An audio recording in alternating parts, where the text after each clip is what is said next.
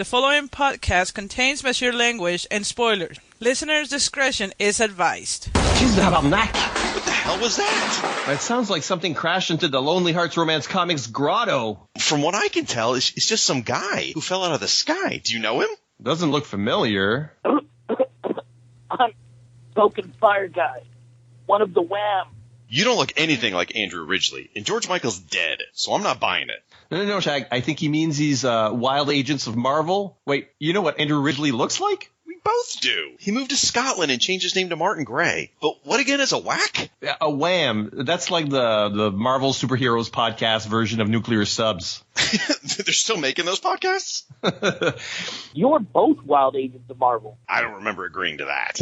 My understanding is that you and the Rolled Spine guys have incriminating recordings of each other that you keep threatening to inflict on the rest of us. You're like the Adam Strange to their JLA. Yeah, I don't see it that way at all. At best, I'm more like the Wonder Woman to their Justice League Europe, and I'm contractually obligated to say, she's hot. Enough bickering. Admittedly, I stopped listening to the podcast myself a while back, but this is too important. Thanos is coming, and it's all hands on deck.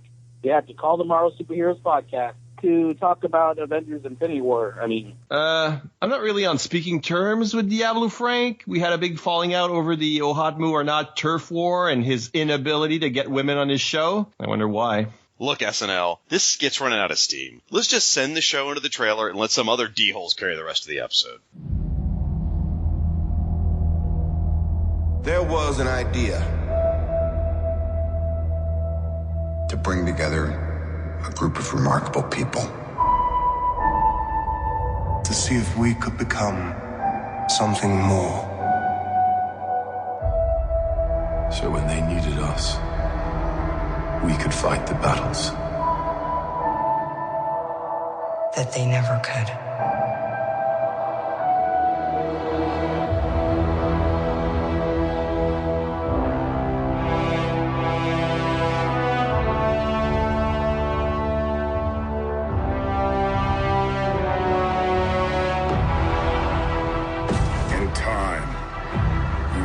It's like to lose. To feel so desperately that you're right, yet to fail all the same.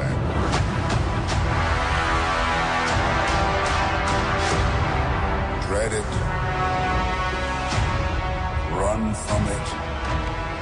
Destiny still arrives.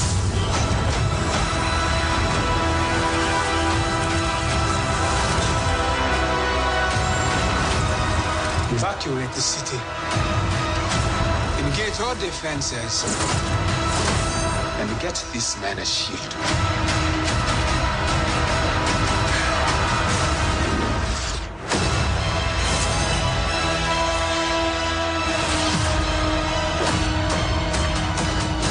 Fun isn't something one considers when balancing the universe. But this does put a smile on my face.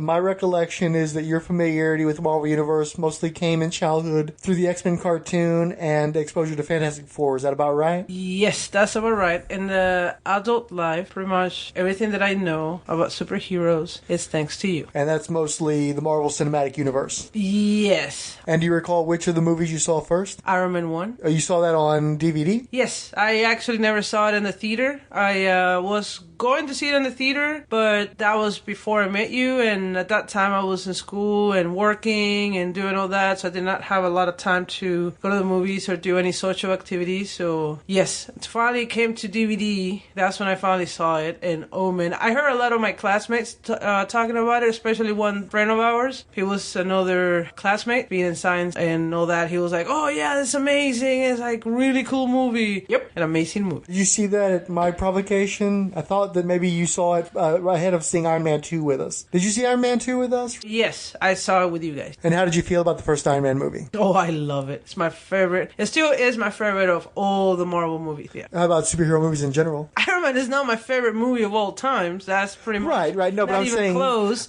But I mean, it's probably my top 50, but it's not 20, 30. Okay. Well, my thing is you were qualifying that it was your favorite of the Marvel movies. Of the superhero movies. And, okay, that's what I was thinking yes, too. all okay. the superhero movies, that's my favorite movie. Can you give me an approximate estimate of how many times you've seen the first Iron Man? Oh, Jesus. If I say 30 or 40 times, I think that will make myself justice.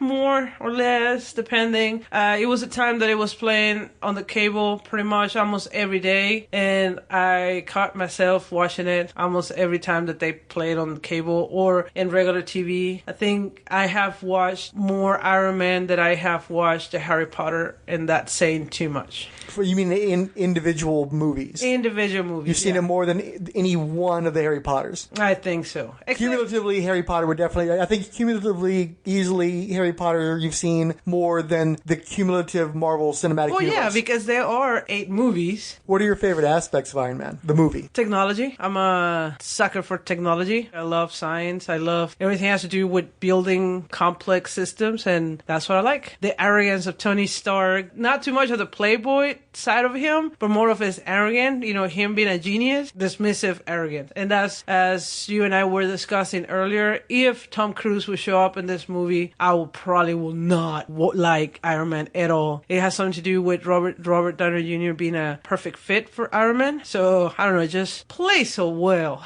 Any of the other characters from that particular movie you're very fond of? Jarvis.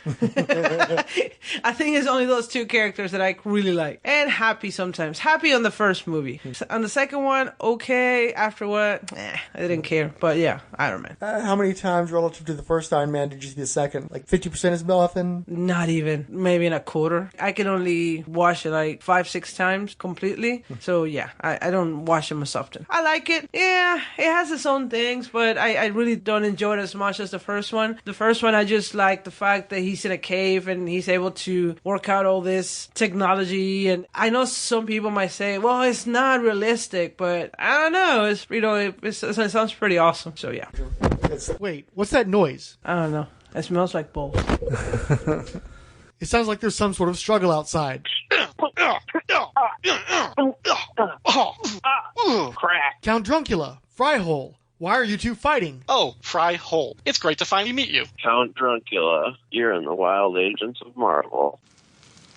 Say, were one of you gentlemen careless with your cigarette butt? Well, look who failed to RSVP.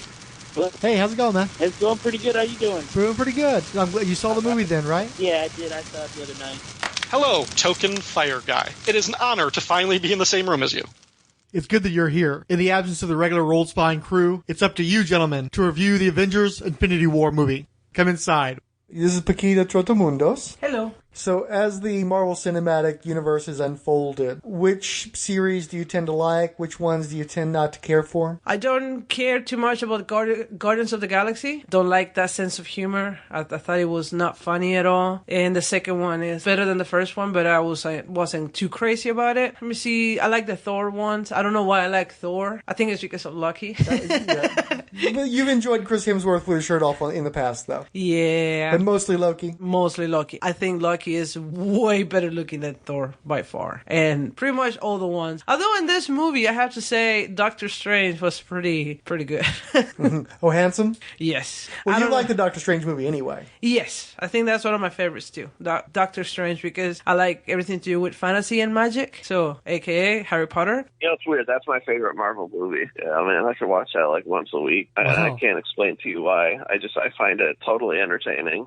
Yeah, I mean, and you know, I'm not a big... I know Doctor Strange's history and everything, and I've read some Doctor Strange stuff, but I wouldn't say I'm a big Doctor Strange guy, but yeah, his movie's my favorite, so. Captain America? Yeah, I like it, but I think I like the first one better. I did not like the second one too much, and the Civil War, it was okay, but it's too much violence, and I like the movies, but when you reach the 10th 10th, 11th, and the rest of the movies, you start kind of getting the same vibe. Kind of like, that's why I like Black Panther a lot, is because it was different. It was something different instead of just doing the same type of superhero movies. I wasn't a big fan of that movie overall. Like, it didn't feel like it flowed well enough like all the other movies, but there was some really beautiful things about it. I mean, beautiful things. Different, but as far as flow, it almost didn't feel like a Marvel because it kind of was separate from everything. Kind of like Ant-Man, but I liked Ant-Man too. It was new stuff, and it was stuff that was already there. They let it be established. Like, this is the established thing. If you want to know about our history, we'll have a little bit of a flashback. Other than that, we're going to be going forward. You know, it's kind of like what they did in Homecomings for Spider-Man. I like that they didn't do a flashback or they didn't do a start of the origin. They just were moving forward. We don't need to see Uncle Ben die again. Right, exactly. I actually had to convince you tonight that The Incredible Hulk counted as a Marvel Cinematic Universe film.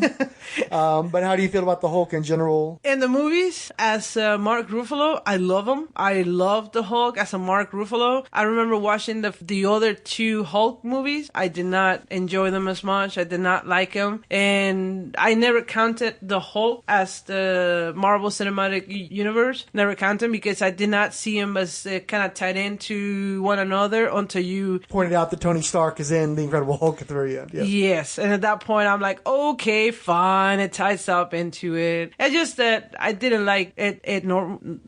Mm-hmm. I don't like him. I don't like him as the Hulk or anything. So you like him okay in general, but not as the Hulk. I don't enjoy too much of his movies, but yeah. Having established your Marvel bona fides, how did you feel about Infinity War? Because you've seen every Marvel Cinematic Universe film, so you're versed reasonably. Yes. I would say Infinity War, it's kind of hard to describe. Well, first of all, it wasn't funny. I think only like 2-3 jokes. They were like, haha, that's cute, that's funny. But I don't know if you noticed, but in the movie theater, a lot of people did not laugh at the jokes. Did you notice that? I mean, I'm used to because we go see the movies in opening night, and pretty much a lot of the jokes, everybody's like, making a lot of noise and laughing a lot. And a lot of these jokes in this movie went silent, except for the couple next to me that they were like, but it's like, I think we're the only ones. It was pretty quiet during the jokes. I've seen the movie twice, and the reaction tends to be muted on that front. I got more laughs on my first viewing of it. This viewing, less so, yeah. I thought it was awesome. My theater experience sucked. I have a little theater down from my house, and they raised the prices. They didn't let us in until like 5 minutes before it started. They kept the lights on for the previews, and then as soon as the movie was done, they turned the lights on. So we had to wait through all the credits with the lights like full on, and then watch that last teaser scene for Captain Marvel with the lights on. And it was irritating, but no biggie, I guess. I thought the movie was really good. I liked it a lot. First of all, I thought it was too busy, too many flying everywhere. See, one of the things that I don't like about the movies in general is when they go into the final fighting scene, that, you go into the story, develop the story and the arcs and stuff like that, and then at the end you have the big battle. But this movie felt like everything was a big battle. Like, it's just like the ending of so many movies, and that kind of tends to not go too well with me because I don't like too much violence. So it just kind of felt like a lot of stuff throwing at me, a lot of like very, very busy, a lot of violence, a lot of like those final acts when you have a lot of people fighting. So that's how I felt about it. It was just kind of, okay, we'll just finish this battle. Oh, there's another battle. Okay, finish that battle. Oh, there's another one coming up. Yeah, how many different ways can you have the character fight? Yeah. That's true. That's a good point. Yeah. So I hadn't thought about that. I think the Faceless Army, I'm tired of the Faceless Armies that they have, because they fought the Chitauri, and then they fought the Ultrons, and now they're fighting dog things, they called them. As soon as Bruce Banner landed on Earth, the bad guys were already there. There was no setup at all. There was no preparation or anything. They was already in the mud. They were already in the shit. Mm-hmm. That's true. Okay, so it's just a constantly action-oriented, and story-wise, it's based on the previous movies, 18 or whatever movies they have. So that's your main story. So this one is kind of like all the culmination of it. Is this a movie that stands on its own? Yes and no. I mean, I think watching this movie without having seen any or all movies is kind of like watching the season finale of a TV series as your first exposure to that show. I mean, if the showrunners, if the writers and directors and cast have done their job right, you can get it. You can figure out who the characters are and their interactions just by watching the story fold out. Are you going to have all all of the context that might make it the most enjoyable experience. No. But I think that was part of what this do in order to balance such a huge cast, and what they've got is it's very streamlined. The plot is Thanos is going after these MacGuffin objects. That's it. So what you have then is 2.5 hours of character interactions, of putting these characters in these different partners, just so that we can see characters that we've never seen interact and laugh and have fun and riff off each other, and then some more fight scenes and cool action beats that we haven't seen before. And it's just building off of that, just kind of again. But I mean, like the story itself, it's Thanos' story, and it's pretty simple. It's just plot based. I need to get this object. I need to get this object. I need to get this object. And it's almost like a video game thin in terms of it's just different levels of beating people up and taking their shit. So I mean, yes, it's not the most complicated movie. Like it's not like a really story driven. It's just a bunch of scenes, but they're entertaining scenes, and they are rewarding for the people who have been watching these movies for 10 years, because we want to see the first time, Doctor Strange and Tony Stark get together and interact, and the conflict that arises. What would a side quest between Thor and Rocket Raccoon look like? You've talked to the other guys. I didn't think we were recording it. Yeah. I need a Thanos-sized microphone for you. We're not. I was just noticing you're holding. No, we on. actually are. Are we actually recording right now? Yeah.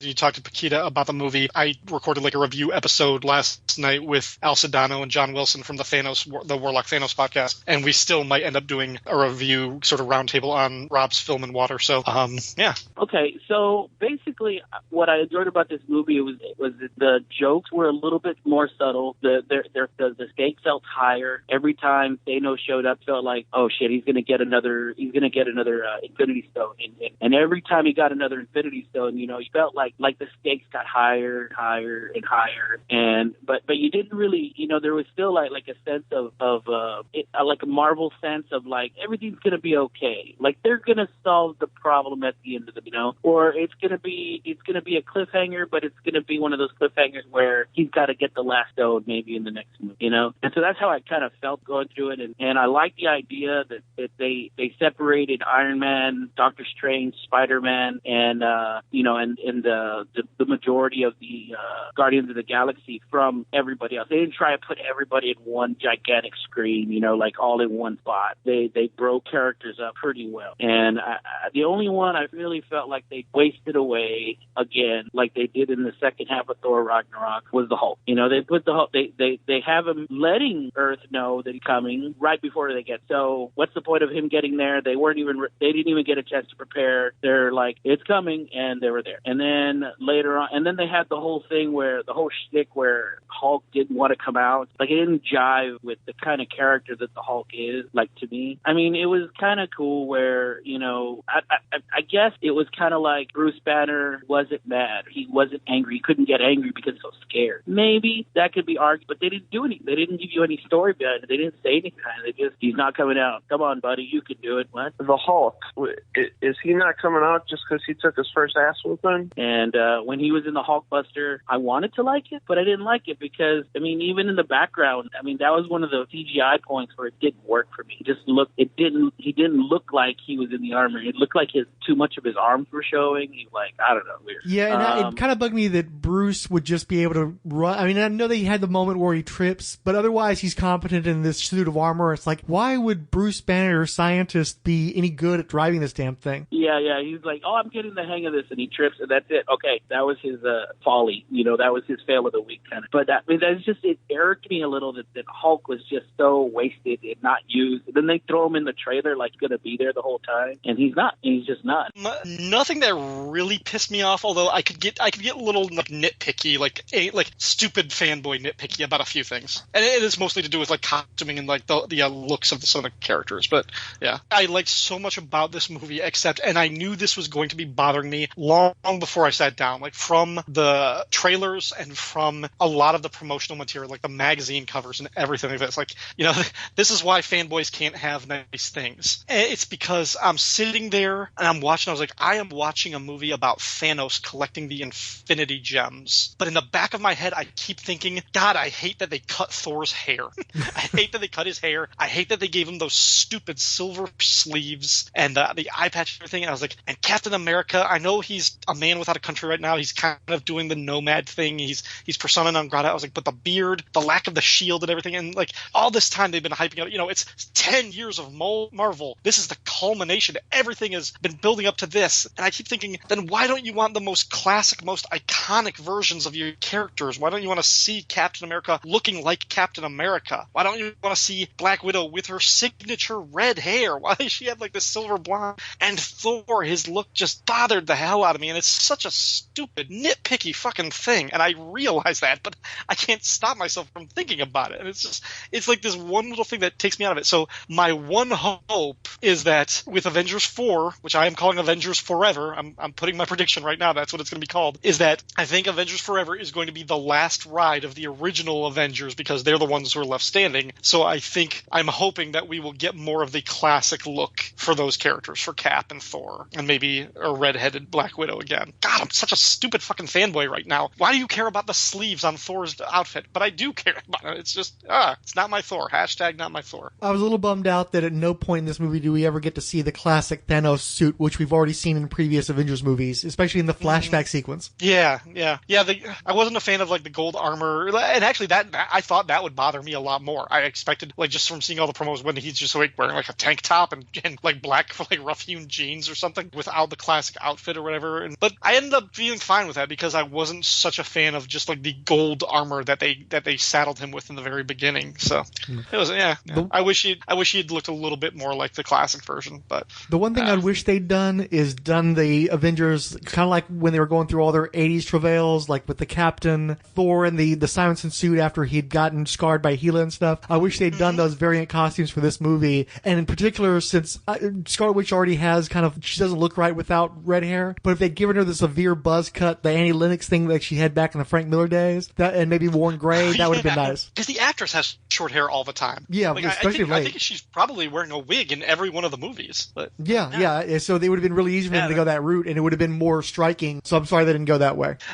I really wish they could have. I don't think they figured out a way of making the helmet look good until the Gladiator match in Ragnarok. I think Thor looked great with that particular helmet, and I think they tried. Like, you remember, like the original Thor movie, he only had the helmet for the first scene when he's walking through the Hall of Asgard, like to be crowned or whatever. That's the only time he wore it, just because they didn't think it looked that great. And I don't know. I just wish that was something they could have figured out earlier in the movie franchises, a way of making him look good with that helmet. But oh well. What did you think of Thor's portrayal in this movie and his arc over the course of the movie? I like that he has a big part, and I like that they showed him off as a powerhouse. I mean, he's one of the big guns in the Avengers. I guess if I think of a nitpick, how did we go from Ragnarok, where he could control the thunder and lightning, to suddenly needing an axe to kill Thanos, or a Thanos killer? I mean, I guess maybe that can be interpreted that we didn't see that first fight scene with Thanos and Thor. Maybe he did call the lightning and still got his ass whooped. I enjoy him as one of the main characters for sure. I thought he carried over from Ragnarok very well. How did you feel about Heimdall? Man, it's a bummer to see those characters get killed off. You know, Hela went through the Warriors 3 like butter, and then Heimdall kind of sucked that he's dead, but now they're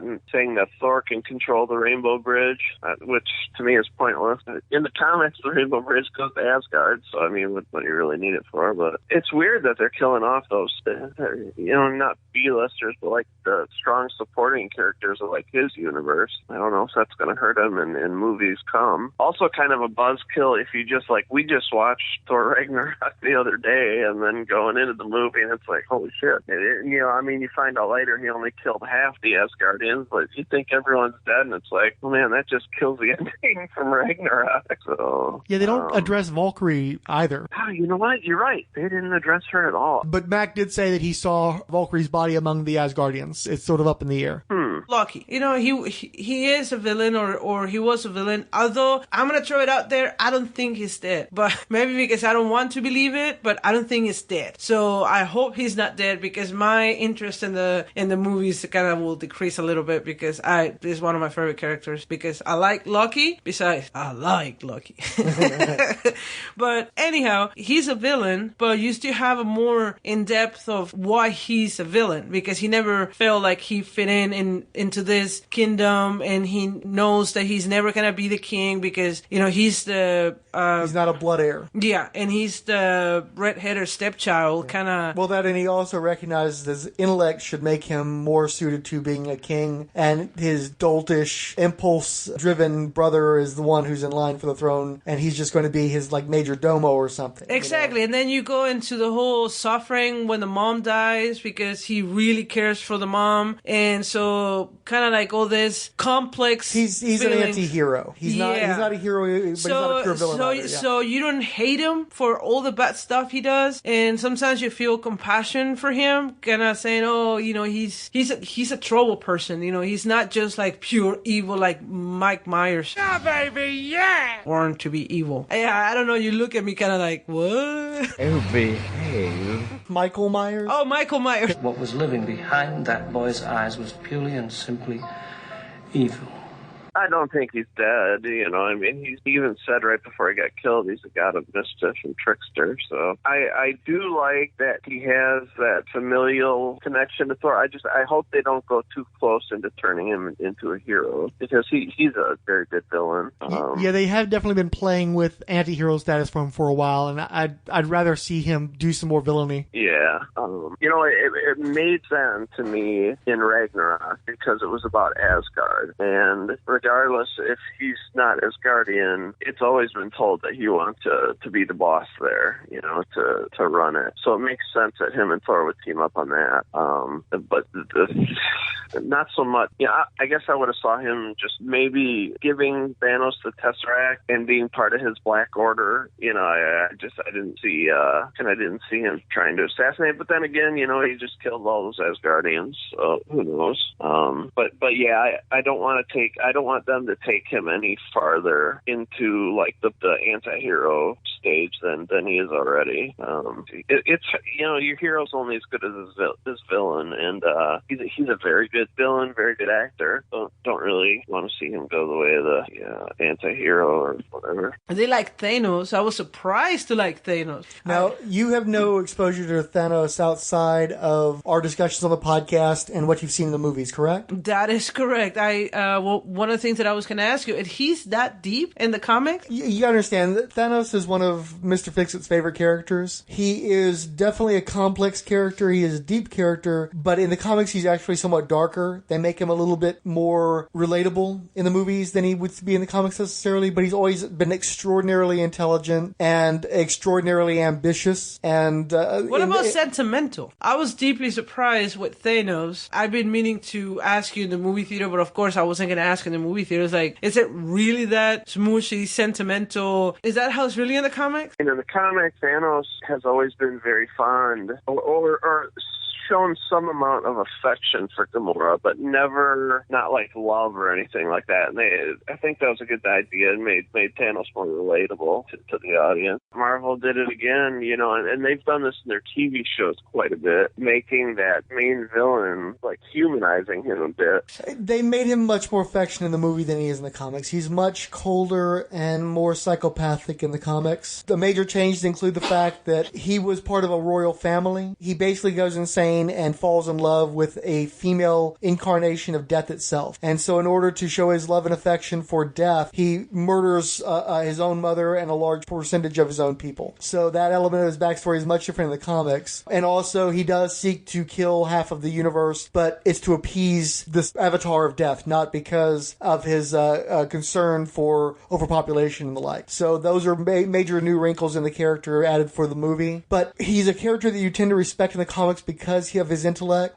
because he is such a great schemer, and because he's not sadistic. He does enjoy scheming, and he does destroy a lot of things and seem to take some pleasure in that. But at the same time, there is an element of he's so powerful, and he has such lofty goals that you kind of respect him in his madness. But he's much more insane in the comics, and yet also more reserved, so it's complicated. But a lot of elements of the comic book Thanos are in the movie. Certainly the physicality to the way he appears, the this mannerisms and the like. But it's definitely an alteration, and he's definitely made more sympathetic in the movie than he ever really was in the comics. Well, yeah, because you actually felt sympathetic for that character, and I was surprised on that. I thought he was going to be a pure villain that you don't even care or have the opportunity of actually seeing his side of the story or anything on that sort. So I was kind of surprised on that. I was like, they give more depth to this character than I was. If it wasn't because of that, I probably did not like the movie, because once again, all this, fighting scenes, all this action scenes, but in the middle, I kind of got into the history of, not the history, but to kind of learn about the character of Thanos, and I was surprised how well they put it in terms of trying to explain their emotions and his conflicts, and so that's what he was doing. He was destroying half of the population in the universe. I don't know if you noticed, but in the scene where he's showing Gamora the knife, you'll notice that they part her people into two columns, and only the left-hand column gets slaughtered. The right-hand column is still alive and standing at the end of that sequence. That choose him by random? Completely random. That was the point they were trying to make when he talked about his own world, is that he believes in balance. He believes that there's too many people, and the only way to make sure that everybody survives and thrives is by basically culling by half. Just randomly pick half the people and kill them off, and let the rest of people go to bed with full bellies and content and happy. So, yeah. See, and that's what I liked about the movie, because it actually got into the more, story of that, and I was like, I did not understand when I was watching. It's like, why half of people were dying? But I didn't actually fully understood until now. He's somebody you can't condone what he does, but you can understand his motivation. You can also understand that there is a positive impact to what he does, while at the same time being horrified by what he does in his own mind. Yeah. You can understand how he would justify his actions. Yes. I do think, and this, because I was watching the credits and I noticed that they did credit Jim Starlin for like 3 characters, and I'd heard he just had a big, what he called the final falling out with Marvel, where he's having nothing to do with them anymore. In a fair world, he should have been given like $1 million bonus. I mean, because granted, all the movies that led up to it, but this was like a Jim Starlin. It was basically like his story. I mean, yeah, they added a few things in here and there, and stuff they couldn't, because they didn't have Silver Surfer and stuff like that, but I mean, he had so much input, and so many of those storylines were the ones that he, I just think he should have, in a fair world, gotten more credit. That me and Fixit met Jim Starlin a few months back, and we had a chat with him. Yeah, and we had a chat with him. I'd listened to a podcast a while back, and he made mention in various interviews that how for years he made more money off Mongol, the Thanos knockoff that he did for DC, than he ever did off Thanos himself, and he'd also said that he made more money off of KGB's small appearance in Suicide Squad than he ever had off of Thanos. But recently, Marvel kind of took him aside, and from what he was telling us, he's pretty comfortable now, and he expects to be comfortable from here on out, essentially, based on Thanos and the other Drax and Gamora. Well, what was his big beef with them? Because I read this like a month ago that he had another falling out with them. My understanding is that he and Marvel Entertainment are great. He's very happy with them. He was very happy with how Thanos was rendered in this movie. He acknowledged that they made some changes, but he understood that, and he seemed to be very pleased with the performance, the CGI, and just the portrayal of the character. So he's great with Marvel Entertainment. It's Marvel Comics that he's having the falling out with. Exactly. My understanding is that you actually loaned Fixit some recent Thanos stories that involves time travel and Thanos fighting a future version of himself, kind of like Thanos in Future Imperfect, essentially. Yeah, I read that. Well, that was a story that Starlin was working towards in his graphic novels as well, of Thanos versus himself. And so knowing that he'd been building toward that for a few years with his original graphic novels, and having the same editor involved with those projects, and then that editor going ahead and allowing Donny Cates and the creative team on the Thanos ongoing series to basically do the story he'd been planning before he got the chance to do it, was the final straw for him. Okay. It was, I believe it was Tom Brevoort. That rings a bell. I think I did read that. Yeah, apparently it comes down to Tom Brevoort either not altering the story arc that Donny Cates came up with, or there's some insinuation that he may have even fed the premise to them, and rather than having Starlin do the story that he'd been building towards this whole time, and so that's why he's like done with them right now. Gotcha. I'd have loved a Jim Starlin cameo in there somewhere. That would have been nice. What's that? I'd have loved if they'd actually gotten Starlin in there somewhere too, as a cameo. Like I remember Walt Simonson and several other Marvel staffers got into the first Thor, and it would have been great if Starlin had been in there somewhere too. Oh wow, I didn't know that. They're at a dinner table scene. There's apparently like a dinner scene where they're at the table with other Asgardians. Hello, everyone. I'm Al Sedano, host of Resurrections and Adam Warlock and Thanos podcast.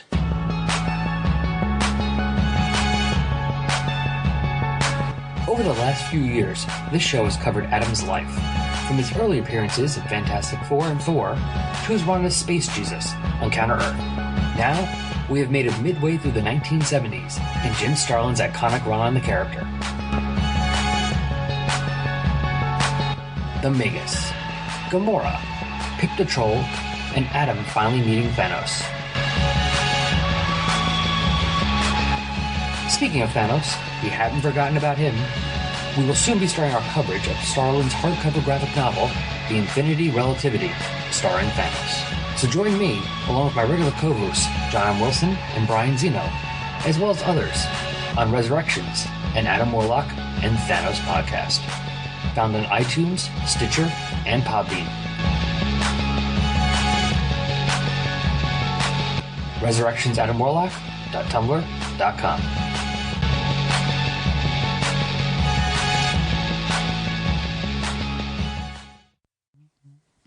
it going, guys? I was just waiting. You all right? All right. Are you all right? Yeah.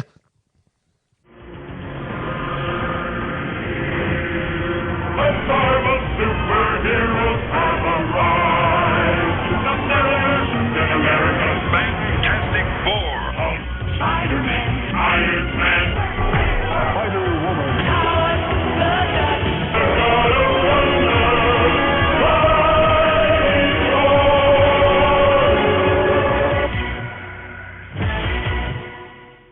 Would you like to be welcomed to the Marvel Superheroes podcast?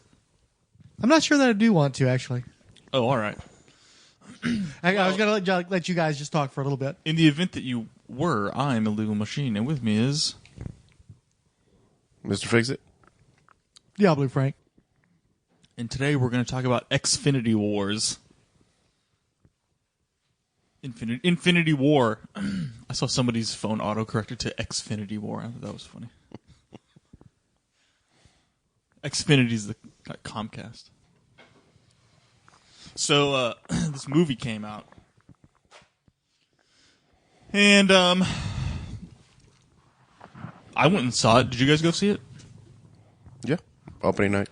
No, that's cool.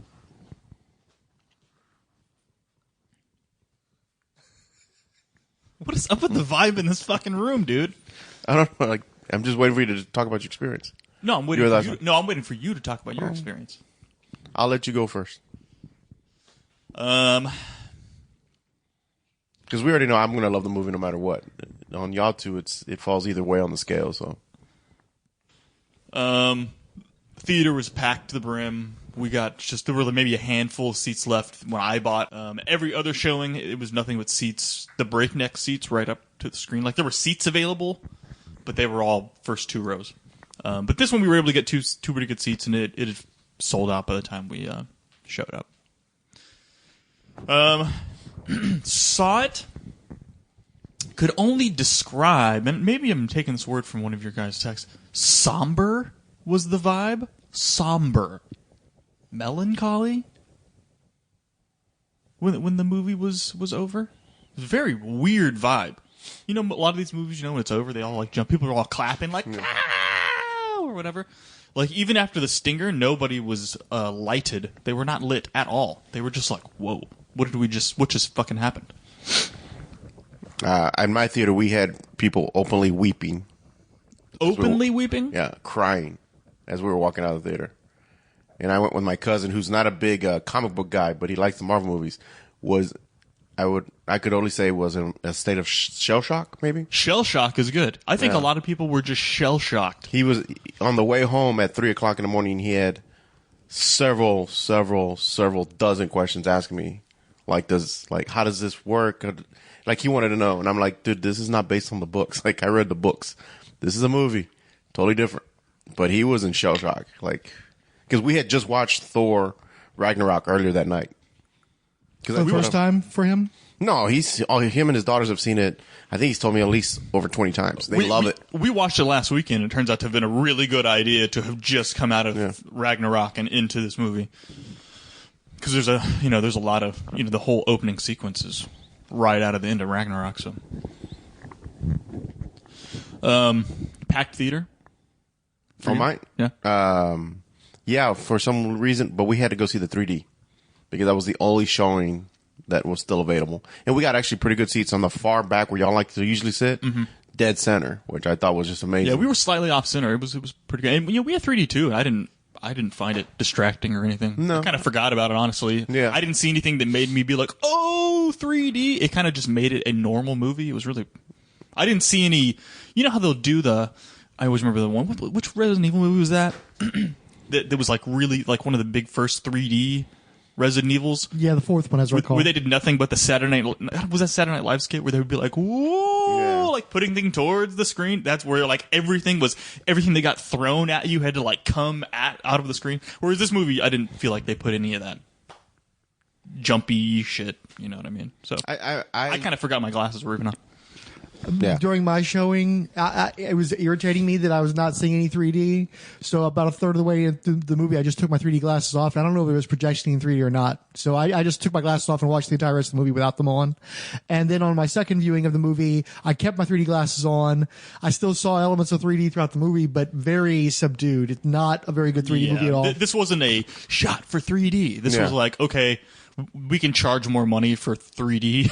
So let's just make a version that's 3D or whatever. So, the trailers were better 3D than anything in the actual movie. You're probably right. I don't think what fucking trailers did I have? I don't even remember what trailers I had.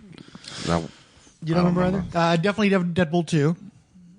Oh yeah, we had the clean version of that one. Yeah, same here. Yeah, this is a little bit of a bummer, but it was still. We had Solo. Yeah, we had Solo. Oh yeah, we had Solo. Oh no, I'm fully tweaked for Deadpool 2. I'm on board Deadpool 2. Yeah. I'm sorry. I'm not happy to admit it. I want to see the shit out of this movie. Yeah, it looks like it's going to be a blast. And Paquita liked the bit at the end. The last fellow, what's his name? Oh, yeah. The normal guy? Yeah. Actually, we had Venom at ours. I think she laughed harder at the last shot of the Deadpool 2 trailer than she did at any point in the Infinity War movie. You know what? Maybe we did. I know for a fact because the laugh lasted into the next trailer. So yeah, I don't think we had Deadpool 2 trailer. We did. Venom, of course. Matter of fact, we had this trailer at our theater. Did we have that trailer? Why am I spacing out? No, I don't think we had Deadpool 2. I just remember Solo and a couple other ones, but there was and the Jurassic Park one. Yeah, Fallen Kingdom in both of the showings. Yeah. Jurassic Park. We had one where there's some kid who finds a gun, some alien gun. Did you guys get that one? No. I got one about like dogs, like actor dogs or something by the director of Beverly Hills Chihuahua. I was like, oh god. No, we got the one about with Jack Black in the House Full of Clocks or some shit like that. Didn't have that one. That's a weird. We all three had way different. That one trailers. That was the one. I wanted to do different chains too for our two viewings. Oh, yeah, maybe that has something to do it too. What did you guys think of the Venom trailer? Oh, I think it's absolute garbage. Oh, I'm going to see it. That movie's going to suck so fucking bad, dude. It's so bad now. I cannot believe the number of people who are all like, Venom, this looks fucking awesome. And I'm like, what? It's because he's an anti-hero and these freaking...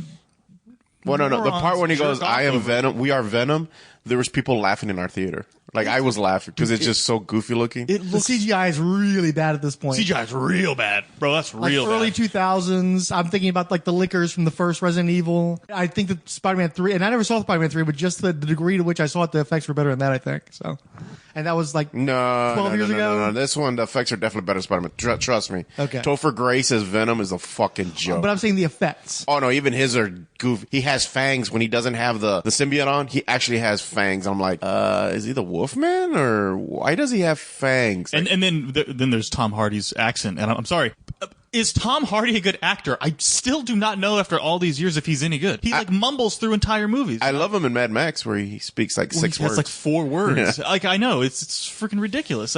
He's one of those visual actors. He's acting through showing you what he's supposed to. Well, let me tell you something. The voiceovers in the trailers aren't a lot of him looking at me, so it just sounds freaking I did like the fact that he had Venom speaking in his head, though. When they're like, That's Keith David, right? right? I just thought that was so goofy. But that's Keith David, right? I don't know. I would swear that's Keith David. I didn't even snap to try to I think analyze the voice. I just remember like, oh, so he has an inner monologue in his head. Oh, this is gonna be fucking fantastic. Like, Well, I hope it is Keith David because of the Spawn connection and the symbiote and everything else. That'd be a nice little like throwback, I think. But yeah, I love his accent because it's ridiculous. But I think Eddie Brock is a ridiculous, douchey character, and the accent perfectly suits that character. Yeah, Tom Hardy in a movie will definitely dissuade me from seeing it more often than not. I haven't decided. If I see Venom, it'll probably be as a hate watch because I don't care about that character either. I'm going to watch it because I just want to see this fucking beautiful train wreck. I just want to stand at this and just watch it. But there are people who are legitimately like, this is gonna fucking rock. It's fucking Venom. Oh, Trust me, those are the same people. Spider-Man. I'm like, those are the same people that were in my theater at the end of Infinity War. Were like, this movie sucks. It doesn't have an ending. Oh, it does have an ending. Yeah. It definitely ends. But those are probably the same folks. I'm just going to go ahead and throw that out. Do they have a there. rating on Venom yet? Are they going for the R? Or are they going to go PG-13? Do they have one? I don't think so, right? I don't know. I gotta imagine they go PG-13. If Tom Holland's allegedly going to be in it somewhere, you gotta. Yeah, if they do that, that's true. I think they said that he was spotted like on set or some shit, or he probably said it because he's a fucking wacko little kid and can't keep his mouth shut or whatever. Because I wish that they had just played it up as a horror film. That would have been cool. It looks like they're trying to do that. Yeah, I'm not saying they're not trying to do that. It looks you think so? Yeah, especially that first trailer. It looks like they're trying to do that. Yeah, I think definitely trying. I'm not succeeding. No, trying. Sir. I think. No, Yeah. sir. Okay, so we should probably get back into Infinity War. Okay. I mean, do we want to do like a recap? Like I said, I'm trying to hang back. I want you guys to talk, and I'll jump in toward the back end. So why do we always have to do this weird shit? Why can't we just get together and talk about this movie? Because I'm a pain in the ass. This is the same fucking thing that just happened with the Iron Man podcast, where you're like, "All right, guys, let's get together and we're going to talk about the movie." I didn't watch the movie, and it's like, what the fuck? I think it's a good podcast. Let's make you two guys. It was a good podcast because he and I carried the shit out of it. I think you carried it down. That one, I even told Frank, I was like, I had really not much to bring to that. He's obviously full of shit. You checked out of that podcast less than halfway through. Yeah, I had nothing really to bring. That was all you, man. That was your show. Well, hey, I brought a lot of background material, man. I was constantly like, "Well, this happened." Okay, look, it was fine. It was fine. But you still could have seen the movie. Well, I mean, you guys have both seen it. Have you seen it twice? Did you watch it again? No. You only saw it the one time. Yeah. I don't know if you went again. No. So you've seen it twice, and you're going to talk the least. Well, I'm going to talk to other people. All right. So this movie picks up at the end of Ragnarok, where the Asgardian salvation ship is being overrun by Thanos' squadron, right? He's still leading the Chitauri, right? We didn't see any Chitauri in this one. No, there wasn't the flashback to Gamora's planet. Yeah. The Chitauri were okay. That's I saw this. Okay, I just remember. There's whale ships, whatever you call them. Yeah. So we instantly find out that the reason that Thanos is there with the ship is because Loki has the Cosmic Cube, which is one of the gemstones. Do not ask me which stone is which. Me neither. Other than the one Vision has is the Mind Stone, right? Right. And then the one that Gamora deal is the Soul Stone. Doctor Strange, because it was really obvious he had the Time Stone. Doctor Strange time. Okay, so we can talk about half of them, I guess. So from there, fuck, dude. Do you really want to synopsize this? I don't think we want to do that. Well, okay. I'll try and go in chronological. No. Just give them the hits. Like, okay, Loki's killed, and in a gruesome manner, very gruesomely. I mean, slow. We're showing you this is real this time. And they show the comic book equivalent of that scene from Rambo where he rips the guy's throat out. Oh, I was thinking Roadhouse. Yeah. Roadhouse? Oh no, because the Rambo 5 is that Rambo 5? 4. No, Rambo 4. Just titled Rambo. That throat rip out should have won several. I own that movie. I need to rewatch. Oh my god! But the fact that they show his eyes bugged out and you can see and then you hear the yeah, cracks his neck and drops him on the floor. Yeah, dude, that was bad. I mean, I knew he was gonna die. I just didn't think. Yeah. Oh, I had my death list. I had my death list, and he was number 1. But I thought it was gonna be him leaning against a wall, bleeding out, with this historic, speech to Thor as Thor runs off, and that's what I thought. I did not have the thought of Thanos holding his neck, snapping it in front of Thor, and dropping his body like nothing. Like, I didn't see that coming. So I was like, okay, well, they're definitely not scared to go a little violent. They're not going to shy away from the violence. Yeah, this is was like bad. the anti-Black Panther in that respect. And it's then like they basically went for it. And then when the line when he said we have a Hulk and the Hulk came out and he just pummeled the fuck out of the Hulk, I was like the very ending when they turned into those fucking little fairy leaves. No, talk about the very ending. Oh, no. I'm just going for the effect. I'm just talking about the effect. That was the effect of me jizzing across the entire row in front of me. I knew that would happen, but I thought it was going to be punch, done. I didn't think he was going to fucking wail on him or he beat him senseless. He was boxing. The Hulk was an amateur who jumped. No. He fought like a child. He's just swinging wildly, and Thanos is like ducking and kidney punch. I was just like, there was people in the theater that he said, kidney punched him. I was like, he straight up kidney punched this dude. I heard people in the theater say, "Oh fuck!" I heard 2 or 3 "oh fucks" because he's like boxing him, and I'm like, that's not what I was expecting. I'm expecting them two to just kind of slug it out. And when he finishes him off, I was like, done. This was my movie. I'm done. I can go home now. Like that's exactly what I want to see. That was like me with Wonder Woman and Justice League, where it's like, oh, okay, that's the movie for me. I don't need the rest of the movie. You've already made it for me. I was just like, holy shit, that was to give me that in the first fucking 5 minutes. I was like, God, you bastards! Yeah, like, what do I have left? It was surreal for me to see that on screen, and because I'm not going to take anything away from you. I know you're a big Thanos fan. I know he's like your favorite character, one of your favorite characters. You almost named yourself after Thanos. We were trying to figure out what your handle was going to be for this podcast. Yeah. But understand, I read like golden books with like Disney characters, and then I read like coloring books with Captain America, Superman, and then I read Jim Starlin, Captain Marvels and shit. So literally Thanos has been a part of my entire life, and I can't tell you how surreal it is to see in the first minutes of this movie Thanos and Hulk boxing. And Thanos, like most of the time people are like, holy shit, it's the Hulk, and Thanos like, oh, okay, I got this, and then just fucking annihilates him. No, the Hulk punches him and he kind of smiles like, that's it? I was like, oh shit, like, and he only has 1 stone, and so he's the 1 stone is all the stone he needed, but he just beats the shit out. I leaned back in my chair and I was just like, give me a rag, I gotta clean myself. They had the Mission Impossible trailer at both of my screenings, and when Henry Cavill's I didn't have that one. When Henry Cavill's coming up at Tom Cruise getting ready to punch out with him, that's the way it looked with me with Thanos versus Hulk. Yeah. It's just like, no, I'm about to. But I just love the fact that he boxed wait. Did you just did you just equal Hulk and Thanos with Henry Cavill and Tom Cruise? Well, let's be honest. Henry Cavill would destroy Tom Cruise. No, I was saying, what the fuck? This is the dumbest fucking shit I've ever heard. I did 2 massive Goliaths that are Hulk and Thor. No, but I read Hulk and Thanos and Henry Cavill. But I love that Tom shot. Cruise. But I love that shot. But the shot where Cavill's like getting ready to spar with him, and you're just like, I know that one where he kind of straight. It's a great shot from the trailer. I would have gone more like when Rocky fought Mr. T, but Henry Cavill. Oh, that's a good one. Well, I just like I said, I love the kidney punch, and that build up right there was just like I already had a feeling this movie was gonna go not where I expected it anymore. Well, and this is what I think that was. I thought that scene was very important because it really, in my opinion, set the tone for the whole movie. Right? Yeah. Like thwarting your expectations. There is no. There's gonna be. We thought this was gonna be his journey to get the stones or something. Yeah, that's what I thought. Something around. There was gonna be a lot of origin telling, a lot of backstory, and it was just from the beginning just a slaughter. Like he was just like, none of you were on my level, and I'm gonna prove it from like jump. And from jump was absolutely demolish the Incredible Hulk, kill Loki, kill Idris Elba, Heimdall, and make freaking Thor into a clown show. You know what I mean? Just a clown show. I mean, when he was squeezing Thor's freaking head, and I did like the Loki. Thor doesn't fight Thanos. Thor fights one of his lacks and loses. Yeah.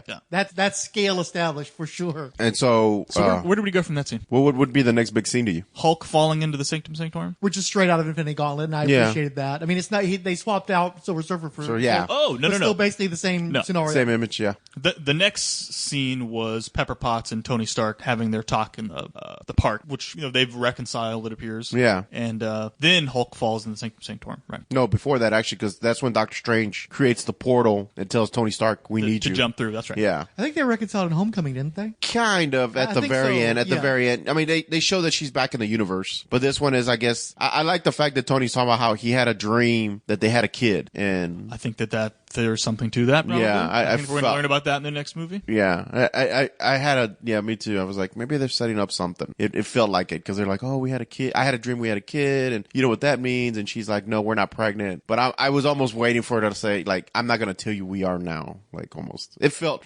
like it was set up. That felt like a setup scene to me. I don't know to what yet. I have some ideas. but Back whatever. end. We can, Yeah. So then we get our Tony Stark meets Doctor Strange and Wong, which I thought was all interesting. I thought those were all really good scenes. Robert Downey Jr. is a freaking national treasure, and he makes every scene that he's in 1,000 times better. I don't believe that Doctor Strange would say the word douchebag. I just don't think that'd be in his vocabulary. That Strange, I think, would. That Strange is a little more hip. You're thinking more of the 70s Strange, which, He's still a stiff. He's still a stuffed shirt. Nah, he would curse. He would call somebody a douche. I don't think he would. Dummy, dolt, something like a little he's antiquated. not fucking Thor, dude. He's not going on fucking Shakespearean and shit. He's gonna call someone a douchebag. Moron would have worked. I think. Yeah, But too. douchebag, just Doctor Strange shouldn't say douchebag. No, he should because it's funny. And that's, these movies, like, look at the way Thor talks in these movies. Come on, dude. I mean, he looks at the Guardians of the Galaxy and goes, "Who the hell are you guys?" Thor would never say, "Who the hell are you guys?" in a movie. Actually, I really like that Who the scene. hell are thou? I really like that scene. Well, we can get to Thor later. I think that they've completely rejuvenated. I care about Thor more in these movies than I have ever cared about Thor in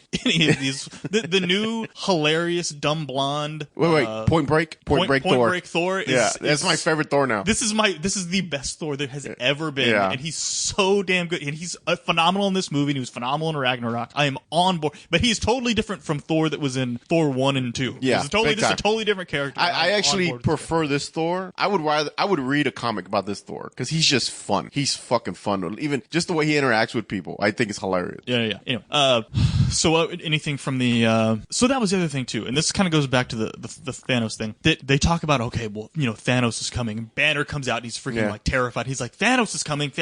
I love that. Because didn't was it Silver Surfer? Yeah, I believe Surfer said that. Fell into the Sanctum Sanctorum, and Yeah. he was the one who was like, Thanos is coming or whatever. So that was the swap there. But I love how he's just panicked. Thanos is coming. Like he can't even like get out the words to explain what that means, right? Of course, Who's Thanos? Of course, Tony knows what that means. But yeah, so he's panicking and kind of freaking everybody out. And I thought that what's so weird about these movies is that you don't, or what about this movie, is that you kind of forget that none of these characters, even though they're all in a shared universe, a lot of them have never crossed over before. Like Doctor Strange has never talked to Spider-Man, and he's never talked to Robert Downey to Tony Stark or Banner or Banner. Yeah. And like Guardians of the Galaxy, Star-Lord has never talked to Thor. Rocket's never talked to Thor. Yeah. But for some fucking reason, like they just shuffled this deck, and all these characters they all fit so well. This is so bizarre to me because I don't know. Okay, my brain was like, I kind of know where you're going with this. When I saw Batman versus Superman, they didn't feel like they matched up. It didn't feel right. Like they didn't. Their shared universe didn't feel like it fit with one. To me, it didn't feel like it all fit. This one felt like like Superman had been shoved into Batman's universe. Yeah, like they were all they were basically all pushed in each other's movies, and they were all uneven. The corners weren't matching up. This one, when I had to remind myself, like you, oh wait, they've never met, because they felt like I in my head for a split second, I'm like, did they meet in one of their movies? I had to play back one of the movies real quick. I'm like, wait, did Doctor Strange meet Banner? Because shouldn't they know each other? And I realized, no, they've never met ever. And I'm like, oh, that's right.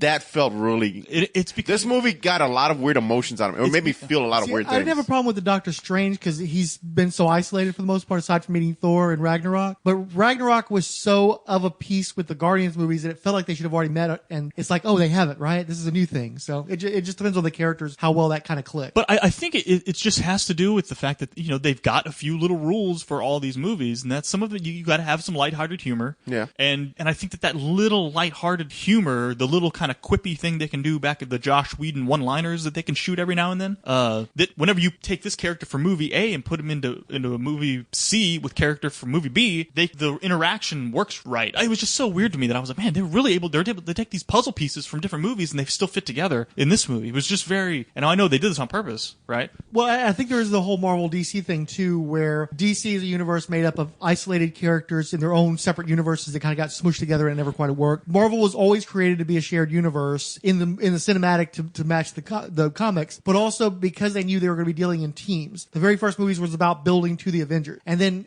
you got introduced to the Guardians that are basically the whole first movie is them forming a team, and so you're used to these interrelationships between these characters. These characters are made to talk to other characters, right? And also there's a similarity in scale because Marvel has sort of like compressed the highs and lows to some degree. They don't have the extremes of power levels and extremes of like demonstrate. Like I know they get cosmic, I know they get magical, but there are ways in which you're able to like have a role playing game where they can all actually have the same adventure and it kind of works. Because Doctor Strange has all that magical power, but that has limitations, and physically he's much more vulnerable and shit like that. Yeah, they've found ways to make strengths and weaknesses. They make the tables work so that they can all campaign together. Basically, you nerd as shit. That was awesome.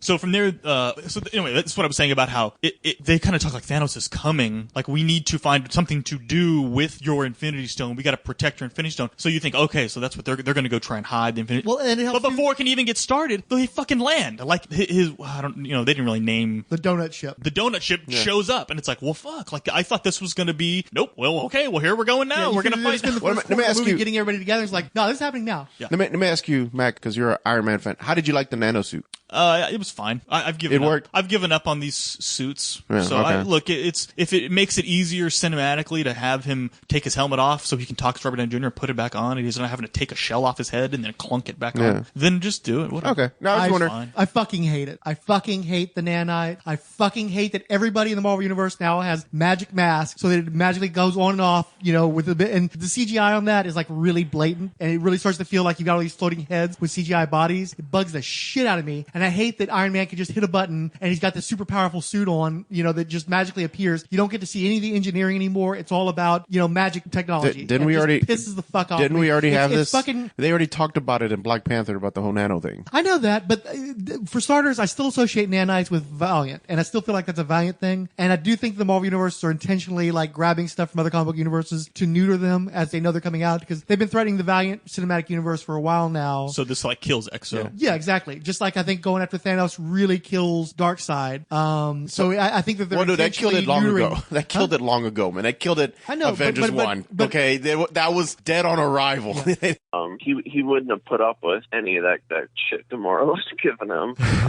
I did like that he got physical quite often, because the comparisons to Darkseid, and Darkseid doesn't get physical a lot, and Thanos always does. He likes to take stuff in his own hands. I enjoyed that. Yeah, I agree. I think that's one of the major defining differences between the two of them. Is Thanos wants to get his hands dirty, and Darkseid really doesn't want to even exert his power if he doesn't have to. Yep. And for anybody who cries, well, the Hulk is supposed to be more powerful than Thanos. Thanos had the Power Stone when he fought the Hulk, so no, they're wrong. Do you hope that they're going to show us him getting that stone at some point, or are you okay with it just happening off screen? No, I was wondering where he got that. Because the Nova Corps had it, right? Yeah, the Nova Corps. I did hear them say that, what'd they say, he raised Xandar like 2 days before that or something. I would have liked to see at least like a little 10-second, like him destroying the whole place for it, something like that. Just walking away from the destruction, something visual. Yeah, because like you said, this was a combination of the Thanos Quest and Infinity Gauntlet. And if you're being really honest, the Thanos Quest is the better of the two books. And there wasn't, the Thanos Quest was fantastic. Like, each challenge was great. And you kind of want to see how he does get every gem when this is the most powerful. So I guess I really wasn't happy they didn't show that. I accept it, that, if that's what they say happened, well, it happened. But it would have been nice to see him get every stone. So I was actually thinking about, I was surprised we didn't get a hint of that, of like the decimation of Xandar. I thought they might have even done something like that in like a tie-in, like a preview comic. Like there was a two-issue Avengers Infinity War preview comic, and I was like, okay, well, that'll show him just like laying Xandar to waste. But apparently it's just about what Cap, Black Widow, and Falcon have been doing for the last year or two. Like they're sort of secret vigilante Avengers work, like while they're on the run. Yeah, and the other thing, like I thought I heard, I'm trying to remember what the source for this was, and it might have just been a rumor. I thought I heard something that Glenn Close, who played Nova Prime in the original Guardians, filmed another thing that like was more of like a reaction shot to some huge like catastrophic thing going on, and they weren't sure if it was going to be in Guardians Volume 2 when Ego is unleashing his sort of like plant seed things that are like destroying these planets all over the world. But when they didn't show it in that, they were like, well, maybe they filmed that for Avengers Infinity War, and she's looking at Thanos' army invading Xandar. We never end up seeing that, so who knows? I don't know for a fact that she ever actually filmed that. That might have just been a BS rumor. I do think there were a lot that was cut from this movie. I mean, if you look at the trailers, it looks like there's a whole meetup between Natasha and Banner in Wakanda, where they're talking to each other probably about their reunion, their romance. That's not in the movie. They basically give each other a look and a hello, and that's all we get in the actual film. So I'm sure there's tons of deleted stuff from this one. Maybe there is kind of like a prelude about the destruction of Xandar and how he gets the Power Stone, but I don't need it because I didn't care enough about those Nova characters. Actually, what might happen though is if they end up making a Nova movie, in Phase 4 or Phase 5, it could be something like the Nova story in Annihilation in those comics, where you had this whole Nova Corps that was all wiped out. Everybody is killed off, and Richard Rider was the last one left standing, or whatever. And he has the world mind and all of the knowledge of and the power of all of the Nova Corps in him. Maybe they would do something like that. Maybe they'll just substitute instead of the Annihilation wave destroying.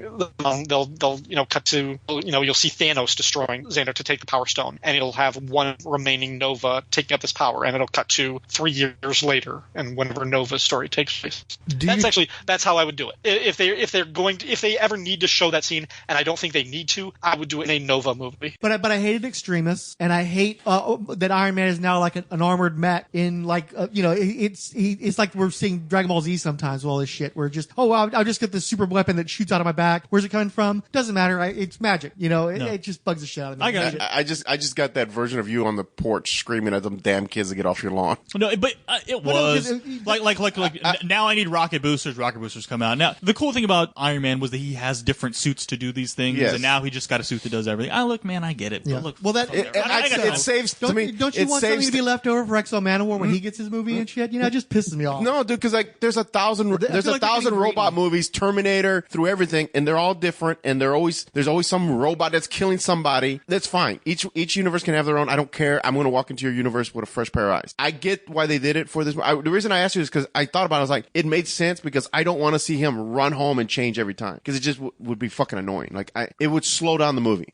Fine, his suit does all this shit. We got one movie. You got 2 hours and 49 minutes. I don't need 15 minutes spent with Tony trying to figure out how he's going to create a suit or some suit flying from some fucking warehouse to come pick him. So I was kind of but I was wondering what you would thought because I thought it was cool. It did what it was supposed to do. I thought it looked cool, but that's not really my Iron Man anymore. Yeah. But I don't know what he's done in the last 20 years since I stopped reading, so I can't. That's not in the comics. He's not a fucking Gundam. I hate that shit. Sorry. Oh, look, and also Gundam style. I want to explain how are you going to explain too is Spider-Man going to start running around in the Steel Spider suit? Because why would he go back to his other suit when the Steel Spider suit can do so much more stuff? And I think it looks like shit. I hate the Steel Spider suit.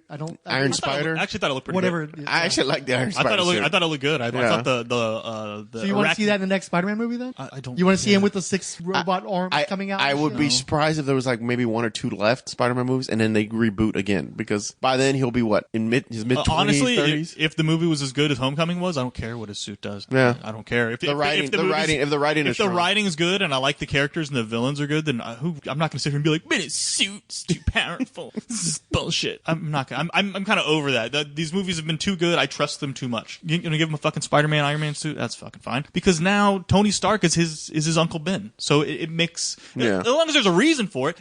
How about this? If Peter Parker knows Tony Stark, what kind of an asshole is Tony Stark to not give him a little bit of technology to help the kid out? True. That shit doesn't even make any sense. So at least this makes more sense, right? At least it makes more sense. Sorry. The only little gripe I had was I'm getting tired of Peter bringing up 80s references to figure out problems. I hate that. Well, so was Tony Stark. Yeah.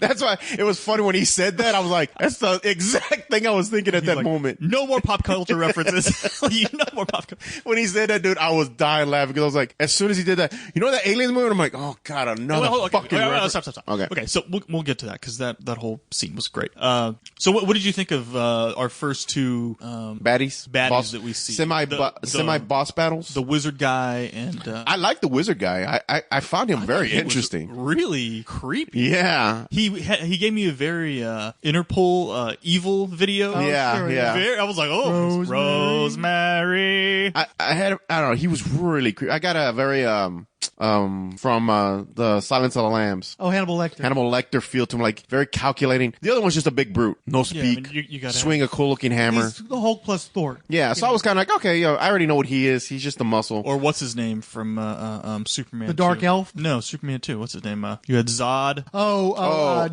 Nog, yeah. Nog, yeah, he was like Nog. So I found the villains actually kind of interesting. I know nothing of them because I haven't read enough. But they were Infinity, right? Was it Hickman or Jason Aaron who did that the last? I read like the first part of that and then I kind of stopped and never got back to it. Yeah, because there's just so much to read nowadays. It's overwhelming. So I kind of want to go back and see a little bit more of their origins because I found them kind of interesting. I thought they were kind of cool. I was irritated because again I thought it was too dark-sidey to have him have his own family and the children of Thanos and all this shit. But they were really cool looking cannon fodder, and that's how they were used in the movie. That was the whole point. That's why. So by the time the movie was over, I was totally fine. And that's what I was going to say. Yeah. Since I'm just glad they didn't go into backstories on them. Yeah, we didn't get any of that. These dudes were made to look cool and then kick a little bit of ass, and then eventually get their asses kicked. And I was like, okay, that's fine. Because Thanos can't be everywhere at once. Yeah, I was going to say I understood their purpose. It's like I can't, like you said, he can't be everywhere at once. Well, and also you've got to. I need someone trusted to take care of this. It was done to occupy all these satellite groups at one time. Yeah. Instead of Thanos going to fight these guys. Well, why aren't these guys coming over here? Well, they're fighting. Well, no, because they're dealing with these guys over here. Yeah. So plot wise, they worked. Achieved its goal. They achieved their goal. They looked really, really cool. Yeah. And I love that they're so different. Yeah. Which I think is, pretty standard. All these. Yeah. I love the eyes on. I think her name is Proxima Midnight, but I like the horn eye. Oh yeah, the horn thing coming out of her eyes. eyes. Actually, I like the one. I'm assuming it was her husband that was with her. The goblin dude. Yeah, I thought that's what the Green Goblin should look like. I saw them like, oh. It's kind of like the Umberto Ramos. Yeah, kind of the shroud. I was like, oh, it looked great. Yeah. No, but I thought the wizard guy was and look, maybe we'll talk about this later on. I thought the wizard dude, the effects on the wizard dude were phenomenal. Like the way his face, the gestures. No, CG face, on this was next level. Thanos, with a couple of exceptions, I wholeheartedly agree. Yeah. CGI on this movie, Thanos looked fucking incredible. We know that Thanos shaves his head because you can see the stubble. You can see the stubble on his fucking head. And this is what I was when saying. he spoke, and you could see the creases in his skin because we had it in 3D, so he was up close, and I'm like, I would forget. I told my cousin, I forgot he doesn't exist. Like I thought he was really there. Like I thought he was practical effects. He looked so damn good. They asked Josh Brolin if he prefers Thanos or Cable, and he said he preferred Thanos because after talking to Mark Ruffalo about how much of his performance comes through in the CGI, he was so amazed to see how much of himself and his emoting and the subtle nuances of his performance made it into the CGI, and so he was very enamored of it his own self. I mean, if you want to talk shit about special effects, don't come at me with this movie. Don't come. I know there were a couple blips in it that I noticed, and I actually have seen a couple comments pick up on it too, so it wasn't just me. But Thanos looked incredible, and there was so much. Oh, he's a big grape-looking guy. He doesn't look like he does in the. What? Shut up, dude. He looks so fucking good, especially after that shitberg of fucking Justice League we just came out of. I mean, his lackeys were rendered better than the main villain of Justice League. So yeah, chill out. So again, the Slender Man.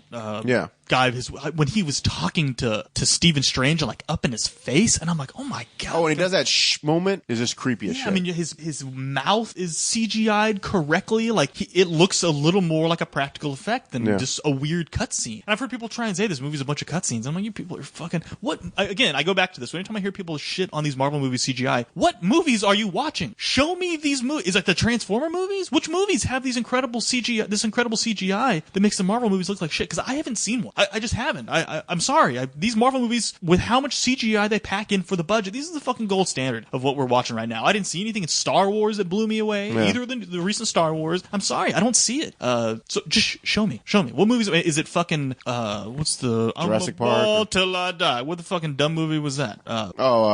Pacific Rim. Yeah. Was it Pacific Rim? Are they the one? Like, who is making these incredible CGI movies? I don't understand. Anyway. Yeah, it's not Jurassic Park. I'm sure as shit not Jurassic Park. Seen that. No, sir. Anyway, so that scene CGI wise, kind of because they were out in daylight, interacting not with it's a lot of different lighting, not like Hulk and Thanos, two CGI beings fighting each other, which looked great. But this was like humans interacting with CGI, and I was like, oh shit. Which scene did they complain about? I've just heard blanket. Oh, okay. This is just a bunch of cutscenes. Blah blah blah. I've read some all time stupid fucking reviews of this movie. All time. Yeah. The one, if anybody, we can talk about the end. The one for the New Yorker is one all time dumbass review. Yeah, for a movie. I read that. It is fucking like mind blowingly. And I love the way shut the whole newspaper down. Well, no, I saw on the Twitter where they just roasted it for pages and pages and pages. And just I read that tore same him article, apart. and then I read Twitter responding to that article. I could see some of the New Yorker's points, but the Twitter people had so many more better points that it's like, okay, yeah, that was ridiculous. You're right. Don't watch the season finale of a television show you haven't been watching, and and you're not in a position to review that. If you're not qualified to review this, then true. So yeah, there's no secret that this is a culmination of 18 other movies. It's part of the marketing. Everybody knows that what it is. So you better send somebody who's versed, because you're trying to say. And I'm assuming that's what they wanted, that perspective of here's a person who's going to see this movie for the first time and hasn't seen any of the Marvel movies, which I don't think is true. Reading that article, I think it's clear that person has seen some of the movies, and they're still bitching. Well, no, because they would prefer to watch a film, not a movie. Well, it is a bizarre structure. This is not. There's no 3-act structure. There is no protagonist in this movie. There is an antagonist, but it does not function like a movie is believed to be meant to function. It absolutely breaks the mold. All right, well, let's fucking talk about this then. Let's fucking talk about this.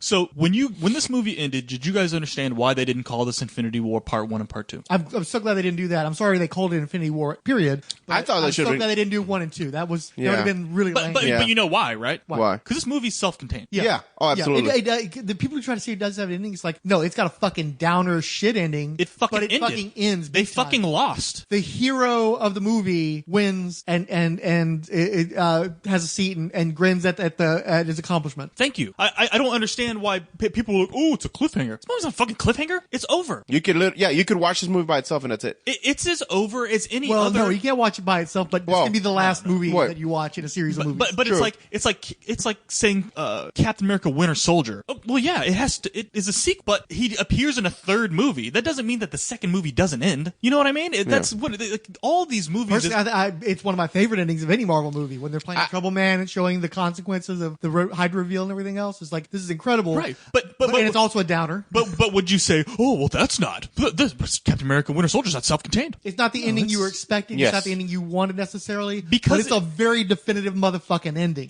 Because it alludes to other events will occur in another movie. That does not mean that the fucking movie isn't self-contained. And that's where I was like, as soon as the movie doesn't, unless you stay for the stinger, there was a battle. The good guys lost. Absolutely. The bad guy won. Yeah. And he's satisfied with his work. The end. You could fade to black, roll credit. Absolutely. Disney could never.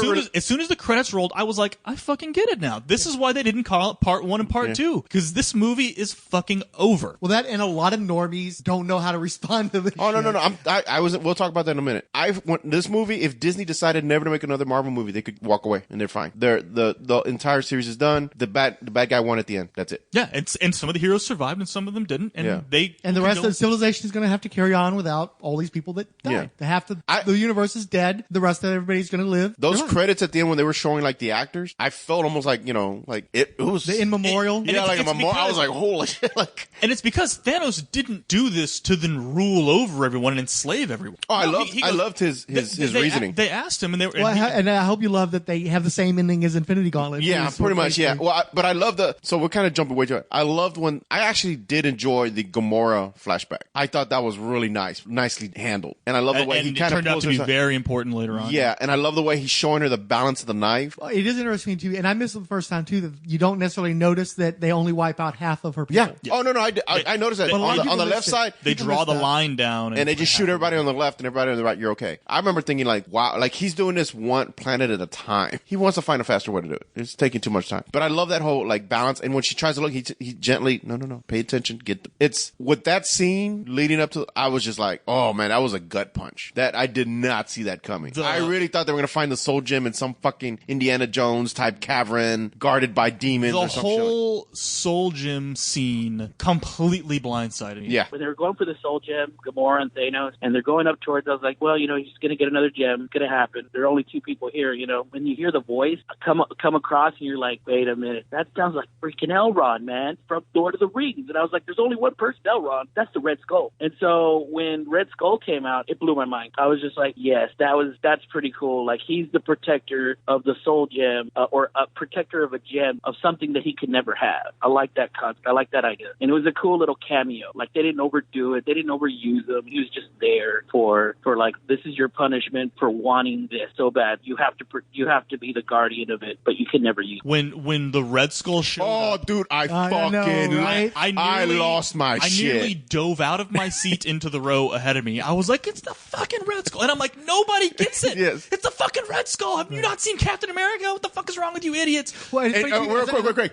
Yeah. I don't know if you have to remember this conversation. I always said, whenever they saw him go in there, I used to always say, God, I hope in one movie they show the Red Skull's either body or it's corpse. Recorded. I'm sure we have mentioned this. Yeah, I've always wanted that because I like the Red Skull. I love the fact that he went through a portal and we never knew what happened with him. Like, we just don't know what happened. Which All the other villains, Ronan might be out there somewhere. all the other villains have died and whatever. And I'm like, wow, I just want to see what happened to him. And to them to bring, and he even mentions that I held the stone at one time. I was just like, oh shit, did that just? Well, what's funny too is that was as too he's much. Appearing, and he looks like one of the Dementors from Yeah, Harry that's what I Potter. thought. Yeah, and I'm like, okay, nerd. who the fuck is this? Nerd. I thought it was gonna be Death. Yeah, I was like, who the fuck is this guy gonna be? Too. You know, are they inventing a new movie character? And then when it turns out to be Red Skull, I was like, finally, that was just so satisfying. Yeah, that I won't lie. That scene, I was like you, Mac. I was just like, did recast holy fuck. Was then- it? Yeah, they recast. Yeah, that's not him. Okay, that's what I was gonna say. But it doesn't matter because he looked so good. Actually, yeah. he looked even better. And I love the fact that he wasn't in his Nazi costume or anything. He was just tattered clothes. Because he's just like, been sitting on in that godforsaken place for a guide.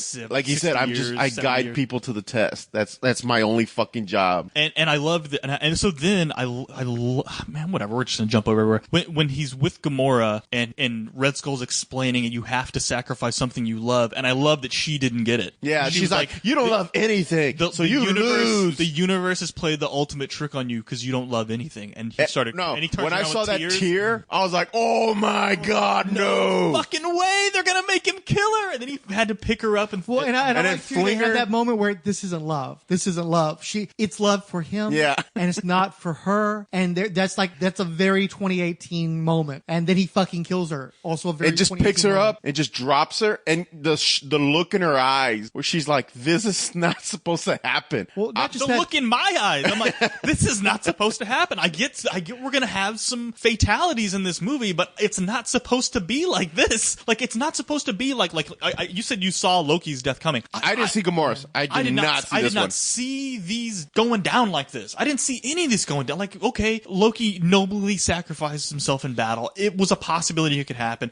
I did not see him cracking his brother's neck in front of Thor. I described what I thought. This happening at the very beginning of the movie. I didn't see Gamora, who was being built up to be this huge part of this film, but she was being built up for the sacrifice for the soul. I did not see this shit coming. And I read these stupid fucking comic books too, man. I watch all these movies. I dabble in the occasional spoiler here and there. I didn't see any of this shit coming. And this movie had no right making me say holy shit at any point in it, right? When you've had this many fucking movies packed together to make this one bizarre, never before done crossover, there's not supposed to be time for you to give me any oh shit moments. Maybe one or two. But I mean, there were so many times in the movie where I was like, oh shit. And this movie had no business doing that. This is me. When Loki was killed, again, I described how I thought he was going to die. They had me on my heels. That caught me off guard. I was on my heels. When they did Gamora in, I was down. They knocked the wind out of me. I was at this point no longer sure I knew how this was going to end. When that happened, I'm like,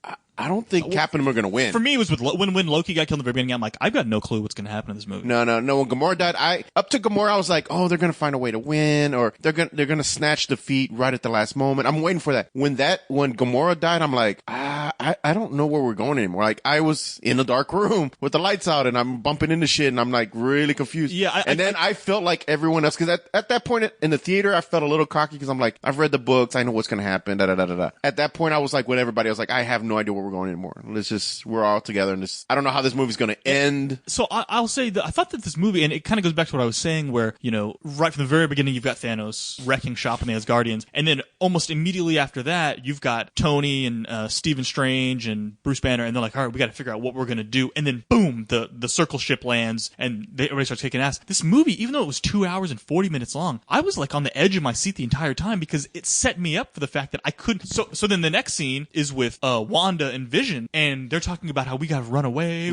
And then he gets stabbed through the freaking chest out of nowhere and makes me freaking jump out of my seat there. And I'm like, they're not gonna let us breathe in this whole and I movie. love the fact that he goes, I couldn't phase. It wouldn't let me phase. I was like, oh shit. Like, what? Yeah. You can't phase? So then they're just scrambling, and it was like every time they would breathe for 1 second, they'd show up again. And so the whole movie was like, they were relentless. It was very relentless. I couldn't let myself calm down in this movie because every time in the very beginning when I was like, okay, I can chill a little bit here, then suddenly somebody would show up and they'd start fighting, or I'd get scare the shit out of me, like when they stabbed Vision. And so this movie the entire time like was stressing me out because I couldn't trust that it was going to be like a normal movie where okay. Well, the structure wasn't there, like you said, Frank. The structure wasn't there. You know, I didn't have the beginning. I didn't know where the middle was. Honestly, at one point I was wondering when the movie was going to end. Like I was like, has it been 2 hours? I didn't want to look at my cell phone because I don't want to ruin the experience. But I'm like, it has to end now. Like it has to end now. Like, but like we can't get to all the stones. It's not going to happen.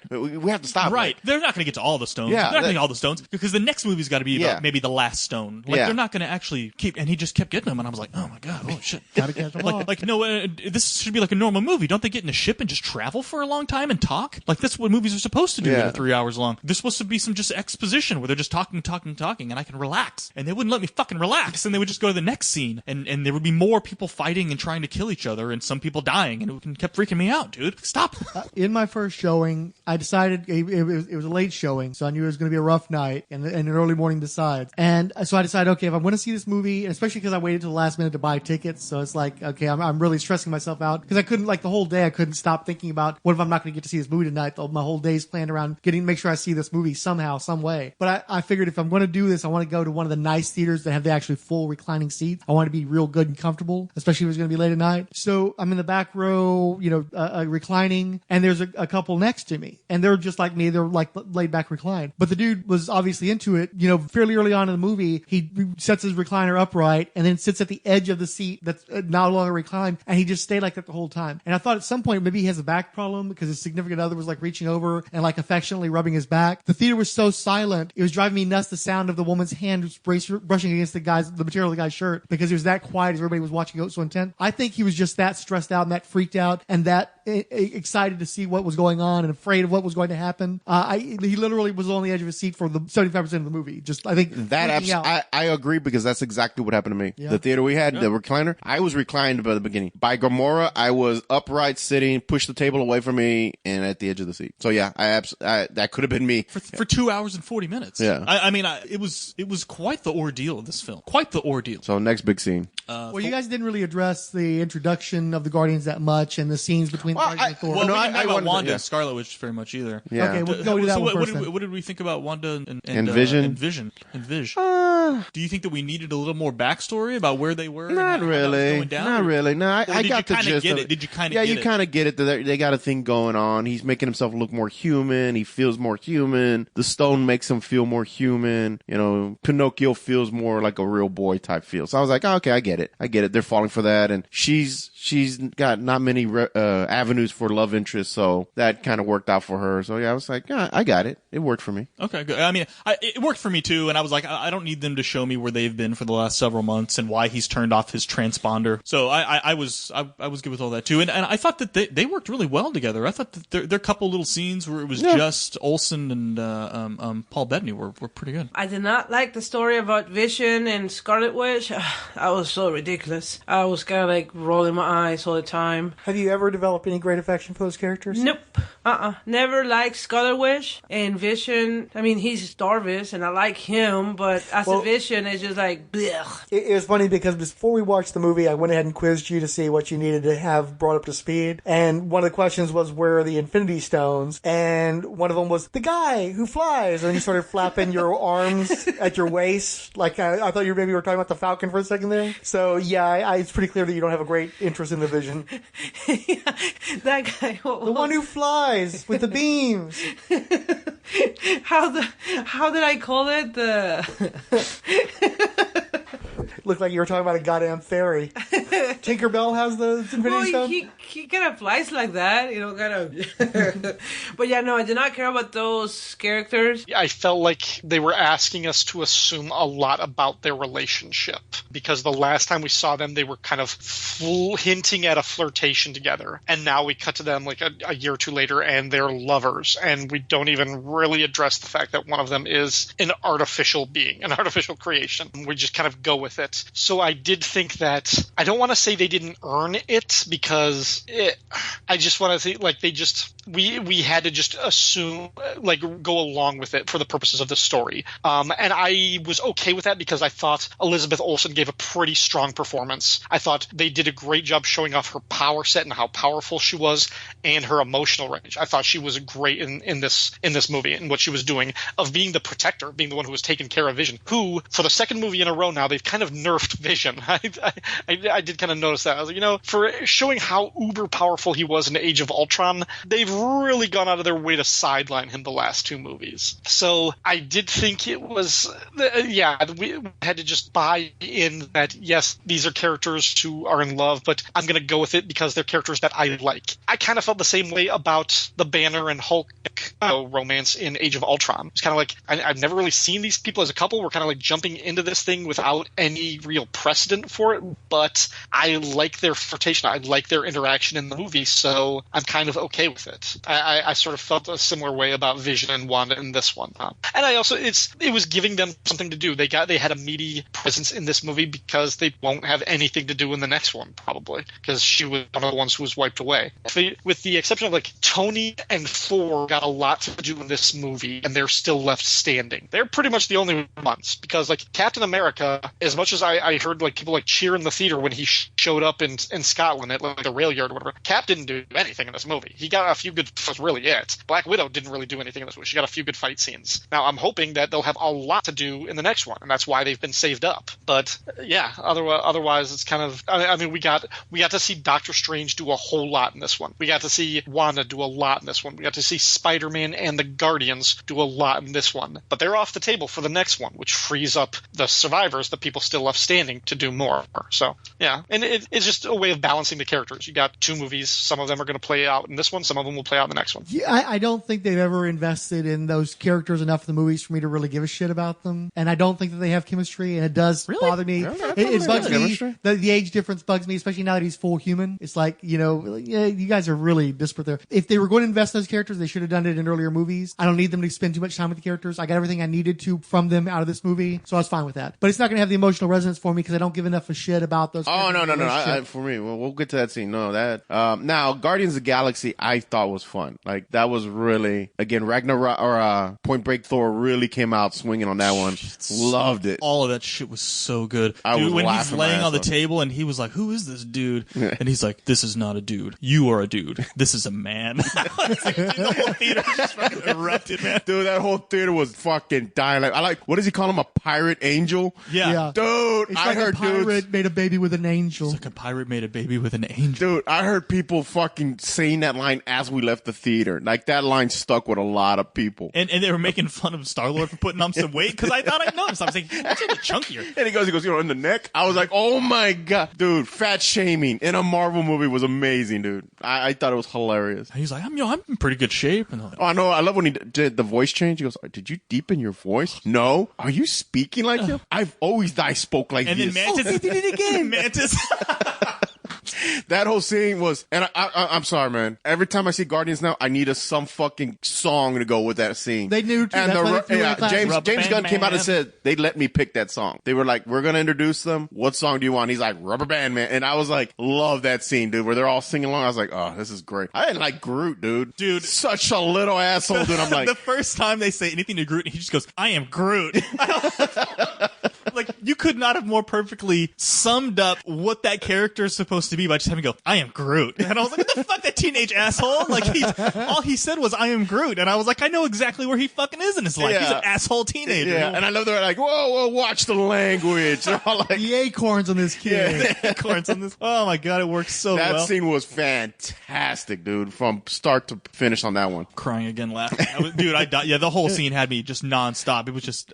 I missed some parts of this dialogue because people were laughing that happened to me both times. I couldn't catch all the dialogue. Yeah. I had to wait for home video. Yeah, I'm going to have to, because it was, people were laughing, and then some would stop, but people could not stop laughing. Those were some great scenes. So, yeah. Well, and they just had some lines that were delivered like quickies. Like, they were like the old firing Simpsons used to be, where it's just rapid fire, yeah. It was like, and then it happens later on again where they're at the, what was the name of the planet where they forge Stormbringer? I don't even ask that shit. Now, what did you think of Peter Dinklage? Everything with Peter Dinklage, when he came out and he was the giant, he called Dwarf, I guess you could say. He was there and he was depressed and his hands were sealed up in the metal, and how he told his story about how, he thought if he built the glove that Thanos would let everybody live, but Thanos killed everyone and told him, your life is yours, but your hands are mine. I was like, oh shit, that's some deep stuff. I really thought he was going to be Pip. Yeah, I thought he was going to be Pip too. I really thought he was going to be Pip, and I thought, I really love the fact that a little person played a big giant, but he was still a dwarf. Yeah. Oh, there was some weird dude, that was like some straight Starlin shit right there. When I was watching, I'm like, oh, this is straight Starlin shit. Like they want to fuck with your perspective of what a character is. Yeah, he's a giant dwarf.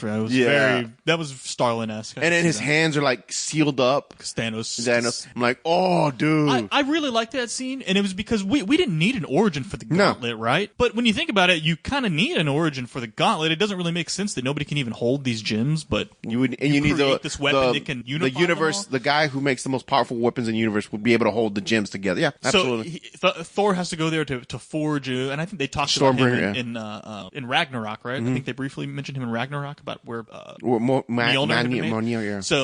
So it was while they're there forging his new weapon, they can address how he built the Infinity Gauntlet too. I thought that scene, it wasn't that long either, but it was a nice, good scene. But there were a lot of jokes in that scene too that I missed. I love that. What was it, like I guess a prototype gauntlet that was up there? It was like the mold or whatever. Yeah, the mold. I was like, man, that's pretty cool. I like the fact is, like you said, like what would be able to contain the stones? Like you figure the stones don't want to be together. It's just shit that in a comic movie you don't really need anybody to explain. I think that was more fan service to the comic boy guys, like the nerds. Well, it was also, hey, if you're going to go to this planet and forge these most powerful weapons, why don't you just make a bunch of them? Well, you can't anymore. There are no more weapons to be made. He made the Stormbringer's going to be the last weapon this guy ever makes. So I thought it was a great scene. I have to give a special mention to Thor. They really gave him a lot to do, especially when he went to go get the Stormbreaker on that dwarf planet. All he had was Rocket and Groot with him, and he basically just talked to CGI the whole time. Yeah, he was there by himself because even Tyrion was oversized, so he was just a tennis ball that he was looking at and stuff like that. And so for that whole scene right there where he was on his own basically with those guys, he did really well. I thought he held his own really well, having to act against the Green so much. That's a really good point. There's literally nothing around that guy that's real, it seems like. I don't think they built any of those sets, so he's entirely in a CGI environment. Right, yeah. That's a really, he did really good for that scene. That whole thing I thought was one of the best parts. That was my favorite part when they were at the forge and when Gamora and Thanos went to get the Soul Stone. I would have to say are my two favorite parts. They kind of pumped up Thor's power level there, but I forgave it because I figured everything he's ever loved is gone. His whole family's wiped out. His people are gone. So like he's just pure rage. The Ragnarok naysayers. He finally cracked in this movie. He had been holding it all in, and when he finally saw his brother killed along with all of his people, it was finally nothing too much. Yeah, I thought that was a good scene. I forgave that whole where he's having a fucking small dwarf. What was it that they were using to forge the neutron star? Basically blast him. So I was I forgave it because I was like, yeah, this dude has nothing to live for anymore. Well, but they'd been hinting that his power levels were going up in Ragnarok too with the electricity that he was starting to be able to harness, and then he kicks everybody's ass at the end of that movie without a weapon. Okay, so next big scene would be. Let me see. What did you think of Nomad? I liked Nomad. Oh my god, dude! That's back to the Scarlet Witch scene when the fucking train is passing by and you see the shadow. I'm like, it's fucking Cap. Dude, there were like 3 or 4 scenes that really got me, like, I don't want to say emotional, but where I was just like, this is the fucking shit I'm talking about right here. And that was one of them. When Cap shows up and starts whipping everybody's ass, I was like, yes, fucking Cap. As I said, there was both screenings of my movie, both of my movie screenings were very subdued, very, like I said, somber. But there was a small amount of scattered applause for Cap showing up, and I regretted both times I didn't clap. And I'd even told Paquita that I'm going to clap this time, and I just didn't because nobody else clapped. She clapped a little bit, for me. But when you see Cap come out of the shadows and the Avengers theme starts, like the Avengers are now here. Now we have not been watching an Avengers movie yet, and then Cap just made an Avengers movie. Yes. No, in my theater, someone literally yelled yes when Cap showed up. I think I either yelled or I at least brought my hands together loudly once, just completely organically. I was like, oh! fucking Cap. I know who this is. I just love the way Nomad looks. He's just fucked. Dude, the black suit looks pretty freaking rad. I'm gay for Nomad. Totally gay for Nomad. Oh, for sure. Yeah, for sure. I told Makita that beard. It's just majestic. It's. And I love that joke when Thor tells him, "Oh, I see you're following in my." Dude, I love the fact that they came up with that together. Like they never left. I'm telling you, they just insert these characters together, and it's just they work so well. We've together. been doing these movies for years, so they're friends. They talked about that in an Entertainment Weekly article that while they were on the set, they watched them workshop that scene because they were trying to make the reunion of those two characters a little weirder and quirkier, and they came up with that together. The two actors did. It's awesome. It was so good. Yeah, it was great. Just like a lot of the choices that were made by the Guardians that you may not have expected them to make. That was James Gunn coming in and saying, "Well, no, actually, this character would do that." So I think like the promise between Drax and between Gamora and Star-Lord and perhaps Thanos' choice may have come from Gunn. So see, I love the fact that they went to other directors and said, "Okay, you've been playing with these characters. Gunn, it's your babies. Yeah, what would you do? We don't want to say take them off script and people be like, well, they would never do that. I like that. That's wow. That's classy. I like that. Let me see. So is the next scene? I like that they came up with a nice way of showing Hawkeye and Ant-Man the door too, so they're not having to get I did like that too, where they're like, oh, they don't want to endanger their families because of all the federal pressure. I was like, nice, like because I was wondering where Ant-Man was and Hawkeye because people kept bringing that up. I like the fact that they're with their families because they're already in enough trouble. Right, and you also have an obvious in for them to show up in the next movie because half their family probably disappeared, if not more. Yeah, so it's like, oh shit, now we're gonna go kill the Thanos. Yeah, and I think Scarlet Witch was great. I mean, not Scarlet Witch.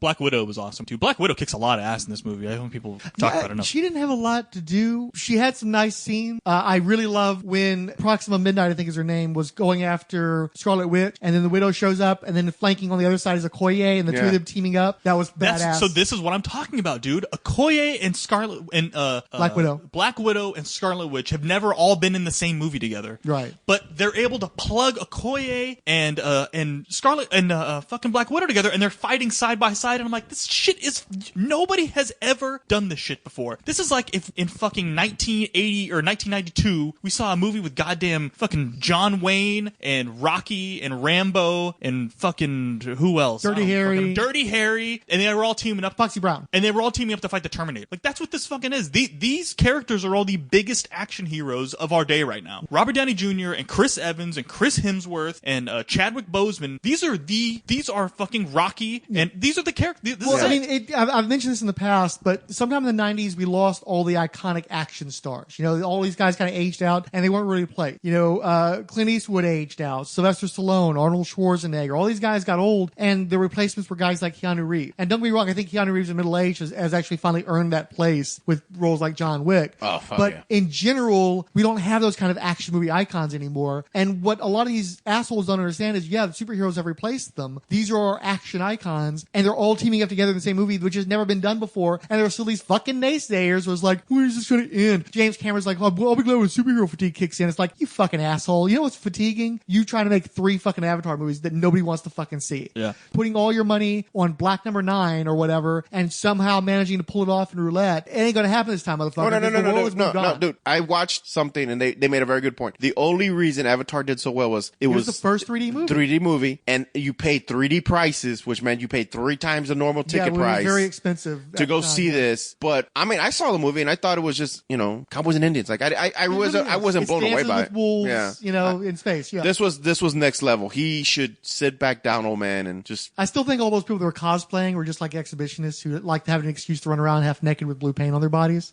I don't think there was ever a true Avatar fandom. And if there was, it was a decade ago, and nobody gives a shit anymore. But that's, anyway, so I was glad you brought up Okoye in that scene because I was just like, these characters never been in the same movie together, but they fit. It felt like this all works so well. And there's somebody there for everybody. It's like Paquita, of course, loves Doctor Strange and Iron Man, and they disappeared for long periods of time. And then when Shuri shows up, she squeezes my hand. That's her hero. She loves Shuri. She likes Black Panther and everything, but she loves Shuri. And it's like there's somebody for everybody. Slowly but surely, they've gotten to that place. I do love, again, the great jokes when she goes, when we were talking about opening up Wakanda to the world, I thought maybe the Olympics, maybe a Starbucks. Yeah, that was like, what the fuck? We're letting everybody in now? no! Like, that was funny. I thought that was cute. Interesting choice of business given the year that we're in, too. So. Wow, that's political. I don't think that's supposed to be political, but suddenly it's very political. And in 6 months, it won't be anymore. Yeah.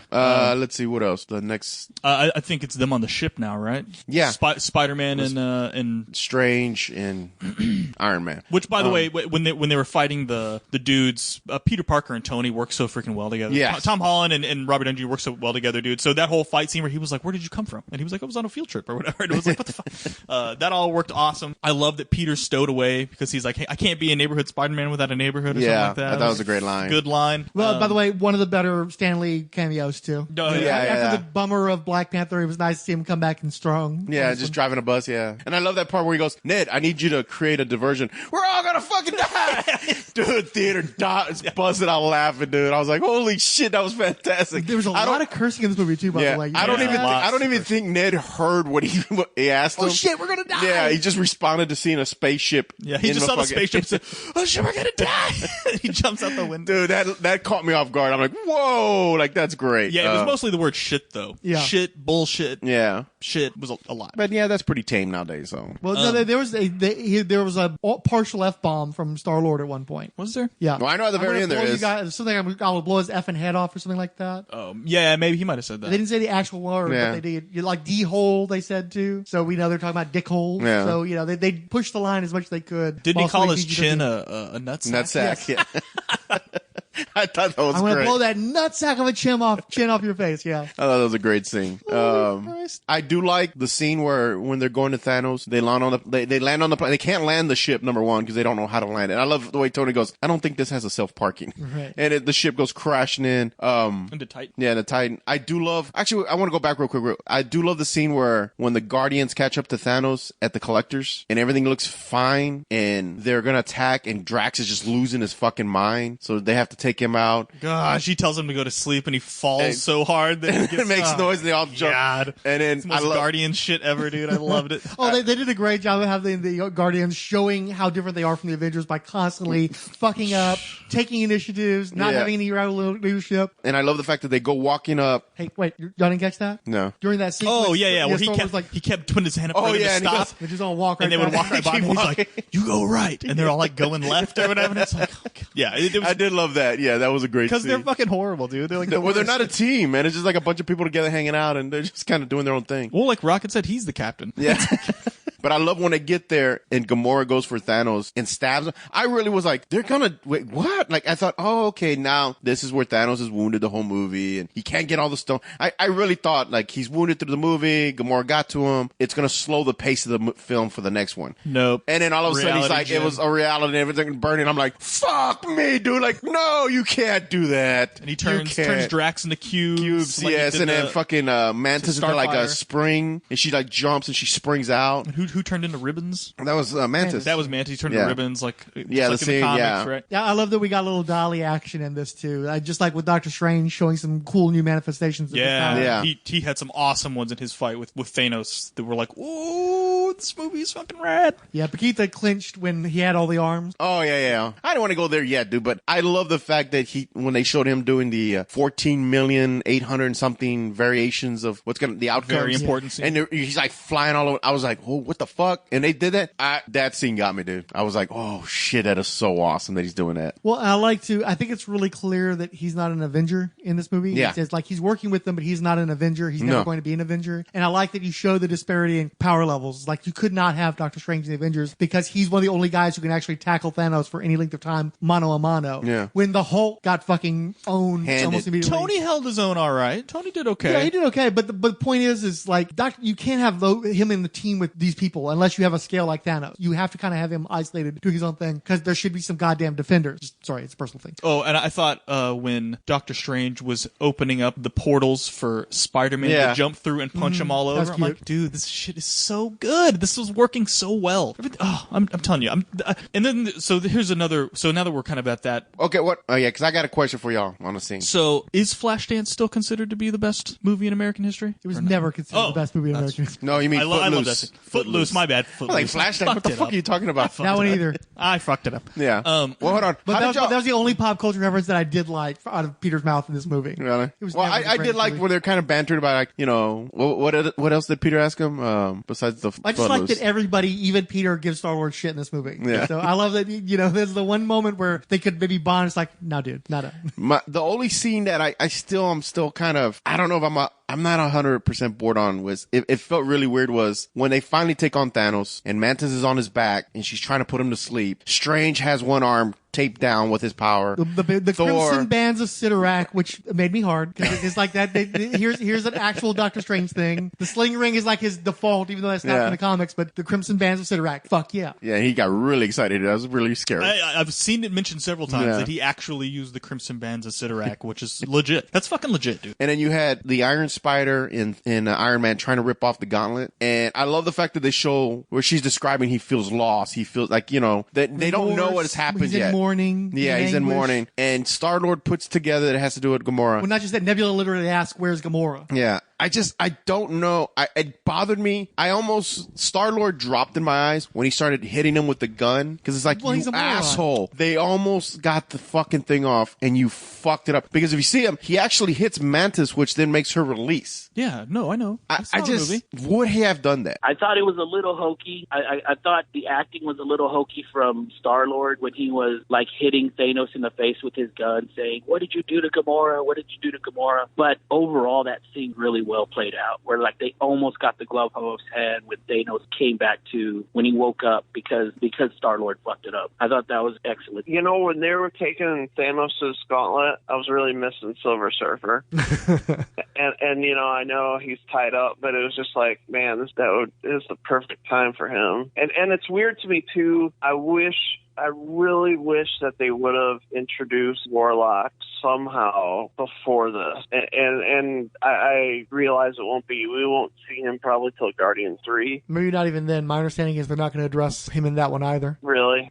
It's just, he was always the foil. And I know they're going the Captain Marvel route, but that's not Marvel. You know, that's going to be Carol Danvers. So it's not like she actually has history. I'm wondering if they're not going to have Marvel in there, though. I'm actually kind of hoping that they do, so they show a little bit more of the comic book. I know they're trying to build up Carol Danvers, but because of the involvement of the Kree, it would be nice to get Marvel in there in some capacity, even if he just, you know, falters at some point in the first movie. Yeah. It's like Count Druncula. He's always put forth this idea that you kind of do something like with Air Force One, where you're setting up Marvel as the big hero, and then he gets whacked partway through, and you realize, oh no, Carol's going to be the hero in the movie. I gotcha. And then her movie don't come out till 2019, March 2019.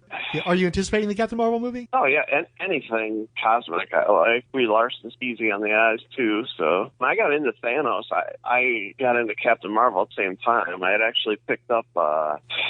Man, it was way back in the day, but I think it was Best of Captain Marvel, and it was all the early Jim Starlin stories. And you talking about the trade paperback or the I think they had Baxter reprints too. No, the trade paperback. Okay, I think it was probably the Life of Captain Marvel then. Yeah, it could. Yeah, you're right. It was. I picked up that, and I was really hard into the Silver Surfer, and they had been mentioning this character, so I picked that up, and I picked up the Death of Captain Marvel, and so yeah, I guess I was really into Captain Marvel at the same time as I was into Thanos. Like, I didn't even realize Warlock was a big factor till later on picking up back issues, but after reading all that, just as a fan, I still wish they could have brought in Silver Surfer or especially Adam Warlock or Marvel or some flashback, something like that. Well, one of the nice things is because they pretty much adapt sort of kind of Thanos Quest and Infinity Gauntlet in this one, you still have places you can go from there, because it used to be Infinity Gauntlet was like the most cosmic since he gets the Infinity Gauntlet and he's pimping all the celestial beings. But now, since they haven't settled those guys up yet, you can have a great spotlight for Thanos, but you can still get more cosmic, because until you have Galactus, you can't go all the way cosmic in the Marvel Universe. And of course, they've got the Eternals in the works now as well. So that's a whole giant chunk of cosmic material that's going to have to be addressed in the future. So I think you're going to see more cosmic, but I think it may be a strain of Marvel where they sort of build a franchise around like Guardians and perhaps Thanos the assuming that he's still around at the end of the next movie, and, you know, work on that area as a whole, like, section of the Marvel Universe going forward. Yeah. And of course, it looks like they're going to get Silver Surfer within the next 5 years or so. So, yeah, that's going to be a big deal too. Because, well, that's one of the nice things is since Marvel hasn't had the Fantastic Four, if they're going to get them back as part of the Fox deal, then you can kind of expand the Marvel Universe the same way it was built in the first place. You introduce the Fantastic Four, and then you introduce these cosmic elements through their interactions with them. I gotcha. You know, you could build toward Galactus, and I don't think you'd want to rush to Galactus like they did the last time, because they knew they kind of fucked it up the last time. And so, like, maybe Shadow.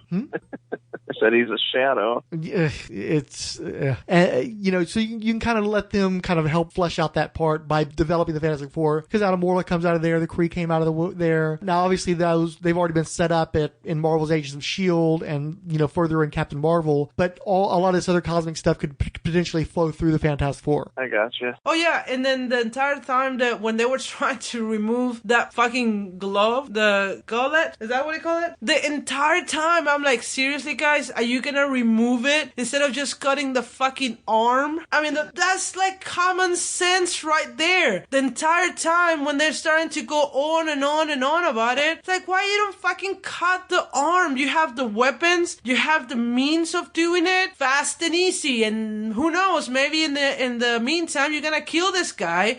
But instead, you tried to remove the glove. It's just, I thought that was pretty stupid. I thought that was kind of like lame. Well, because they couldn't kill Thanos now, because it's still, you know, you cannot kill the main character of the movie. So, especially like within an hour of the movie. So, but yeah, that was kind of like a weak writing for me. Especially with the technology that they have, with the weapons they have. He wasn't using the glove. It still doesn't make sense. It's that, yes, they subdued him. He was like, seeing all this, the only reason why they couldn't harm him before is because he had the glove. When one strike, before he could even react or feel or anything. Why didn't they cut Thanos' arm off while they had him unconscious? I gave her a reason for it, but I want to hear what you guys said. What do you mean? When Mantis was... Yeah, why didn't they just chop his arm off? How would they cut his arm? Yeah. Please elaborate. Well, so I know somebody suggested, why don't you use a sling ring? Because that's not how sling ring works. You have to pass through it. It's more like a coincidental thing. Doctor Strange can't put a sling around your arm and then close the sling ring and cut your arm off. I don't know. It's got to already be closing, and then it just... Okay, and number one... supposed to take out a laser and cut his arm? No. Well, okay, I get that Doctor Strange could probably create a sword of, like, Upadik. But he tried that. You saw he tried to come at Thanos with his shield, and I Thanos believe caught it. Thanos well, is he was already also doing the Crimson Bands of Sidorak, so he's not going to then do another spell and another spell, so he was tied up. Right. So, he's tied up. Thank you. Yeah. Paquita, I tried to explain to her that they threw a moon at Thanos, and the best they could manage to do is get a drop of blood out of him. That you can't just fucking cut him. Tony can't just, like, use a laser. Because she kept saying, make a laser. It's like, if a laser worked, they would have done that. They've already been shooting all kinds of shit. You did explain to her that he is a demigod. Yeah. He is a demigod. He's not... It manifests in the movie, but we had a whole argument about that. That's like saying, why didn't the Hulk just pull his arm off? The Hulk couldn't pull his arm off. There you go. Yeah. She was shutting me down the way you guys were shutting me down earlier, where she just wouldn't have it. It's like, they can't cut Thanos' arm off. That's why. Because he's too fucking powerful. He's a demigod. He's still got the gauntlet on. If nothing else, the gauntlet is protecting him. They threw an entire moon at him. My friend. They're going to cut him? My friend. We did not shut you down. Trust me. I wasn't going to go down there. Yeah. It's easier to... Because if they were trying to saw at his arm for 30 minutes, to be like, why don't they just take the glove off? It's the same argument. Both taking the glove off is easier. You're pulling a glove off. Yeah. There's nothing easier than just taking the glove. Well, and also that, but also Star-Lord punches him in the face, and that's what stops them from being able to control Thanos. Thanos, you may be able to chill him out enough to take his glove off. You can't chill him out enough to chop his arm off. Yeah. Well, and real quick, I love those facial expressions he was making when Mantis was on top of him. And I was like, oh, dude, it's just brutal looking. Like whatever she's doing to him. Well, I guess what she was experiencing his feelings. Yeah. She was doing that weird, like, I don't really know what her fucking powers are. It doesn't even make any sense. Yeah. Do you think that the representation of Wakanda in Infinity War honors what was done in the Black Panther solo movie? It's hard to say because I wonder how much the response to the Black Panther movie and how successful it was, changes the expectations for what it would be. I mean, it does seem like, when they're going there, Wakanda is still a hidden city. It still has a cloak of invisibility over its mountain range, like this whole valley or whatever. It's still secret. I mean, we don't see really the people. We just kind of see the army outside getting ready. And I mean, we see M'Baku, we see Okoye. They do fend off like this invasion. I mean, they have help from the Avengers and Thor's timely arrival. I mean, they do defend. By the end of it, it looks like they have won. They have beaten them all when Thanos shows up. So I mean, it's not like they got totally decimated or that the city was destroyed. This was something else that I did notice, and you reminded me. The movie, for as big as this is, with the epic scope and the epic feel that it has, the very judicious use of extras and crowd shots, because we see in the beginning, we see this the Asgardian ship that's littered with dead bodies, and we've got our heroes plus all of Thanos' children, the Black Order, and it feels crowded. And then after that, we cut to New York, and when Tony steps outside the Sanctorum, there's everybody is running around. You got cars crashing, people are fleeing, evacuating, and it's crowded, and we have a lot. And then by the end, when we get to Wakanda, we're on the fields with the whole army and all of the people, the Dora Milaje, the border tribes, and it's like these giant widescreen battles. In between there, though, this movie goes to a lot of abandoned or empty locations. We get a lot of scenes where our heroes are the only people there. Like if you think, when the Guardians go to nowhere, the Celestial Head, by the time they get there, it's not like it was in the first Guardians movie. It's dead. It's completely abandoned. There's nobody there except for Thanos and like the ghost of the Collector. Excuse me. When Gamora takes Thanos to Vormir to get the Soul Stone, dead planet. There's nobody there. It's abandoned except for the ghost of the Red Skull. When Thor and Rocket and Groot go to Nidavellir to find the trolls to make his battle axe, the Stormbreaker, Thanos has already been there, and the place is just dead. The star is burnt out, and Eitri is the only one there. It's abandoned. And even earlier, when we were in Scotland with Vision and Wanda, they're like the only two people in the city. Like, I know it's late at night. It's probably like 2 or 3 in the morning. It's like, but I've been to Dublin, and it doesn't, like, in the heart of the city, it doesn't shut down. Like, there's always people out there or whatever. And it's like, Vision and Wanda are the only people in this country. Where's Martin Gray? Why wasn't he there? So when we get to actually Wakanda, we don't really see the city. We don't really see the people of Wakanda. We just see the army and the people getting ready. So is that, going back to your question, is that an appropriate representation of Wakanda? I mean, we're just showing a small snippet of this world within the context of a scene, and it's not about Black Panther and the people of Wakanda. It's about something much bigger. So I think they did their part, and they did it well. I think, Okoye looked badass, Black Panther looked badass while they were fighting, and I think that's probably enough. I mean, they won that battle until Thanos snapped his fingers. Do you think we're going to see Shuri as Black Panther in the next movie, or do you think they're just going to move past that? Assuming she's alive, and I think she is, because I would think we would have seen her fade away if she did. Assuming she's alive, I think she will take over. Will we see her actually suit up as Black Panther? No, I don't think we will. I think we'll see her, basically, they will have to deal with the fallout of, 3.5 people on Earth just disappeared. The world is in chaos. We need to, we got people to take care of. So I think Shuri, M'Baku, and Okoye will stay in Wakanda, and they will deal with that. The Avengers will leave to take care of their other business. Yeah, I think she will take over as the leader for the time being until it returns. I don't think we'll see Shuri suit up as Black Panther. Another one of the scenes where I just loved it was when T'Challa and Cap are leading the charge, all the Wakandans, and they're all kind of running at the same speed. And then they just run right past. Cap turns on the juice, and T'Challa turns on the juice, and they ended up just going way ahead of everybody. On your left, on your right, on your left, on your right. And they just start kicking those freaking space dogs' asses, dude. Like, hold on. I love the fact they're fucking demonites, though, right? Now that you actually seen the movie, they're fucking demonites. They look like demonites. They're called Outriders, apparently. Although I found that out from Entertainment Weekly, not from the fucking movie. Why are they fighting demonites? Why couldn't they just do the Chitauri? They've already done the Chitauri. Yeah. But again, I still think there's a little bit of Marvel. These were more like I think you're reading way too much. I think you're going berserker animals because they didn't really have a style. The Chitauri were like an army. These were like why weren't they the Brood?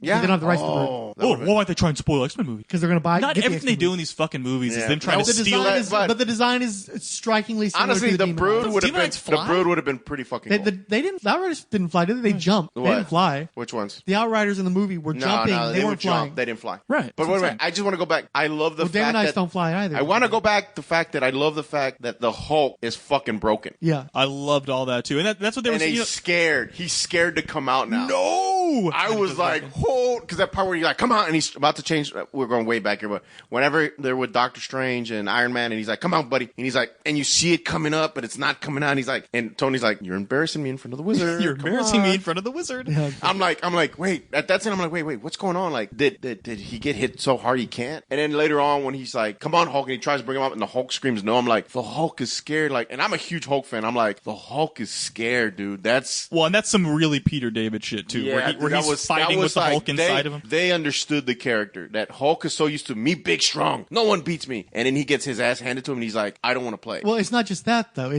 You're getting back to Hulk, the movie that nobody considers part of the Marvel Cinematic Universe, but me. But I still think it's true, and I think it's demonstrated in this movie. He's a beaten child. The Hulk exists because he had an abusive childhood. His father is the Hulk who beat him when he was growing up, and he just got beat by his purple daddy now, and it's fucking with his head. And I just love the fact that the next movie we could see the Hulk evolve, either Smart Hulk, Joe Fixit would be amazing. I think we absolutely are, because that's they were saying that this is a mini Hulk movie built into Age of Ultron, Ragnarok, and these two Infinity movies. I think Hulk is going to have his whole arc through this, since they can't really do it. Because I love the fact thematically they're kind of doing the 80s Avengers shakeups too, where you've got Spidey's in a new costume, Iron Man's in a new costume, Cap's Nomad, Black Widow is like in a new suit. It would have been cool if she chopped her hair all off like she did back in the 80s. I was really hoping that when Thor showed up, he'd be wearing the Simonson armor from the 80s with the chain metal and the face mask and everything. That would have been kind of nice. But Joe Fixit showing up in the next movie would also kind of if he turns into Grey Hulk. Yeah. Oh yeah. That'd be cool. I'm done,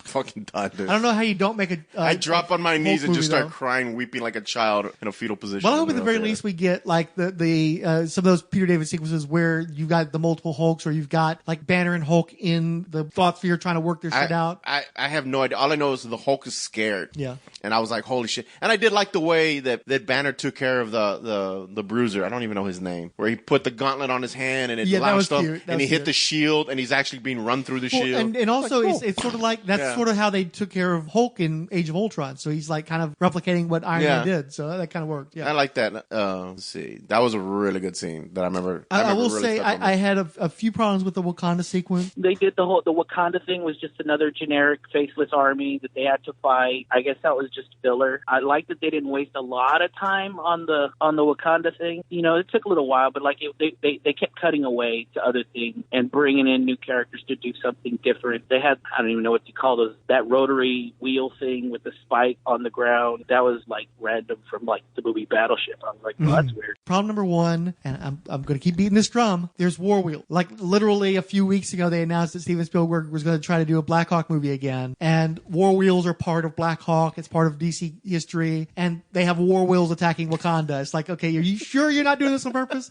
Are you sure you're not going through who's who and just picking everything that you think would be kind of cool and just like getting out of the way so you're countering DC? Right now, DC is so overshadowed by the Marvel cock, it doesn't matter. Dude, they could come out with Superman. Like, wait. Fucking... Let me stop you now. Did you just say DC is overshadowed by the Marvel cock? Yeah. It's just this massive shadow over the entire universe. Of the cock? Yes. Marvel Comics is cock.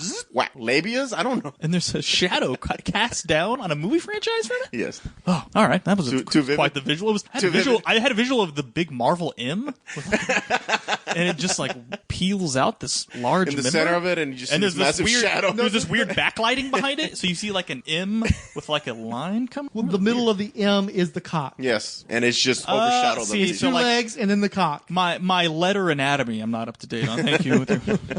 But I just, dude, what is the name of the Marvel character that's kind of like a Superman ripoff? Ultraman? Or no, Hyperion? Hyperion, yeah. Hyperion will show up, and he's from the planet Krypton with his dog Kudo, and they could do all that shit, dude. And there's nothing DC can do at this point, man. Just silently wait their turn. Yeah. I also think that that's the reason why they've recently redesigned Darkseid, where he looks sort of like a pimped out Desaad instead of like Darkseid, because they already realized that they can't have the comic book Darkseid, or they think that they can't have the comic book Darkseid because Thanos is so overshadowed. I haven't looked at a DC book in a while, so I don't know. But I had some issues with the Wakanda sequence. Paquita threw this out. She actually referenced 300. That the strategy is terrible as far as how they're handling Wakanda, because they're hundreds of yards away from the shield. They open up the shield wide and then just let the Demonites, the Outriders, just come running in instead of creating a narrow corridor and basically knocking out these guys by limiting their numbers into one area, which they could have done too with the Wakandan shield. So They show all those chieftains with the shield, or all those warriors with the shields, the energy shields. They could have formed a barrier around the opening and then attack the Outriders as they're coming through the base. I think you're trying to place logic in the middle of a fucking war. And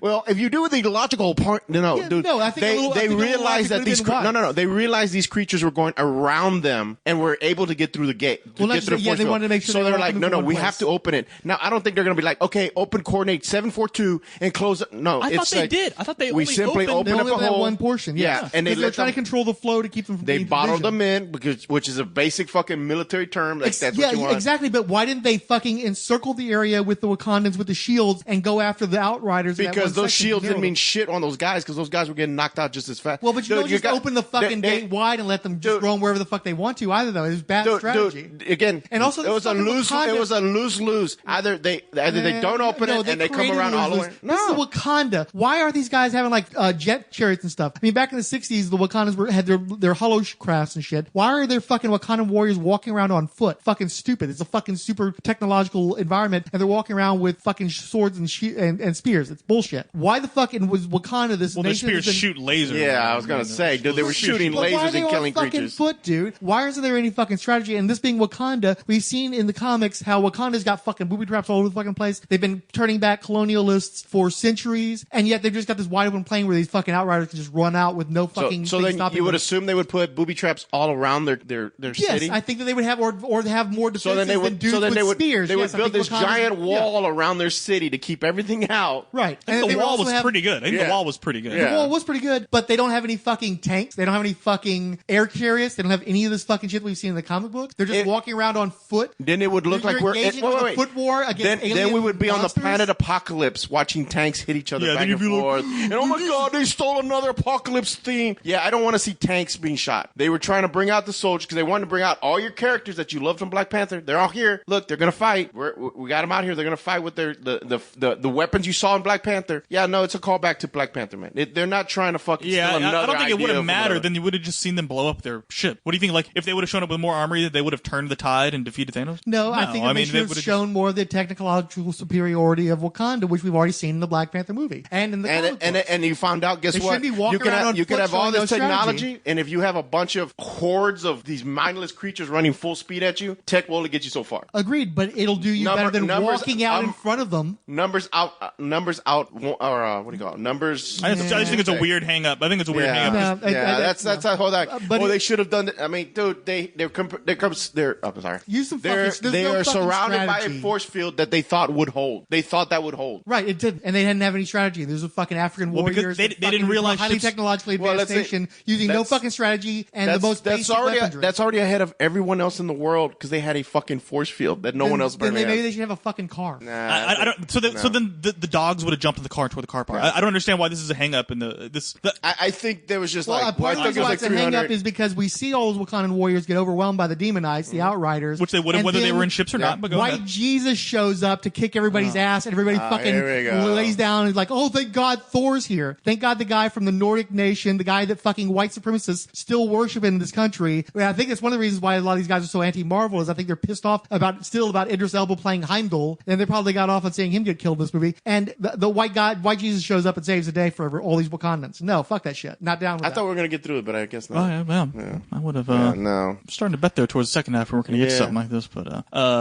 failed. They still failed. They failed. I don't understand. So he showed up and electrocuted some dogs. Vision still died. He almost killed Thanos, and they would have all been overrun and killed if Thor didn't show up. But did they would have failed much harder. But did they lose? Thor. They lost anyway. I don't fucking understand. They still all lose. So Jesus didn't work out for them. It worked. Well. He saved their fucking lives. No, they didn't. Half of the world was dying. Well, he saved Cap's life. He saved Bruce Banner's life. Their numbers didn't come up. He saved Black Widow, and he saved a bunch of the other people. He almost killed Thanos. He did send Thanos packing. Yeah, he should have gone for the head, like he said. But again, did they win? No, they lost, and the movie ended. So your whole argument basically is like, if at the very end Thor had won the day, I might give a little bit of credence to your argument. Yeah. But they lost. I don't really give a shit if you give credence to it. I'm saying it. So it's a far reach, dude. That is not a far fucking reach. That's a far fucking far reach. I've read some really dumb shit criticisms of this movie. I haven't heard anybody complain about white, quote unquote, white Jesus coming in to save nobody, because none of them were saved by white Jesus. I don't get it. They were just there to just lose with everybody. I don't get it. That's fine, but I disagree with you both, and I'm not backing down from that shit. That's fine. Yeah. I mean, you love Wonder Woman too. You'll never back up from that. Yeah, So. a lot of other people do too. Well, imagine that the Asgardian god with one of the most powerful weapons in the universe is more powerful than Wakanda. I'm shocked. I mean, whoa, what a surprise! I would have never seen that based on the other millions of movies he's already been in, and is way more powerful than all these other characters. Like, come on, dude!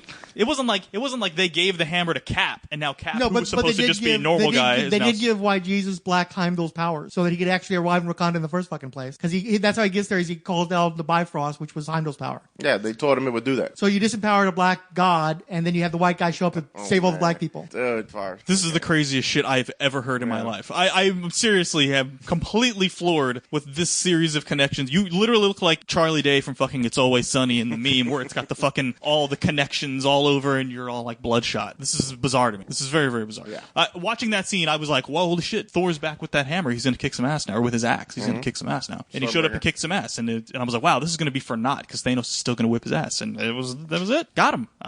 Thor did not keep them from getting the soul gem. It was all inconsequential. Oh, the mind gem. Mind gem. Yeah. Mind gem. Right. Yeah, that's the one from the Vision had. Vision. If he would have shown up and saved Vision, and he didn't get the mind gem out of it, and he would have single-handedly stopped the Infinity Gauntlet from being put together, I'd have you, dude. But I very bizarre. It was more just to show you how kick-ass Thor is now. Mm-hmm. So I did find I really liked the whole movie as a whole, but there were certain parts that the invasion of Wakanda, very Star Wars, Phantom Menace when they had that big deal. But with the technology that supposedly Wakanda has, why would you charge your armies out like you're back in Scotland during the Middle Ages? Instead of having artillery and airstrikes and it didn't. That to me, it made for like a good action movie scene, but still, you're like, man, this is never how the army would have handled something. Thank you so much for bringing that up, because Paquita brought it up. I agreed, and then when I brought it up with Mac and Fixit, they're like, "Oh, you're reading too much into it. It's a superhero movie, blah blah blah." But it's like the strategy on the field in Wakanda just made no damn sense at all. Yeah, and I'm sorry, but Mac and Fixit are wrong, because that is exactly how they would not handle it. Just okay, look, guys, we're all going to run at them as fast as we can and take them on in hand-to-hand combat. I mean, when they were obviously, you saw Cap and you saw Black Panther, two super soldiers getting whipped around by just a couple of them things, so they'd be hitting. If they would have opened that section and the shield, the smart play would have been just to hit it with howitzers and have airstrike on the outer rim of that bubble or whatever it was. So, and it's not like they don't have the technology.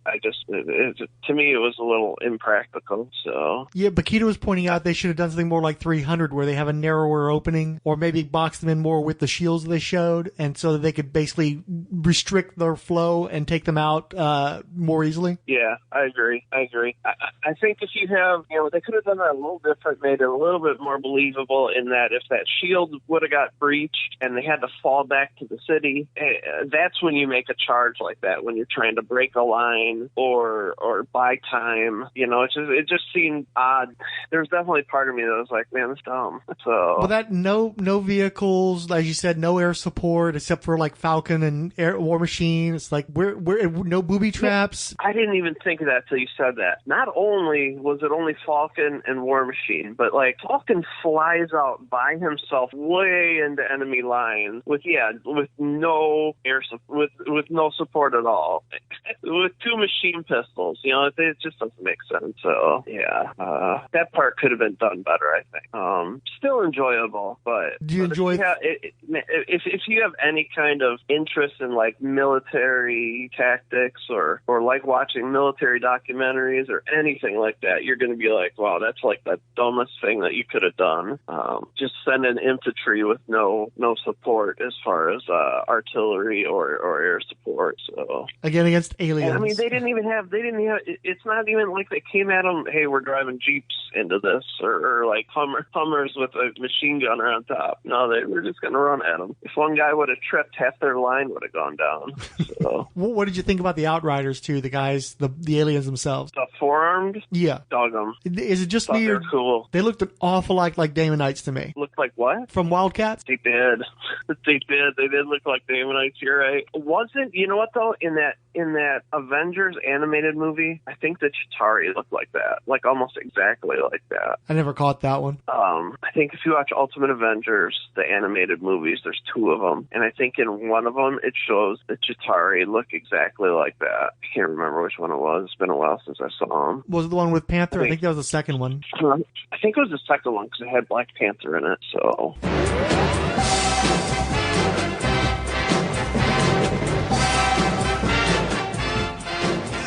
Excited for 2016. In fact, I think we should record a promo about all the changes to the Fire and Water Podcast Network happening this year. What do you think, Rob? That's a great idea. We can mention the new folks joining the network and all the shows. I can talk about how we'll continue with our Aquaman and Firestorm show, and I want to be sure to plug my movie show, the Film and Water Podcast. What about you, Ryan? Oh, I think we should definitely record a promo. I'll mention how the Secret Origins podcast is joining the Fire and Water Network, and then I'll introduce my newly relaunched shows Give Me Those Star Wars and Power of Fishnets, the Black Canary and Zatanna podcast. Sound good to you, Chris? Absolutely. I'll mention the show I record with my lovely wife, Cindy, Supermates, the husband and wife Geekcast. We should probably also mention the Power Records podcast Rob and I do, too. What about you, Siskoid? Well, sure. I can talk about my ensemble show, the Lonely Hearts Romance Comics Podcast, and my new upcoming shows about the DC Comics crossover event, Invasion, and yes, Oh Hot Moo. Shag, you think we should mention Hero Points, the most occasional DC Heroes role-playing podcast? Sure, why not?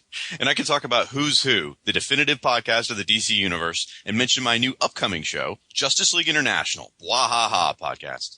Now, here's what I'm thinking. When we record, I'm fine being the first person talking. I can explain all the changes to the Wait a minute. Why do you get to start the promo? I'm just as much of a part of this as you are. It was my idea to create the Fire and Water podcast back in 2011. I should start off this promo. I kind of think it should be one of the new voices who kick off the promo. It'll shock the listener into attention if it's not Rob or Shag. Cindy and I make up two people in the network. Plus, ladies first, so we should be the first people talking on the promo. Ben voyons donc. You have got to. French cannot be the language of the Fire and Water Network. Enough! Stop it. You're like boys with toys. Let's just make this simple.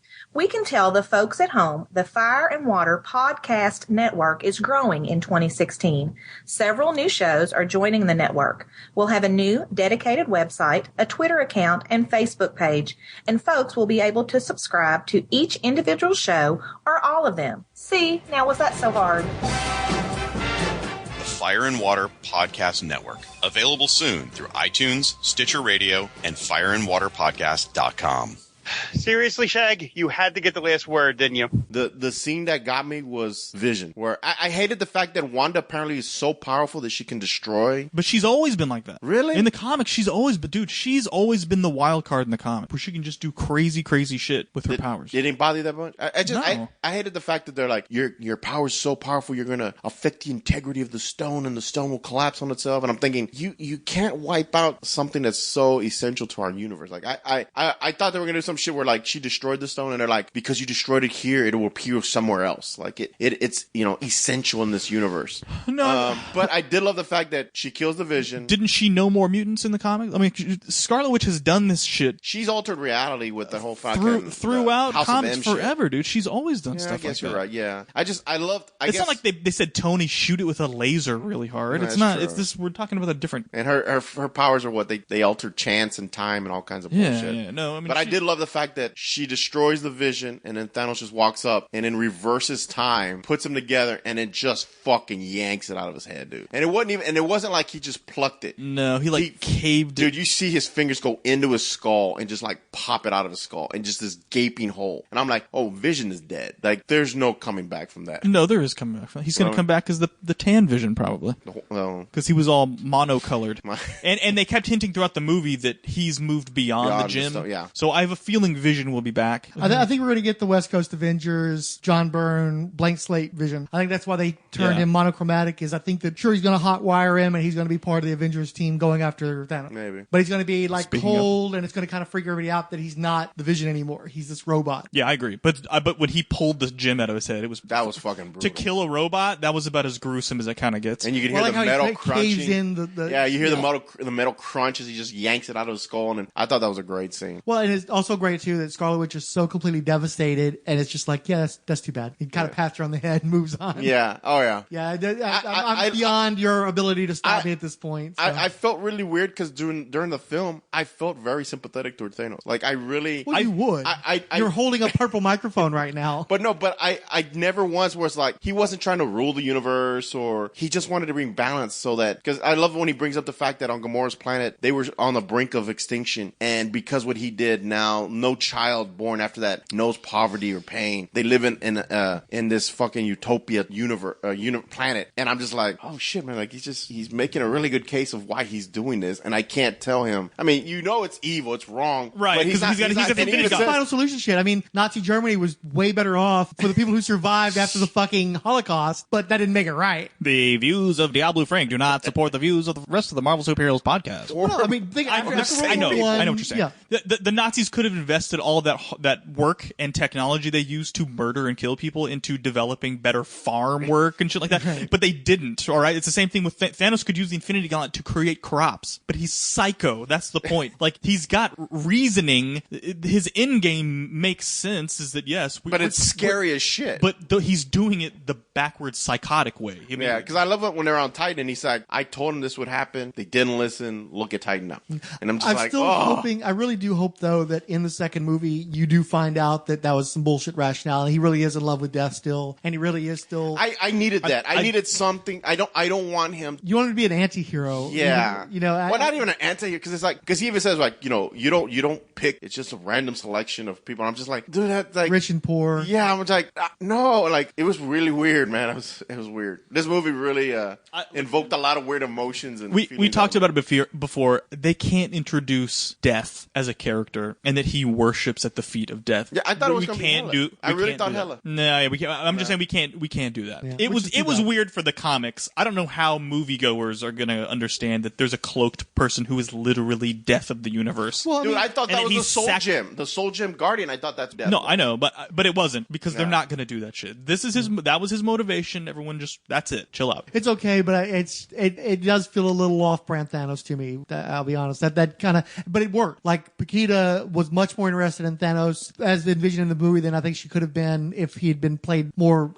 true to the comics. Yeah. So, and I do think that they needed to sell people on Thanos since this is Thanos' movie, and that seemed to work. That's what I'm saying. I think it worked fine. I think introducing Death would just make it really weird. Yeah. Like, even weirder. And I just think that comic book fans can get on board with it. I think movie fans are going to be like, what the fuck? Is it, he worships Death? Like, so is she Satan? Or what is she? You know what I mean? Like, I think it would just get too far. Now, I mean, like, they may do it. I don't know. But well, I mean, in the theater I was in, I kind of enjoyed because you had the different degrees of fandom, the movie fans and normies. Mm-hmm. And you could see the spectrum of emotions and how people felt about the movie by what was in our theater, which I actually enjoyed, because the guys right next to were straight fucking normies and were fucking annoying as shit. The people on our left side were comic book nerds, but more into the movies, because the mom kept talking about, oh, and that's that from that movie. And I'm like, bitch, shut up. You're ruining my fucking movie. Shut up. Mm-hmm. But she kept telling her kid, who was a grown-ass kid, the same shit. So on my left, we had the fucking Marvel movie nerds. On my right, we had the fucking normies who were just upset because they didn't understand. And then I'm in the middle. I'm just like, wow, this is like, they were really fucking, they're hitting everybody from every direction. Anything left? I did love the fact that they showed the gauntlet all crushed up at the end. Like, yeah. Do we want to go down this rabbit hole now? We want to go and do this? Yeah, I think it's probably the time, huh? Let's do it. Yeah. Doctor Strange astral projected his conscience into the time gem. Yeah. The Avengers are ultimately going to go back through time to that specific moment in time, because even if you get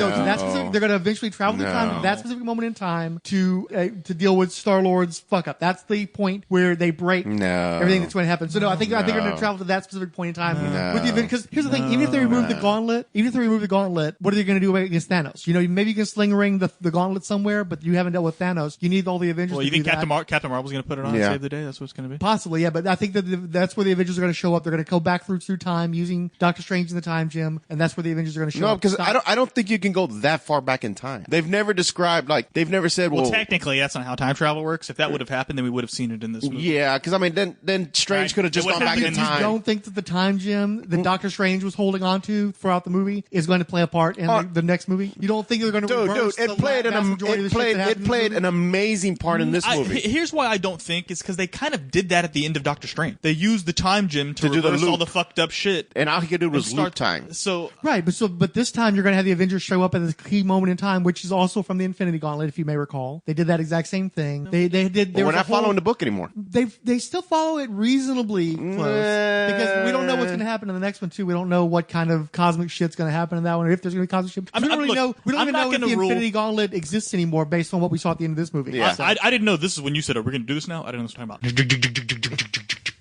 I'm going to rewind this podcast back to when it didn't suck so bad.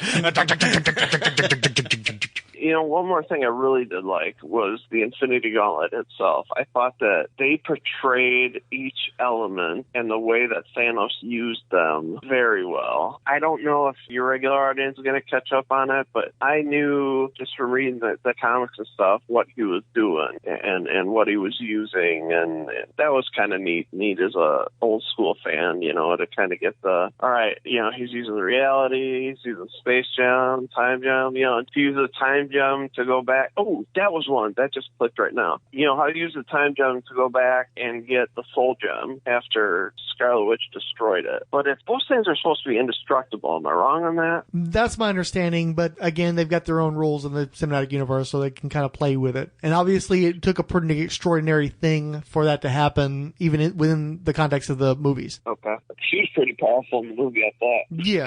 Kind of nice seeing, because she's a powerhouse in the comics. I did like also Doctor Strange and Tony Stark, two arrogant, smart guys, you know, used to making the rules, trying to deal with each other. I thought that was some pretty good back and forth. Other than that, man, like I said, I had a really good time at it. Thought it was fun. I wonder, though, if there's more people out there like my dad that are like, what a shitty ending, you know. My dad said to me, he's like, man, I loved it until then. He's like, it's like, now this is a shit movie. And I'm like, Dad, after I explained it, he's like, oh, okay. He's like, well, why couldn't they have thrown a to-be continued on there? And I'm like, yeah, they probably should have. So, what are your predictions for the next movie? And please touch on your Soul Gem thing, because I totally stole that for our show, and I'd like you to get edited in first so that that's acknowledged.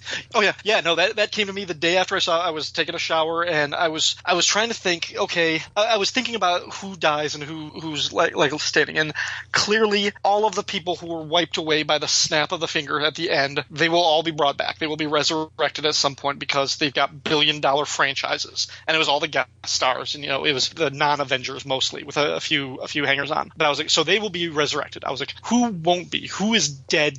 I was like, okay, Loki and Heimdall are dead. And by the way, I predicted that Loki would be the first major fatality of this movie long ago. I was comfortable with that prediction, and I'm glad that I was right. Gamora was the one, though. I was like, I can't see her not being in Guardians 3. I was like, but she wasn't wiped out by the snap, so how are they going to bring her back in a way that feels satisfying? And then I thought of the scene right after, immediately after Thanos snaps, he goes to this orange place. So where do you think they go from here? The stinger with the whole, they show they're going back into the past, Captain Marvel. So I'm assuming that Captain Marvel is going to show up. Ronan is, I don't know what they're going to do with Ronan, but kind of surprises me they're bringing Ronan back because a lot of people didn't like. But obviously, you know, Captain Marvel, and they said that they're supposedly Captain Marvel is one of the strongest characters they're going to feature so far in all the movies that they've done and stuff like that. I don't know how they're going to work it. But I'm also thinking that Adam Warlock's going to show up because they showed him at the end of Guardians 2 in the stinger. They didn't show him, but they showed the cocoon. And so I'm thinking they're going to bring in some new characters like Captain Marvel, Adam Warlock, and whoever else they introduce between now and then.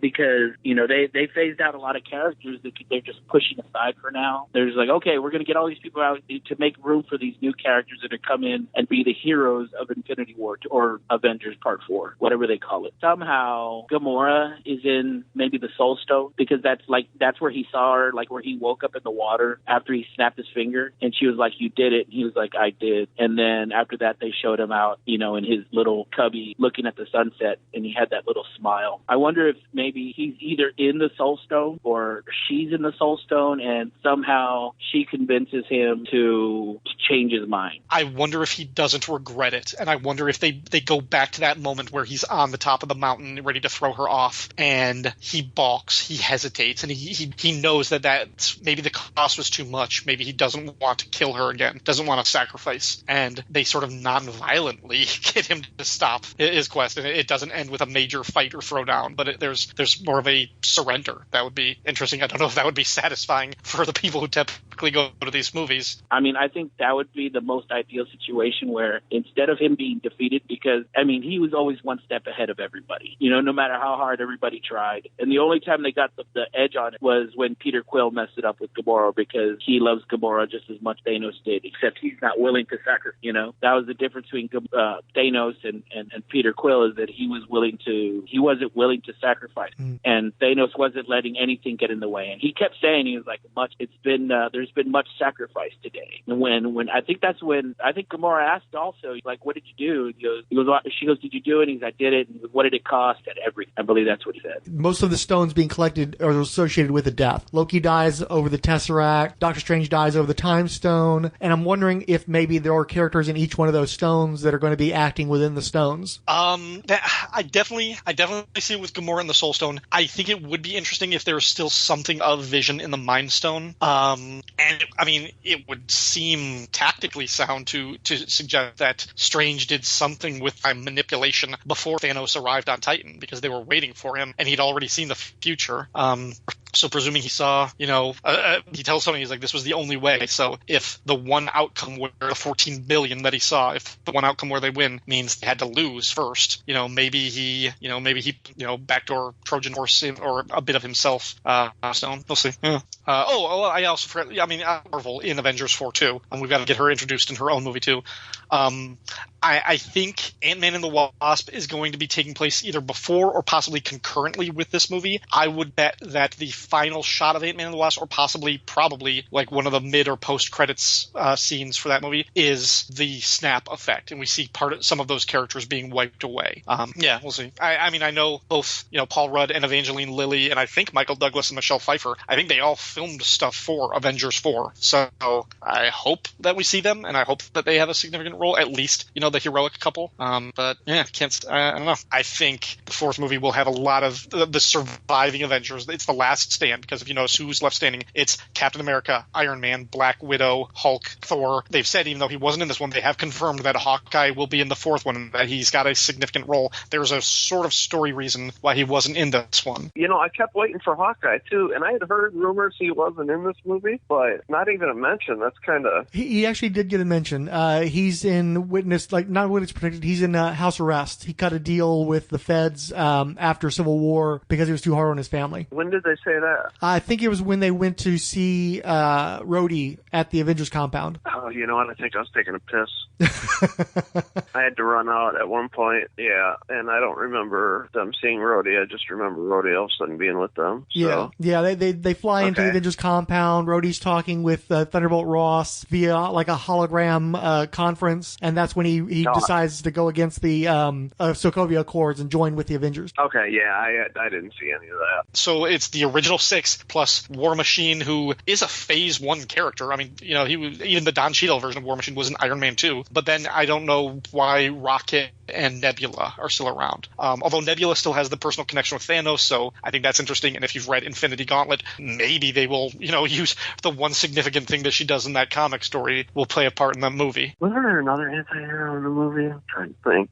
Yeah, they've kind of turned Nebula into a hero now too. They did play into that familial stuff in Guardians of the Galaxy 2 with her, and her giving her a hug, and her realizing that Gamora's life much easier than Nebula's was growing up with Thanos. But it's hard to come if you read all the comics, man. Nebula's a mean bitch. She's crazy and she's a killer, so it's kind of hard to see her go anti-hero. But yeah, I definitely think with this being the last movie for some of these guys contractually, I think it'll be like the last ride of those guys, and we might see some. I don't know. I think I think there will be an element of time travel or reality hopping because I think Strange had a plan. So there was something up his sleeve. And I would also I hope they do I hope they find a way of resurrecting Vision, even though the stone was just ripped out of his head, wires and circuitry and all. I would like him to come back with the slate kind of grayscale look,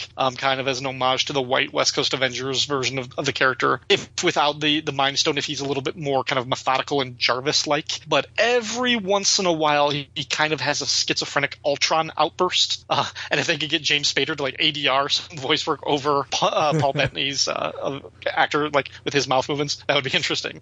Yeah, we'll see. Yeah, I think that's how Hawkeye comes into it too, is half or all of his family gets snapped out of existence. Yeah. Let's see. I'm hoping Hawkeye shows with Tigra, Wonder Man, Moon Knight, and Hercules, his own West Coast Avengers team. From here, Soul Gem all the way. I think the next move is going to be the Guardians getting together in the Soul Gem, and that's the only thing I'm not understanding where they would go, because in the Infinity Gauntlet, it was Adam Warlock who got them out of the Soul Gem, and with them dying at separate times, Gamora died first before half the universe got killed, but she got killed in the acquisition of the Soul Gem, so she may already be in the Soul Gem. I'm thinking the next movie is going to deal with them in the Soul Gem, trying to get out and take that glove back and make things the way they were in the Infinity Gauntlet. At the end of it, Adam Warlock had the gauntlet, but then when it went to the Infinity Watch, the Living Tribunal took it away and said that the stones will still be as powerful as whatever, but they will never be allowed to become an Infinity Gauntlet again. They'll never be worked in unison anymore. So you wonder are they going to bring in a big player like that, do that? Just a lot of questions I guess I'm left with after seeing this movie.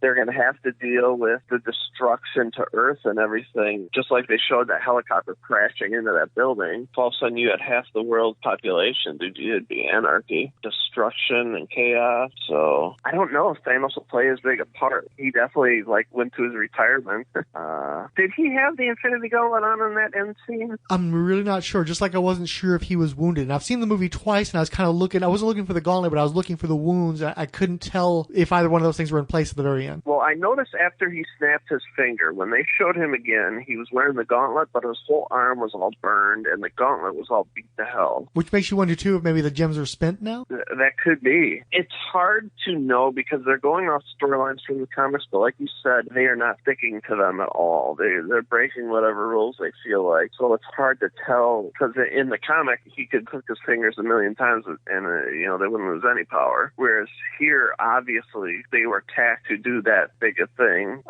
So yeah, are they burnt out? I wonder too if maybe Vision will be inside the Soul Stone, and maybe Vision will play the Adam Warlock. He's an artificial being, kind of spiritual. I remember when we were talking, we did the Age of Ultron episode. I think it was Mac that was mentioning that there was a lot of Adam Warlock in that version of the Vision's DNA. It seemed like. I would agree, because that would make sense if they went with the Soul World deal and Vision had been living there for a while, because time is different in there.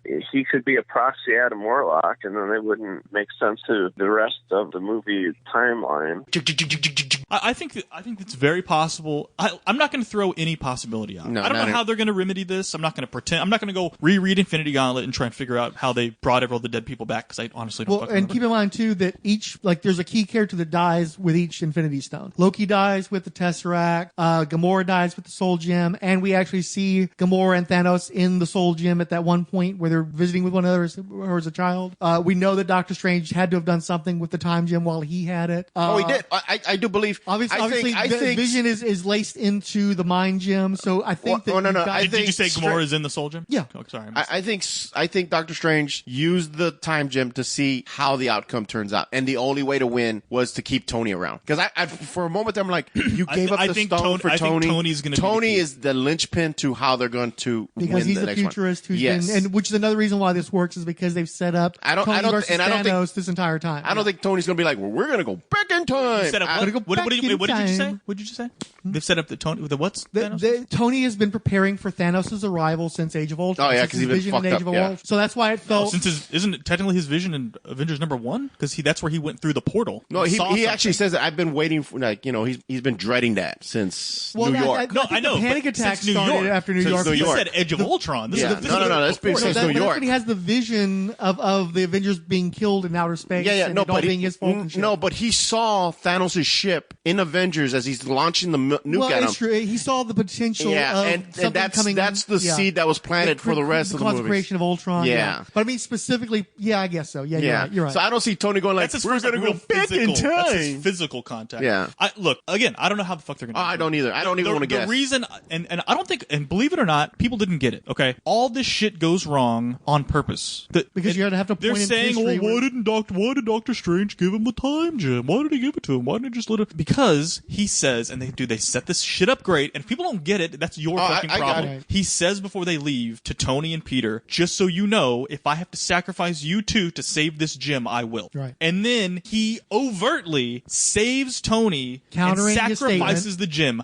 And it's because he saw the one 14, win. the That's what I'm 14 saying. million variations, and this was the only way it plays That's out. why at the very end he Dude, tells them, now we're playing. people don't get it. No. Well, no, there was actually one dude on Twitter. I think he was like a film reviewer. Who was like, this movie, if Marvel better not spit in the fans' faces by reversing the events of this movie. It's like, you're such a fucking dumbass. Of course they're going to reverse the events of this movie. They make it very clear at the end of the movie by who they decide to take out. Oh, you really think Black Panther and Spider-Man are going to stay dead forever? Black Panther just made up Bill. Spider-Man had the #1 superhero movie of 2017. They're not going to wipe them out that. So you're going to reverse not just that, but probably all of it. The majority of this movie is going to get reversed by the next movie. I think the Asgardians are coming back. Okay, Gamora's coming back. Honestly, this is my theory. Everyone who vanished in this universe got transplanted to another universe, another reality. So in their reality, Cap and them actually vanished. So when Bucky's like, wait, what's going on? They're appearing in a different alternate universe. That's possible, I guess. And all you have is RN and there. So you have two. So you literally could say, guess what? This universe is done. But Spider-Man, Black Panther, all the next franchise movies are on the other side.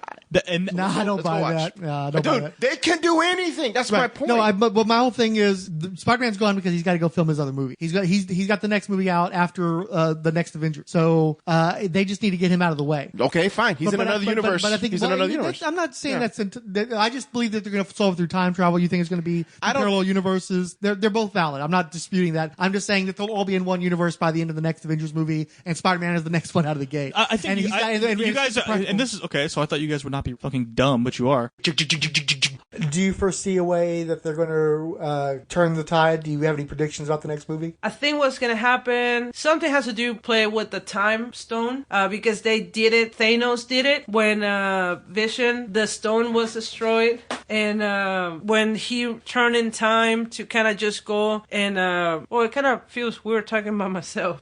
You want me to pause it? Yeah, so what I was saying? Yeah, so when the Vision, the stone got destroyed because of Scarlet Witch, and then Thanos is like, oh no, we come back on time, and then it like returned everything, and then he took the stone. So I think it's kind of has something to do with that. Maybe Thanos will feel remorse. Maybe he will feel like, okay, fine guys, let's play this over again, and I feel remorse. I don't know. So the ending, when everybody started fading away, I was shocked that, I liked that it was like they took out some major characters, like they took out Star-Lord, they took out Black Panther, they took out, some characters with meat, like Spider-Man, your Doctor Strange, and they left someone like Nebula, still standing there with Tony. So it was just her and Tony Stark, I mean, presumably because Nebula's got to help Tony Stark get back to Earth, or help Tony Stark get to another planet, do something, figure something out, I guess but that's still another year away. That's all I got, really. I mean, overall, I enjoyed it. I mean, I liked that there was consequences at the end. I liked that he snapped his fingers, and then they showed him seeing the sunrise, which he had alluded to earlier in the movie, that's all he wanted to do was see the sunrise. And I liked that his concept of what he wanted to do which is save the galaxy, but it was still crazy enough that you're like, oh, you can't. I understand you want to save the galaxy, but you can't do it like that. You know what I mean? And so I liked the way he was able to you felt the craziness, but at the same time, you kind of had there was a little bit of sympathy with, and that's what I got. Did you see Black Panther? I did. It's not unlike with Eric Killmonger, where you don't agree with his methods, you don't even necessarily agree with his ends, but you understand the rationale of how he got to that place. Yes, exactly. It was really interesting that right at the end, Black Panther was like, I can save you. I can save your life. And he was like, for what? To be in prison? Look what I've done to get to the point, And I was just like, wow, that was pretty good. I mean, Killmonger was a good villain, and he was not jokey at all either. I forgot about Killmonger. I thought they made a very wise choice with changing the Thanos in love with death to Thanos wanting a balance for the universe. With the Marvel franchise not introducing death as an entity before that, I think if they would have done it in this movie, everyone would have been confused. And I think without reading Thanos, you don't understand that whole he's in love with death thing, and that's why he was killing half the universe. I thought the balance made more sense. I really liked how they played up how powerful Doctor Strange was. He kind of took a Thanos there for a bit, even when Thanos had the gauntlet. I would imagine that there's going to, with him giving up that time gem, that there's going to be something to do with that in the next movie as to what he did to it or something. And I would imagine the next movie will have to do a lot with the Soul Gem, considering, I think, was it all the Guardians got killed? Rocket and Nebula, if you count her, are still around. Okay, so pretty much everybody except for Rocket and Nebula. So I think they'll probably follow Starlin's stuff. So like Infinity Gauntlet going into Soul Gem, that kind of thing? Yeah, that would be my guess. I do know that now I got a call from my dad today, and he was disappointed. He said he loved the movie up until the end. He didn't know why all of a sudden at the end, he goes, the big mean guy just sits down, and I think he missed where Thanos had said, when it's all over, I'm just going to sit back and relax. But I think they may have made a little bit of a mistake not putting at least a to be continued in there, because my dad's not into comic books at all, but he's seen all the Marvel movies. But they got to the end of that movie, and he's like, so everyone's just dead? And he had no clue that there was another movie coming out. I would have thrown a to be continued in there. But. Well, do you think they were intentionally trying to fuck with people who don't know that there's going to be another one? I don't think so, because that would come to a marketing standpoint, and I think that they didn't want to do anything. I think they just didn't even think about it. I think they just assumed the audience would know that there's going to be another one, but apparently my dad was not included in that thought process. Do you think, getting back to your comments about the costumes, do you think that this movie was intentionally trying to subvert and thwart the expectations of the audience? Do you think they were like literally fucking with people with this movie to kind of throw you off your balance? I don't know. I'm trying to think. Trying to think ways in which, like, sort of like obvious ways. No, I mean, I never really got that sense. It's possible. I like the subversion of having Peter Dinklage play a giant dwarf, of him being, 10 or 11 feet tall. I thought that was good. I mean, up to in as much as, in a pretty crappy place already for our characters when the movie begins. So their exterior selves, their shells, their costumes are sort of a reflection of, for some of them, how far they have fallen since these movies began. But I don't know that it was necessarily for the purpose of screwing with us or our expectations. Do you see Marvel continuing to do their phases, and do you foresee any particular characters showing up on the schedule of movies after Avengers is released? I think we will see. I think they will continue the phases, but they might be a little bit more nebulous. I think Phase 4 might feel very transitional, sort of like Phase 2 did. Phase 2 was just a bunch of sequels and kind of like setting the sort of path for kind of breaking the characters up for what we would see in Phase 3. They have said that they are working on a Black Widow movie. They haven't officially announced anything, but they've said that they've hired a writer for it, and they're shopping around directors to kind of feel it out and see what they can do with that. They're going to make Black Panther sequels. They've never actually said a Doctor Strange sequel, although I think that's just a matter of time. So I think Phase 4 might be just kind of continuing with building up some of these characters that we've just kind of met and seeing what they can do without building to the next Avengers. I think that will be the real key of seeing what these phases look like when they don't reach a climax with the Avengers, which is why I think Phase 4 might just feel sort of transitional. intentional. Like it's just kind of like sort of place setting, and eventually we'll see. I mean, assuming the Disney Fox merger goes through, like once they're able to incorporate the X-Men and Fantastic Four movies, that might kick off a different phase. But also, I don't know, maybe they won't. I mean, I think they will continue, and they should continue to do Avengers movies.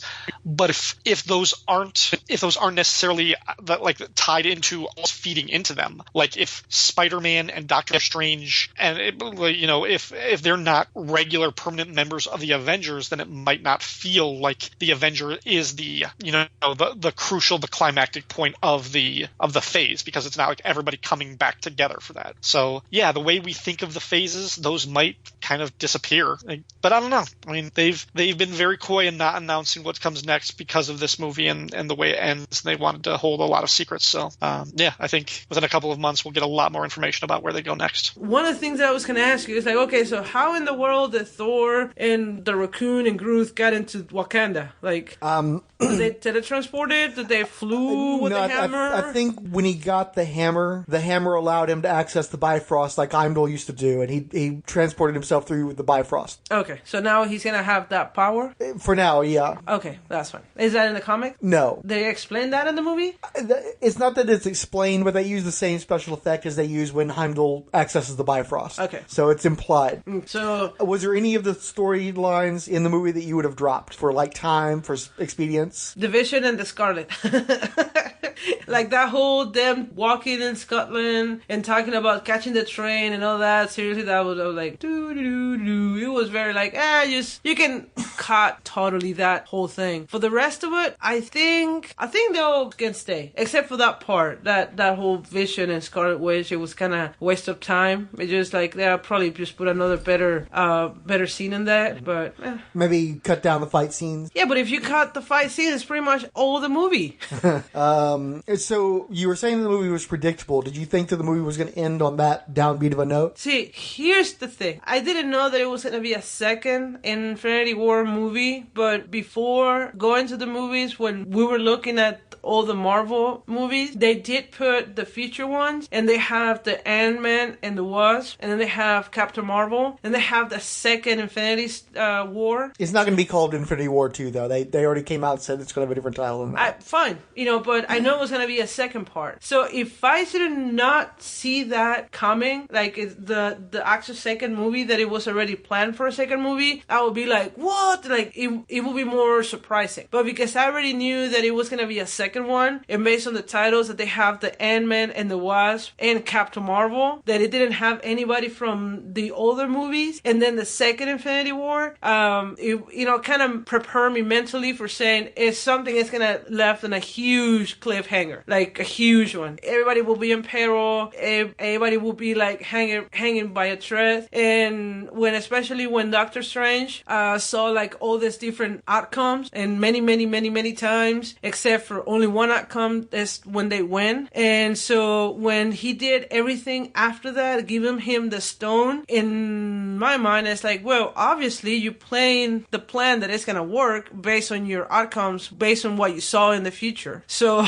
that kind of like see that it was gonna end up in a major cliffhanger and in a major like, oh no, they're all gonna die, oh no, somebody major is gonna happen. So I kind of prepared for that, and because the movie was going on and on and on, and then he finally got the final stone, and the whole thing about Thor and injuring him and stuff like that, I was like, okay, something is coming now. But I didn't catch that about the whole wiping off the half of the universe, but now it makes sense. So when they all start happening like that, I didn't feel like, oh my god, what is happening? I kind of think, yeah, this is happening for a reason, because Doctor Strange already saw that, and I already know how it's gonna be fixed. So yeah, and besides, they cannot just kill almost, like, especially Spider-Man, when they start killing like major characters or like disappearing major characters, they still kind of go like, nah, they're not gonna kill Spider-Man because there's another movie of Spider-Man coming, so they need to bring him back. And who's the other ones that disappear? Like Black Panther. It's like, you're not gonna kill Black Panther. If you will kill somebody like random, except for like the main ones, then I'll be like, what the fuck? Or even if it had been like Iron Man or Cap, the guys that you kind of thought might be exactly, then I'll be like, oh man,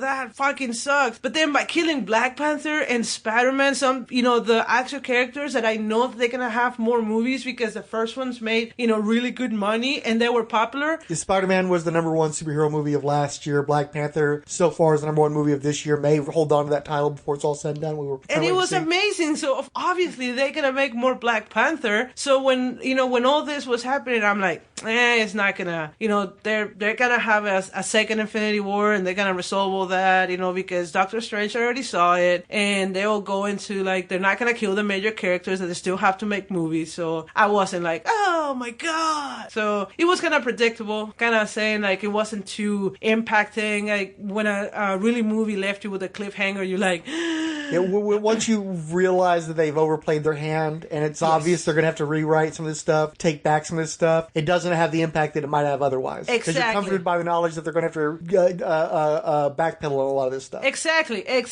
So, and that was And once you've backpedaled on Panther and Spider-Man, why not go back to Gamora? Why not go back to the Asgardians? Why not go back to Loki? Yes. And that was the thing when that happened, when those characters started disappearing, I was like, okay, there's still hope. Because the entire movie, I was waiting for the moment for Loki to appear. And I started losing hope. I started losing kind of he's not appearing. Maybe he's dead. Maybe because when they killed him, when he was dead and Thor was like, oh, brother, and stuff like that. And you looked at me and he's like, sorry, kind of saying he's dead. I'm like, nah, he's not dead. But so then the entire movie, I'm kind of like, no, he's not dead. He's not dead. I was losing hope. And then this happened and I'm like, okay, well, there's still a little bit of hope that he might come back.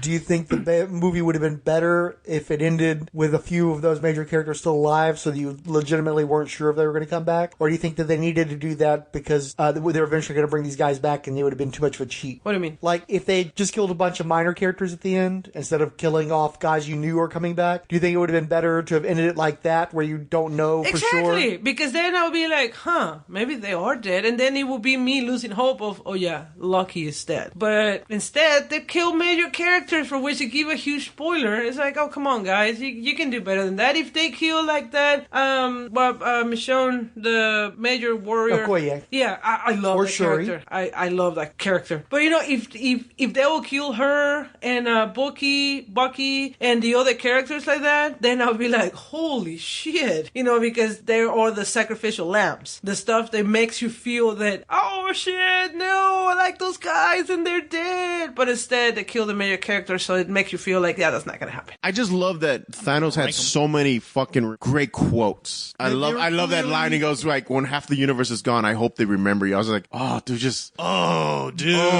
that scene was so good. Jesus, dude, I had a whole new respect right there. This wasn't a matter of we're going to make Thanos happen. This was a matter of we're making a Thanos movie and everybody else is coming along, and it showed. You can't deny the power of Thanos in this movie. Oh no, I just the way he spoke to people was so weird, dude. That's what's so like that scene was. It's so weird that he's not trying to just kill everybody. Yeah, he's not angry. He's trying to balance things. So that's why he can't. Well, why didn't he just flick his finger twice and kill everybody? That's not what he's trying to do. There's not enough resources in the universe to sustain life. Otherwise, you can no prize any stupid movie like that. Yeah. Well, why didn't they just cut his arm off? Well, why didn't he just snap his fingers and create food for everybody? Why didn't do that? Well, then he's not a bad guy. Like, chill the fuck out. Like to me, that's where you're going a little too far into it. But I love that he was still having some respect. Yeah. For some of these. Well, he said too that the resources are finite, and I think it's implied that even the gems are finite. They can only do so much. And I love that too. They didn't go overboard where he's like God level. He's not punching the in-betweener and Lords of Order. And shit. I love that in the books, but I was like, I don't think it works. I love the fact that I don't think they've earned it yet. And if you can't get Galactus, then don't go there yet. Yeah, I love the fact that they pulled back on the powers, and he affects things, but not like ultimately. Like he's not the final word. Yeah, that's so stupid. Why don't he just make more food? Like that doesn't fix the problem. I'm like, don't go to the movie. Please stop watching these movies. Yeah, that's so stupid. Go watch fucking Mission Impossible or whatever you want to go see.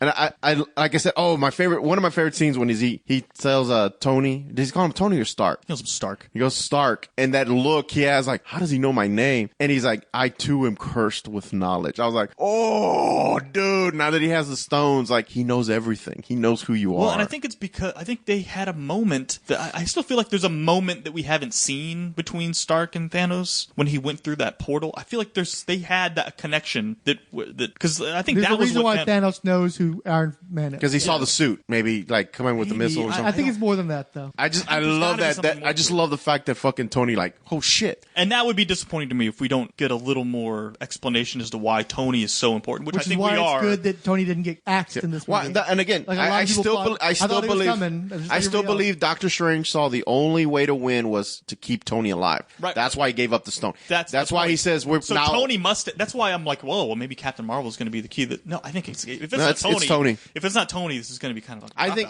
you can't have the new character show up and save the day. I think the series. Unless she's taken the mantle for some of these characters. I think you start with Tony and you're going to end with Tony. Like, Tony is the key. Because he would have never gave up the stone. Remember, he said, I saw every way. We lost every way but one. So, to me, Strange has already seen the ending. He knows how it's going to end, so now he has to play it out. We've established this. That's it. Yeah. The key is whether or not he did it, obviously, because Tony has to live. Yeah. It's whether or not Tony has to live to be part of the original Avengers that fight him, or if Tony has to live because he's going to be a really, really, really, really important part of this. I guess we'll have to see. I hope it is. Yeah. I think that the intention, I think that's why they told so many people is they want to focus on the original Avengers. Well, and I was afraid because was it the Infinity Crusade with the doppelgangers? Which one had the doppelgangers? No, that was Infinity War, actually. Infinity War had the doppelgangers, and the main turncoat was Tony Stark. He was a doppelganger the whole time, not realizing that he. So that's where I was afraid that when he went through that portal, Thanos had fucked with his brain a little bit, and he's actually been a mole this whole time. Oh, that would have sucked. Like, it was going to suck so bad if it turned out that, and if he said something where like, oh, I knew this was all happening because I've been in your head the whole time watching all this shit. Like, oh man, it's fucked up. So I'm kind of glad that did not seem to have happened yet, but maybe they still got time to. Well, the great thing about this movie is, every sequel that's come out, we kind of have an idea. I have no idea where to go with it. Like, they basically clean slate. Like, your whole, then you use time, Jim. You came to that a lot easier than I. If you're asking me how the next movie's going to end, I have no freaking clue. I don't know, because Guardians will come out before the next movie too. No, there's not going to be a Guardian. Guardians 3 is not announced. No, he announced it. He's working Guardians on 3 is not announced. He said he's working on it, but they're like a date and when it's coming out and what order, all that kind of shit. The only movies we know for certain because it's on the schedule, it's been announced, release dates and everything else. Ant-Man and Wasp, followed by Captain Marvel early next year, followed by Avengers 4, and then Spider-Man 2. No Black Panther between. Okay, Black Panther has not been announced yet. So we all know it's coming, but it hasn't been announced yet. No shot at Warlock. The Warlock is not going to appear in the movie. No. Okay. And I think it's just too much. They've gone on the record saying we considered having Warlock. It was just going to be too much to explain. You need a whole other movie to explain who the fuck Warlock is, so they're not going to do it. Okay. Well, that's good then. And also, James Gunn said he's not using Warlock in Guardians 3 either. Even though they talk about Adam at the end? They set up Adam, but they're not going to deal with Adam in the next Guardians either. I love how they do that, though. Yeah. As much as I want Adam Warlock, I like that they're going to just let that marinate. Not just that, I really would rather see Adam Warlock in another movie. I don't think he belongs in Guardians. He doesn't fit with that group. No, I don't want to be part of the group. I thought they would use him as a villain in the movie, maybe. But then you get into the Mega stuff, and it's too complicated. The Church of the Universal Truth. I really think you need another character. After Guardians 2, I could see them going after something like that, but I think they might want to go a little safer with Guardians 3 after Guardians 2. So then all we have is Wasp. Those are the only 3 movies that are announced. Marvel, and so then when is the new Avengers movie coming out? The next one? Next summer. Really? Yeah. I thought it was 2020. No, it's next year. Oh no, dude! Holy shit! So is it already in pre-production? All that shit? It's filming. It's been. I don't know. They might even be done. I think they filmed them at the same time. Yeah, they took a break. They took a break in between volumes and just a few weeks off to give people a chance to rest and think. Well, they got to go and promote the shit out of this, which they're doing like crazy. But they're going back to Atlanta. So yeah. I'll do it. So next year? It's out next year. Yeah. Oh, thank God, dude! Because I really thought 2020 for some reason. I kept thinking early 2020. That's why they haven't released anything about their upcoming slate. They don't want anybody to know what's coming. Why has the title Aside been released? From spoiling Spider-Man not being dead, obviously. Which is okay. Here's one other thing I could ask you guys about too. Do you think they overplayed their hand, or do you think they needed to let everybody know that these key characters were coming back by wiping out so many of the big names that obviously have sequels coming? No, I think that they had to whittle it down to the original Avengers, and that's all it is. I think people are reading too much into this. Yeah. But there are movies on that. They don't change the plot of the movie because they've announced that an actor has a 2-movie contract. Chill the fuck out. I can't stand these people who are trying to spoil the movie themselves because they know they read an Entertainment Weekly article that Tom Holland signed a 3-movie deal. Dude, how do you enjoy movies if Terrence Howard signed a 3-movie deal too? So. Yeah, but you know what I mean? Like Black Panther just made $1 billion. They didn't kill him off. Enjoy the fucking movie. Yeah. We know the box office for Black Panther should have nothing nothing to do with your thoughts and feelings in this movie. Well, no, I think that they killed off so many big ones at the end to let you know that we're gonna go back on this. I mean, the next Black Panther, dude, they could be a throwback, the original Panther, or they could have Shuri. I'm curious to see if Shuri's going to be in the Avengers sequel, like as Black Panther. She's been with Black Panther in the comics, so it makes sense. I love the fact, I really do love the way this movie ends. The more I think about it, the more I'm just like, I love the way it just ends. Like, I don't know. Do you think that the next movie is going to be happy, sad, or somewhere in between? Somewhat in between. I mean, I think it will end on a victorious note, more like the first two Avengers movies, with the heroes ultimately winning. But I do think we will see some of these characters being written off, and it might be their deaths. It might be that they're just find a way to kind of phase them out. But I do think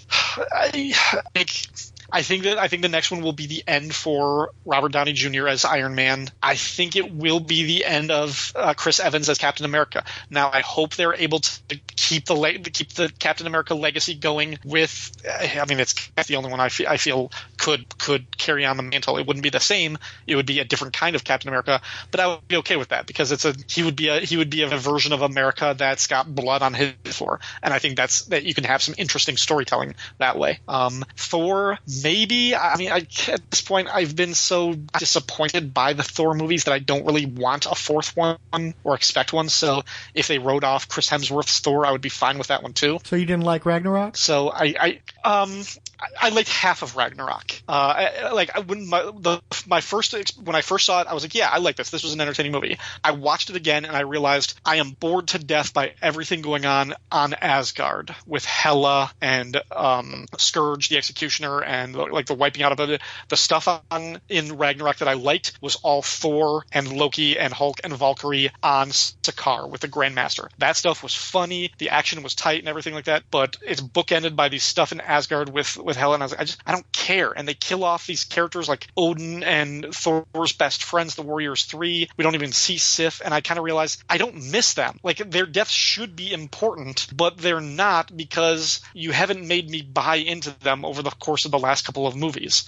So it just exemplifies a failure of the previous one. So Thor Ragnarok has a lot of stuff that I do like and also a lot of stuff that I just don't give a shit about. So ultimately it is one of my bottom 5 movies when I rank all of these, just because it's so uneven.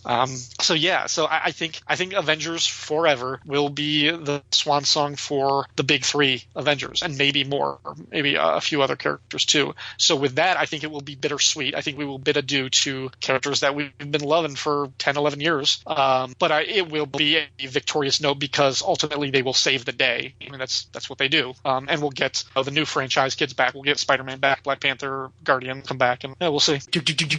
Okay, so I thought you guys would not be fucking dumb, but you are.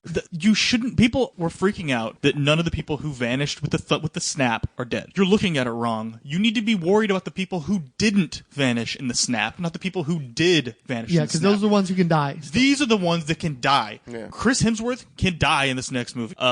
Cap could be gone in this next movie. His contract's up. Tony, I think, is gone in this next movie. I disagree. That's what you need to worry about. And I disagree with you, sir. And it has to do with his little conversation with Pepper earlier in the movie. Right. I think that's his replacement. You think it's the war movie where the guy who talks about how he's about to go home to his sweetheart is going to be the one who bites it for the pathos. But I think whose wife is pregnant? Right. To the heir to his mantle. Where my feeling is the entirety of Infinity War is about the pathos, and what's going to happen in the next movie is you're going to have the happy ending. We jumped too much, man. I really hate that we skipped the whole Vision thing. We can go back to it. I've told you I'm going to do some creative editing with this. I think the next movie ends. Tony's alive. He gets married. He officially retires. I think the movie even ends at his wedding to Pepper Potts, and that's like, okay, they're going to go off and try to make some babies and enough of the superhero shit for a while, and it gives Iron Man a little chance to cool down, and then eventually you come back in with a new actor who's going to be playing Iron Man. His son. No, it's not going to be his son. That's too much fucking Carol Danvers Avengers 10 bullshit. But I do think it ends with a happy note. I think that they took all the horror and tragedy in this movie because you're going to get the happy ending in the next movie. I think there'll probably be a happy ending in the next. Well, I don't know. I think it could end at a funeral. It could end at a funeral. And it's going to end with Iron Man alive and happy and whole and with Pepper at the wedding. You're going to see all the Avengers in their best garb. You know, they're all on their Sunday best. Their tuxedos. So you think we don't lose anybody? You don't think we lose Hawkeye? No, I don't think we lose anybody. Really? I don't think we lose. So you think there's a happy ending at the very end? I think it's a happy. I think it's the extra happy, I think Mike Myers and Dana Carvey are going to come out and go, "Doodly-doo, doodly-doo, doodly-doo," and it's going to be like the extra happy ending where everybody survives and everybody's at the wedding and Drax gets drunk and makes an ass of himself. I don't know why watching this movie you would think that that's a possibility. Because this whole movie is such a super downer, I think they're going to go super happy for the next one. And basically give you a sense of closure, because instead of it ending on this sad note where you're like, oh, Tony, the guy who started the universe, is dead, it's going to be like, Tony is off with Pepper and he's happy, and we're going to take a break from a lot of these big guys because they're going to go off and be happy for a while, and we're going to focus on Black Panther, Spider-Man, Captain Marvel, the next Guardians, I mean, the fresh slate's going to be a happy ending. For all we know, the movie could end where Cap is holding the Infinity Gauntlet, he looks into the fucking stones, he sees the alternate universe where Spider-Man and Black Panther and Ant-Man and all of them are in the other universe and are living their adventures, and Cap's like, we're good. Like, I don't need to take them away. Cap. Yeah, I mean, we don't need to take them away. They're fine. No one's dead. I don't know how to use this. How fucking rad would that be if it ended with Chris Evans exiling himself with the Infinity Gauntlet to some like distant fucking planet where he just decides to be a celestial. Dude, you could turn the fucking Avengers into Infinity Watch and they all get a stone. I mean, I think that Taika Waititi and Chris Hemsworth are already working out that next movie. I think Ragnarok 2 is coming. Oh no, yeah, no, I didn't. Thor's not going to die. I don't. Where the fuck is Valkyrie? She was dead on the. Yeah. Is she dead too? Well, I don't know if she was dead, but she was next to Idris Elba on the. Oh, was she? Okay. Oh wow, that's gangster. Real quick, you could see her Valkyrie outfit. Do you think anything significant happened with Steve Rogers' Avengers crew? Yeah, like the Black Widow and Falcon. Do you think anything happened of significance while they were running around having their little adventures, or do you think that's just a little extra color that they were still keeping busy during that time period, but it's not anything major that we have to worry about? I don't think we missed the hidden chapter of the Marvel Universe where we see them fighting MODOK. I don't think that happened. That's again, like, I think there's a preview comic that shows that, and maybe there is some more stuff of them fighting like rogue elements of Hydra or AIM. But I don't think that anything world-shattering, anything worthy of a movie, or even a short, like one of those like 10-minute featurettes that they used to do. I think they've just been taking care of smaller terrorist type of things. Do you think the Sokovia Accords still stand at the end of the next Avengers movie? And do you think that there will be an active Avengers team after the next movie? No, I think the Sokovia Accords, or I think it'll be undone, or it'll just be shown to be rather toothless.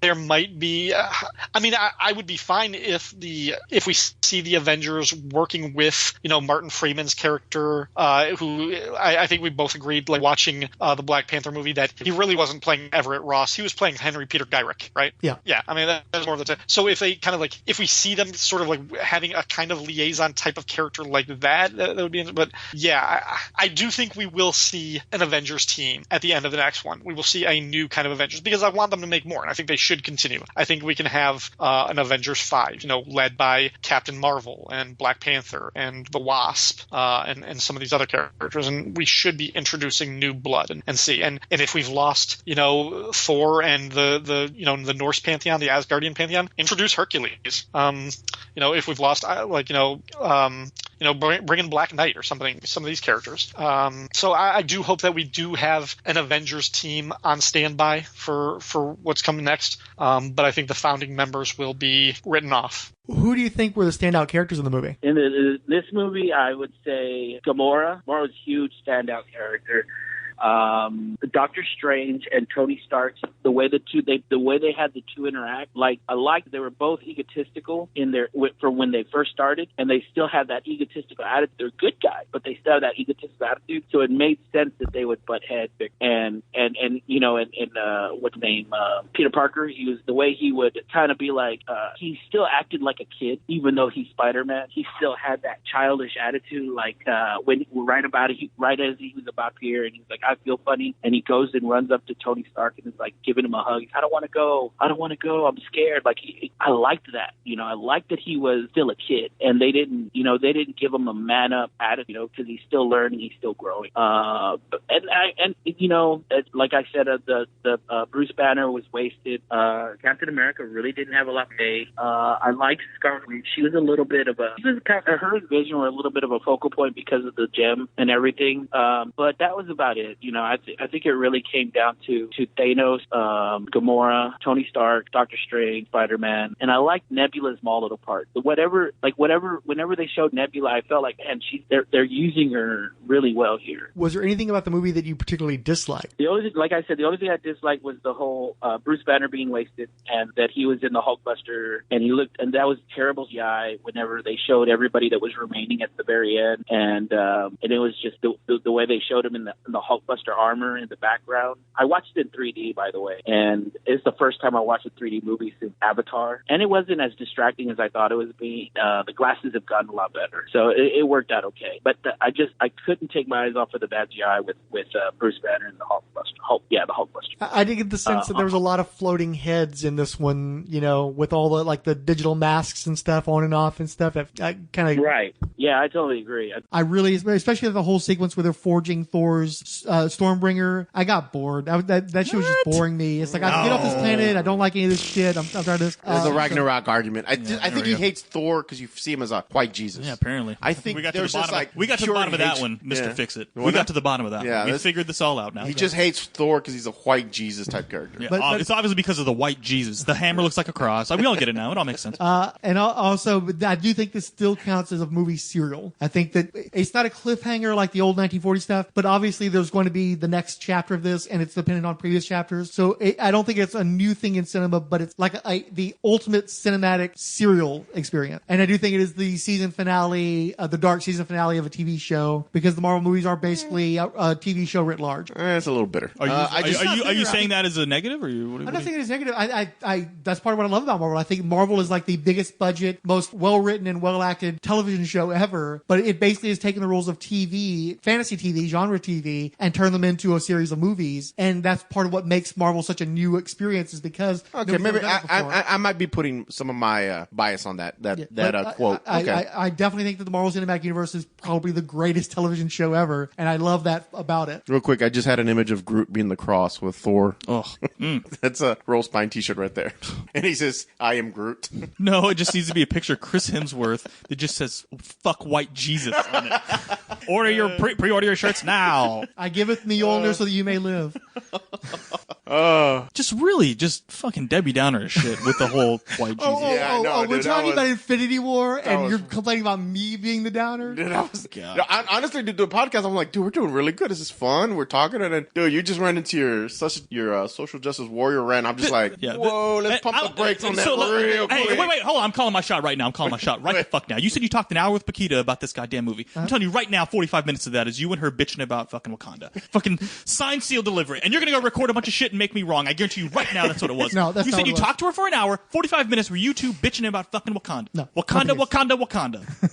The white Jesus. I used to call him Point Break Thor. Now I'm just going to call him White Jesus Thor. I think we have to call him White Jesus proudly. I think from the group, it was kind of like a weird mix, because I like they were divided by groups. They never at any point you have all the Avengers at one place at one time. You kind of kept up the theme from Civil War, where the Avengers are broken up and they're not united. You don't have an Avengers team anymore. And so even though there are these characters that used to be Avengers, they're all kind of in their own franchises still. You've got Tony and Peter, because they already established those two as a pair in Homecoming.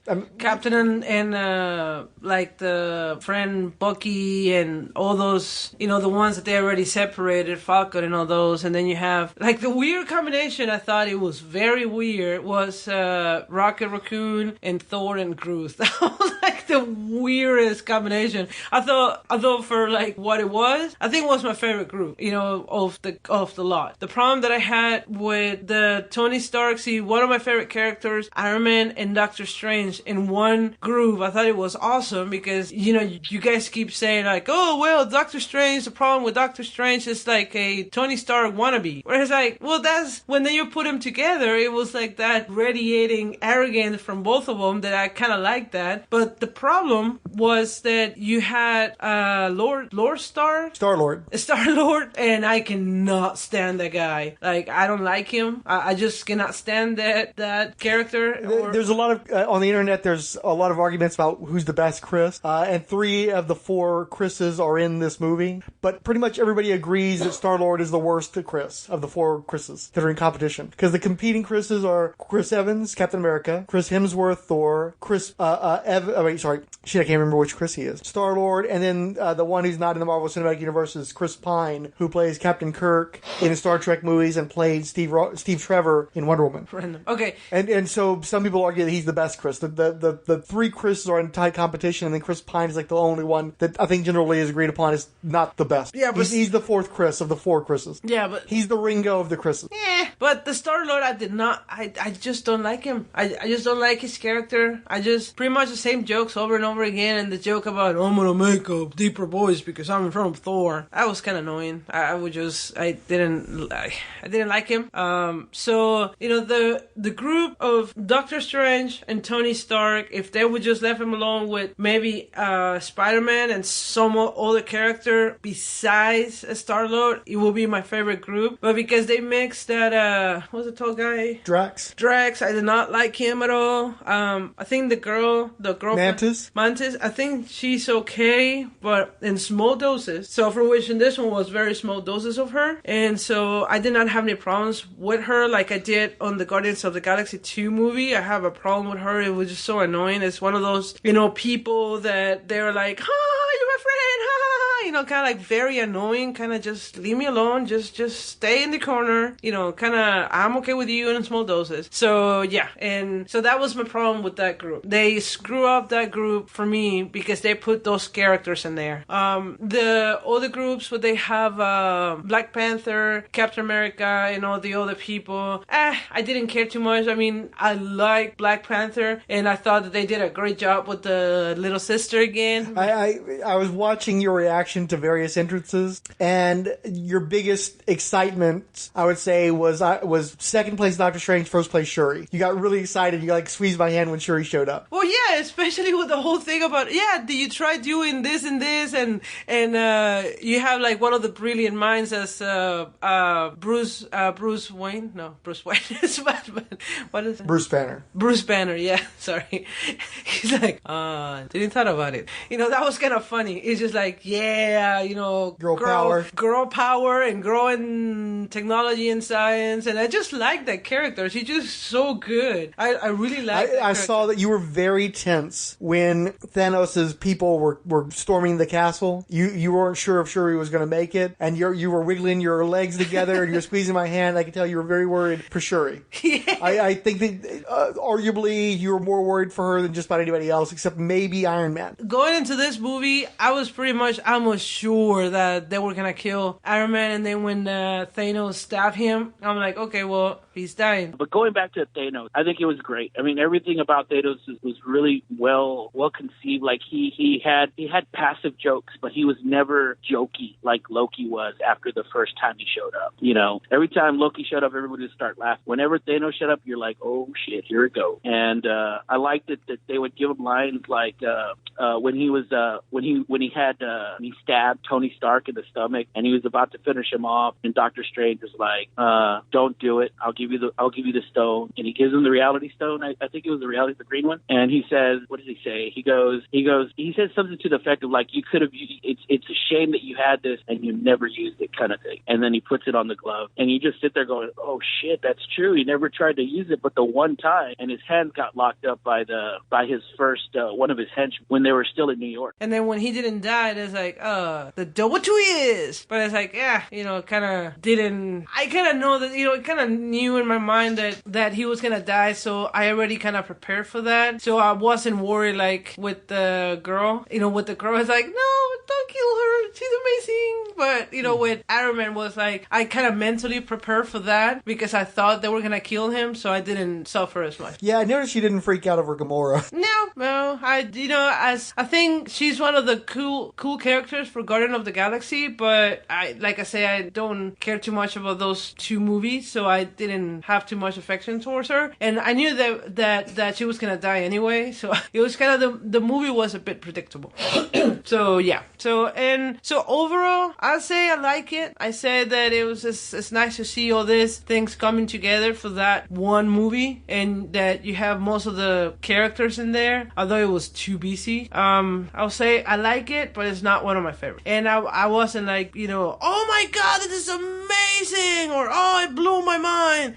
No, I was very mellow. Can you rank just the Avengers movies? Just the 3 Avengers movies? God, that is really hard for me, because where I run into trouble like ranking these movies, and I always often come in conflict with other people, because so much of what I love about these movies is about the fan service. I don't view these Marvel Cinematic Universe movies the same way I view like Oscar bait movies and everything like that. So for me, I actually like Age of Ultron more than the first Avengers movie. I don't think it's a better movie. I think the first Avengers is a tight movie. It is really well written, really well executed. The flow works really greatly. Age of Ultron is clunky in a lot of places. There are some structure and some pacing problems, and the way it balances characters is very uneven. But Age of Ultron has so many fanboy moments that I love. I love that it starts with the team already assembled. We don't have to worry about S.H.I.E.L.D. for the first half hour that I don't care about. The team is just on a mission. We meet Vision and Scarlet Witch and Quicksilver, and we get Ultron as the villain, and I love Ultron. And we finally see Captain America being like the real leader of the team, which I waited for. So there's so much. So right now, I would say Avengers: Age of Ultron is my personal favorite of the 3, followed by the first Avengers, followed by Infinity War at number 3. But these are close. These are like 1A, and 1B, and Age of Ultron, the Infinity War, I put at the bottom right now, just because it's a collection of like a lot of scenes in it, like the narrative thread isn't as strong, and it also it feels like an Avengers movie that's not about the Avengers. Honestly, it's really much more about Thanos and about the Guardians and about Doctor Strange, and it just so happens to be called the Avengers, but we don't spend a lot of time on some of the characters that I wanted to. So right now, that would be my order: Age of Ultron, Classic Avengers, Infinity War. And what about Avengers 2.5? Civil War? Mm-hmm. That is my favorite of all of the Marvel movies so far, because I really like that story. It also has the most fanboy moments. It's got the introduction of Black Panther. It's one of my favorite characters, and I thought his introduction was handled really well, and they made him a great character. It balanced the introduction of Spider-Man into this universe very well. It had a classic fight scene between 12 Avengers as like a 6-on-6. You had a moment with Hawkeye knocking back his arrow with Ant-Man sitting on the arrowhead. I love that moment. Like, I stood up and applauded just when I saw that moment. I also think the final throwdown between Captain America and Tony for the life of Bucky was the most emotional and satisfying action sequence that I've seen in any of the Marvel movies. I love that whole climax. More than the spectacle of the airport battle with everybody fighting, I think the final throwdown with just the 3 characters in that missile silo is the best action sequence in any of the Marvel movies, because it is the emotional and action climax at the same time. It hits them both with the same gun, and it does it really, really well. So yeah, Captain America is Civil War, far and away my favorite of these movies. Well, I like the Avengers a lot. So just the Avengers. Just the Avengers. So you said the first Avengers. There's 3 Avengers movies, or if you want to throw in Civil War, I'll let you throw that one out. Okay, well, I like the first one, the first Avenger movie. I like Civil War, and then the Age of Ultron. Oh, no, wait. I think I will put this one, the first Avenger first, then I'll put Civil War, then I put this one, Infinity War, and then the Age of Ultron. Yeah. This one was pretty good, but once again, it was too busy. It was too much stuff thrown at you, constantly an action scene, constantly moving, constantly just a lot of busy. This was Avengers 3, right? Yeah, and you can count Civil War if you're inclined to. I can count Civil War in there. It's hard to beat that first Avengers. Civil War was so good too. I have a hard time doing this. I'm going to say, for just enjoyability, Infinity War, Civil War, First Avengers, and Age of Ultron. But the quality of the movies, well, like, what was, if you were to, like, pen and paper it as far as, how do I explain this?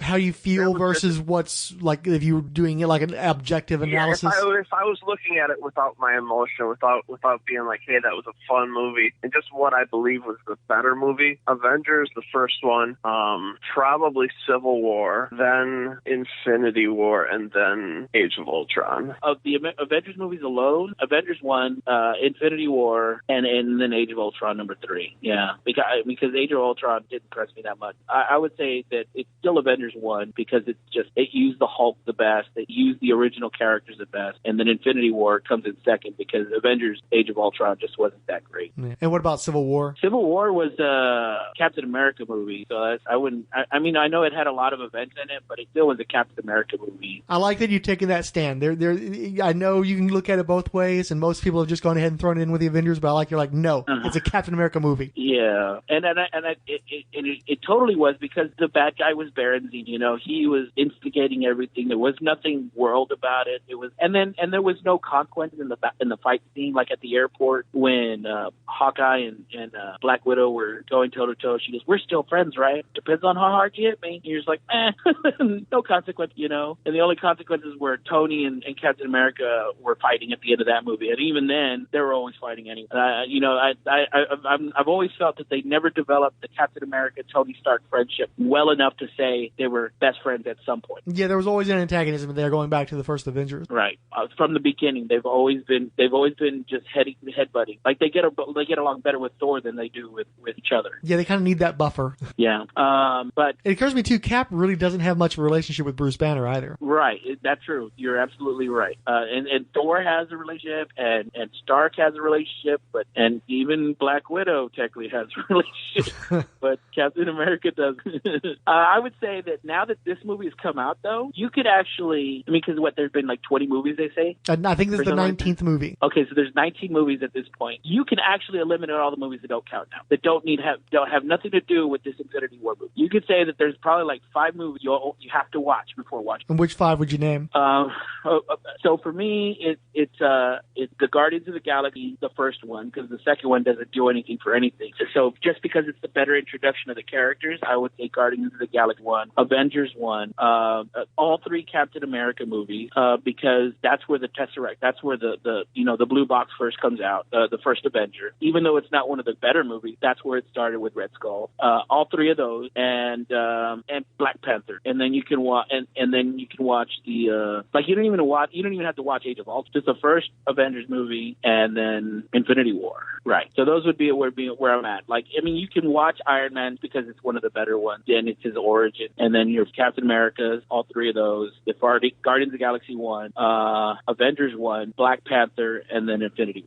That's what I would say. It's funny because in New York they did a marathon, and you expect, they're going to do a 2-day marathon of the movies, they're going to show everything, but they only showed 12 of the 18, or actually like 12 of the 19, because they showed this one as well. And so, but we didn't find a list of which movies were shown, and so me and Paquita were debating this, and then I was debating it with Mr. Fixit because he's wanting to show it to his sister and trying to figure out which movies it was going to be. But everybody's got a different set of movies that they think you would have to see in order to get to Infinity War. So I was just curious to see now I don't know how many of them I've actually got on record, because some of them I think were like off, we didn't record it, but we've all had this discussion where, so you kind of volunteered that. It's like, we were all kind of wondering which ones are really essential. Yeah. I was thinking that too.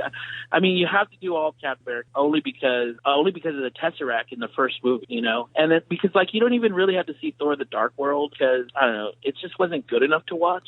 Well, and the stinger is really all you need. It gets to the hands of the collector. That's a minute and a half, and then you don't have to worry about the whole rest of that shitty movie. That's absolutely true.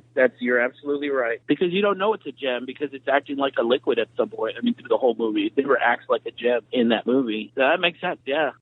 Let me know. So where is they're this at, and movie I'll good look. or not? It's fucking phenomenal. It's a benchmark now. Like I went back because there's quite a few DC movies I like, and there's a lot of Marvel movies I like. And I wanted to bring that question. Well, I was going to talk to you one day. I brought it up to somebody else. When you think of superheroes, do they have to have powers to be considered a superhero? No. So Batman is allowed to be a superhero, though he shows no He's power. absolutely a superhero. Yeah, he's Batman. But there's He's nothing one of the, super about him. He's just a man who He's takes it super upon rich. himself to wrong or right the wrongs he feels. Very curious. Very curious about where you're going with this, but continue. Well, okay, because he puts on a flamboyant costume. He has technology that does not exist in the real world. He fights crime. Well, okay, so the point I was going to say, like, when I watched the Nolan Batmans, that's more like a crime thriller to me. There's no one shooting lasers or anything like that. Yeah, it was a bad Well, it's been movie. acknowledged that was the goal. Was he was basically doing So I like those movies. I think they're very well done. Yeah, those are not good movies, but yeah. Huh? Well, the second one is really good. There's 1 out of 3. Yeah, 1 out of 3. Yeah, it was bad movies. This movie super overrated. Wow. Anyway, continue. Extremely overrated. Quit talking. Extremely. Quit talking. It ruined the entire DC universe because those movies were so overrated. Because now they're affecting these movies. Go ahead, continue. Shh. Go.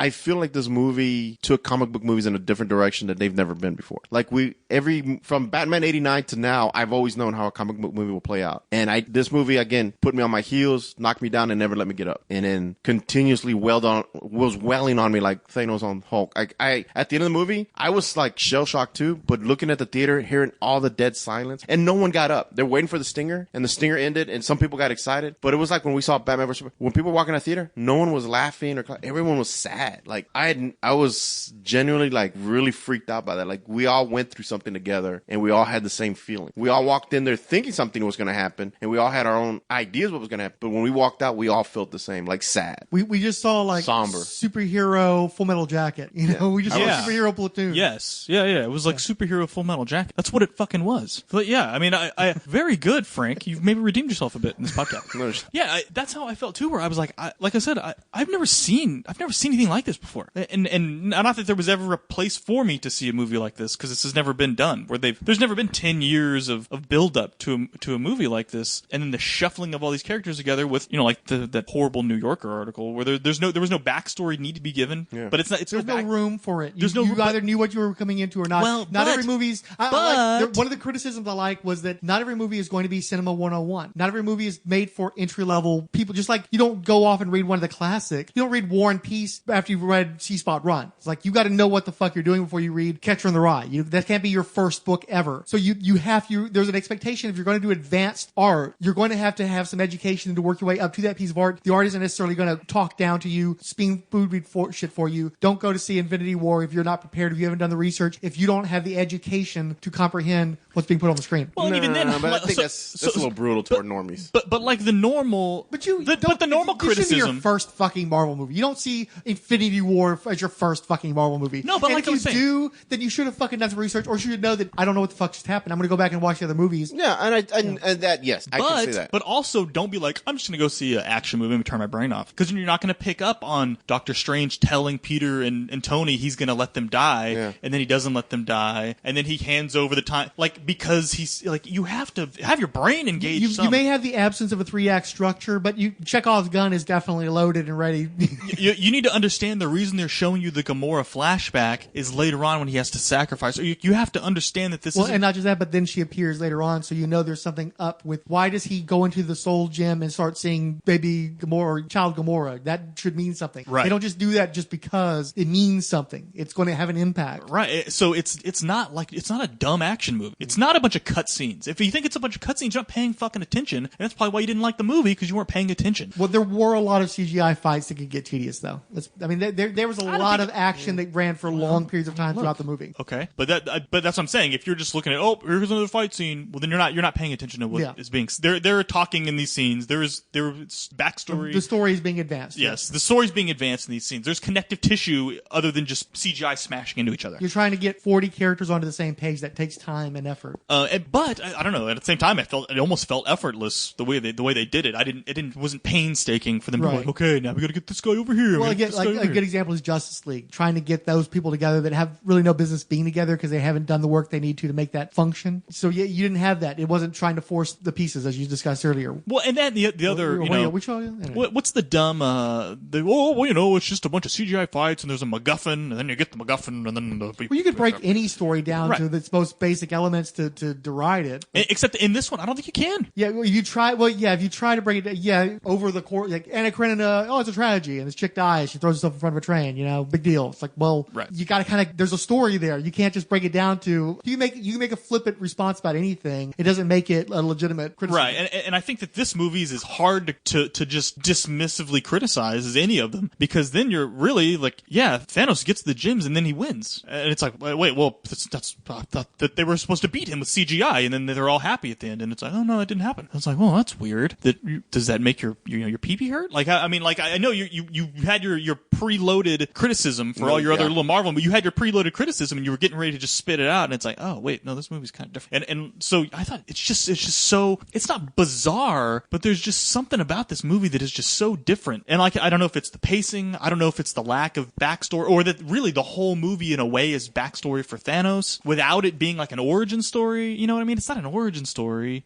It felt more like the Thanos movie to me and less Avengers. Yeah, well, that's the story. If a lot of the other stuff is fight. It could have been called Thanos Quest, and I've been like, that's actually one of my big problems with the movie. I hate the name Infinity War. I think it's a stupid fucking name. I think it was just like the commercials where they gave you scenes that never appeared. They wanted to throw everybody off. They want you to watch. That's why they were telling everybody, we don't want you to spoil. They were like, please don't put any spoilers. We Thanos want demands your silence. If they called it Thanos Quest, then you would know what he won. Yeah, the movie's about. I wish they had called it Thanos Quest. Anything but Infinity War, because Civil War, Infinity War, at some point they're going to do Secret War. It's like, lay off of the fucking war shit, especially pretty much back to back seemingly. But also, I just think Thanos Quest is more accurate since the movie is driven by Thanos. Or Infinity Gauntlet is better because I don't think you can mass market the title with Thanos. Well, how about Infinity Crusade, which is another Crusade's an icky word. Too religious. It's about religious fanatics on a genocidal campaign. Right. It makes fucking sense. I understand, but I think putting it in the title, you're going to stamp on kids' toys. Yeah, that's not what you want to put on. War is Nobody knows what a fucking crusade is. They don't know the religious implications. There's people like you that'll be on their soapbox screaming at kids or walking around with crusade toys on their... You would be the first one at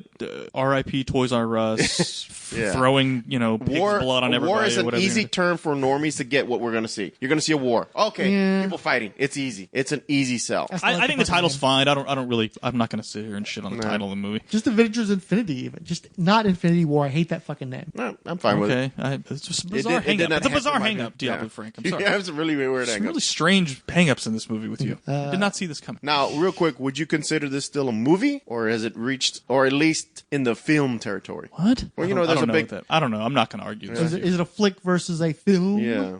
It felt like a film. I like movies that make me feel. Like there's been a few Marvel movies I've been like, oh, it's okay. And you sit through a movie, oh, it's fine. There's been films where you sat and you're like, wow. I walked out like, wow. I thought of Seven immediately. Like, I remember when I walked out of Seven, I was just like, fuck, dude. Like, I thought the cops caught him and it was a horrible fucking ending. And I remember walking out of the theater being like, not shell-shocked, but like, fuck, that was weird. That's how I felt walking out of this theater. And I was like, wow, that really made me feel different. Like, I felt something. So I was just kind of see what y'all thought about that. I think that the movie is emotionally manipulative, and I think that it's too dependent on fight scenes and a whole bunch of other movies, so there's no way I'm going to call it a capital F film. But it's definitely an interesting piece of cinema in that it's so against the classical structure. It just doesn't function the way films normally do, and it's freaking people the fuck out. And what I think about is like there's been a number of songs over the years where the first times I heard them, I hated them. It's like, what the fuck is that song doing? I hate that fucking song. I remember the first time I heard Fascination Street, and it's like, this fucking takes forever before the fucking song starts. This is bullshit. Or No Doubt's Spiderweb. New. Where it's like, it does like this kind of like weird, almost like Gary Newman-esque, ominous sound, and then it goes into a ska and back and forth. Like, what the fuck is this song? But now that's how I feel with every No Doubt song. Well, now that's like my favorite No Doubt song. It's probably one of, if not my favorite Cure song. So sometimes you have that revulsion of something that you're not, that is new. That's like, what the fuck is this? I don't like this. This isn't what's familiar. And I think a lot of people are having that sort of revulsed reaction because this is not a movie as we know it. But I still don't think it's a capital F film because I do think it's got a bunch of action scenes and it can be tedious at times. I think it is overlong. I saw the movie the first time, and the next day I was kind of in a shitty mood because I have a strong ambivalence toward this movie. Please explain yourself. I have a strong ambivalence. I don't love it and I don't hate it. I'm conflicted about this movie. movie. I still have not. I think I'm going to silence on liking it, but there's a lot of stuff that I had issues with, and so for me, I think it's definitely the best Avengers sequel, but I think it's the worst Russo-directed Marvel movie. So that's part of my ambivalence. Wow. I think this podcast is going to be weird because he's going to find a lot of people that agree with him more.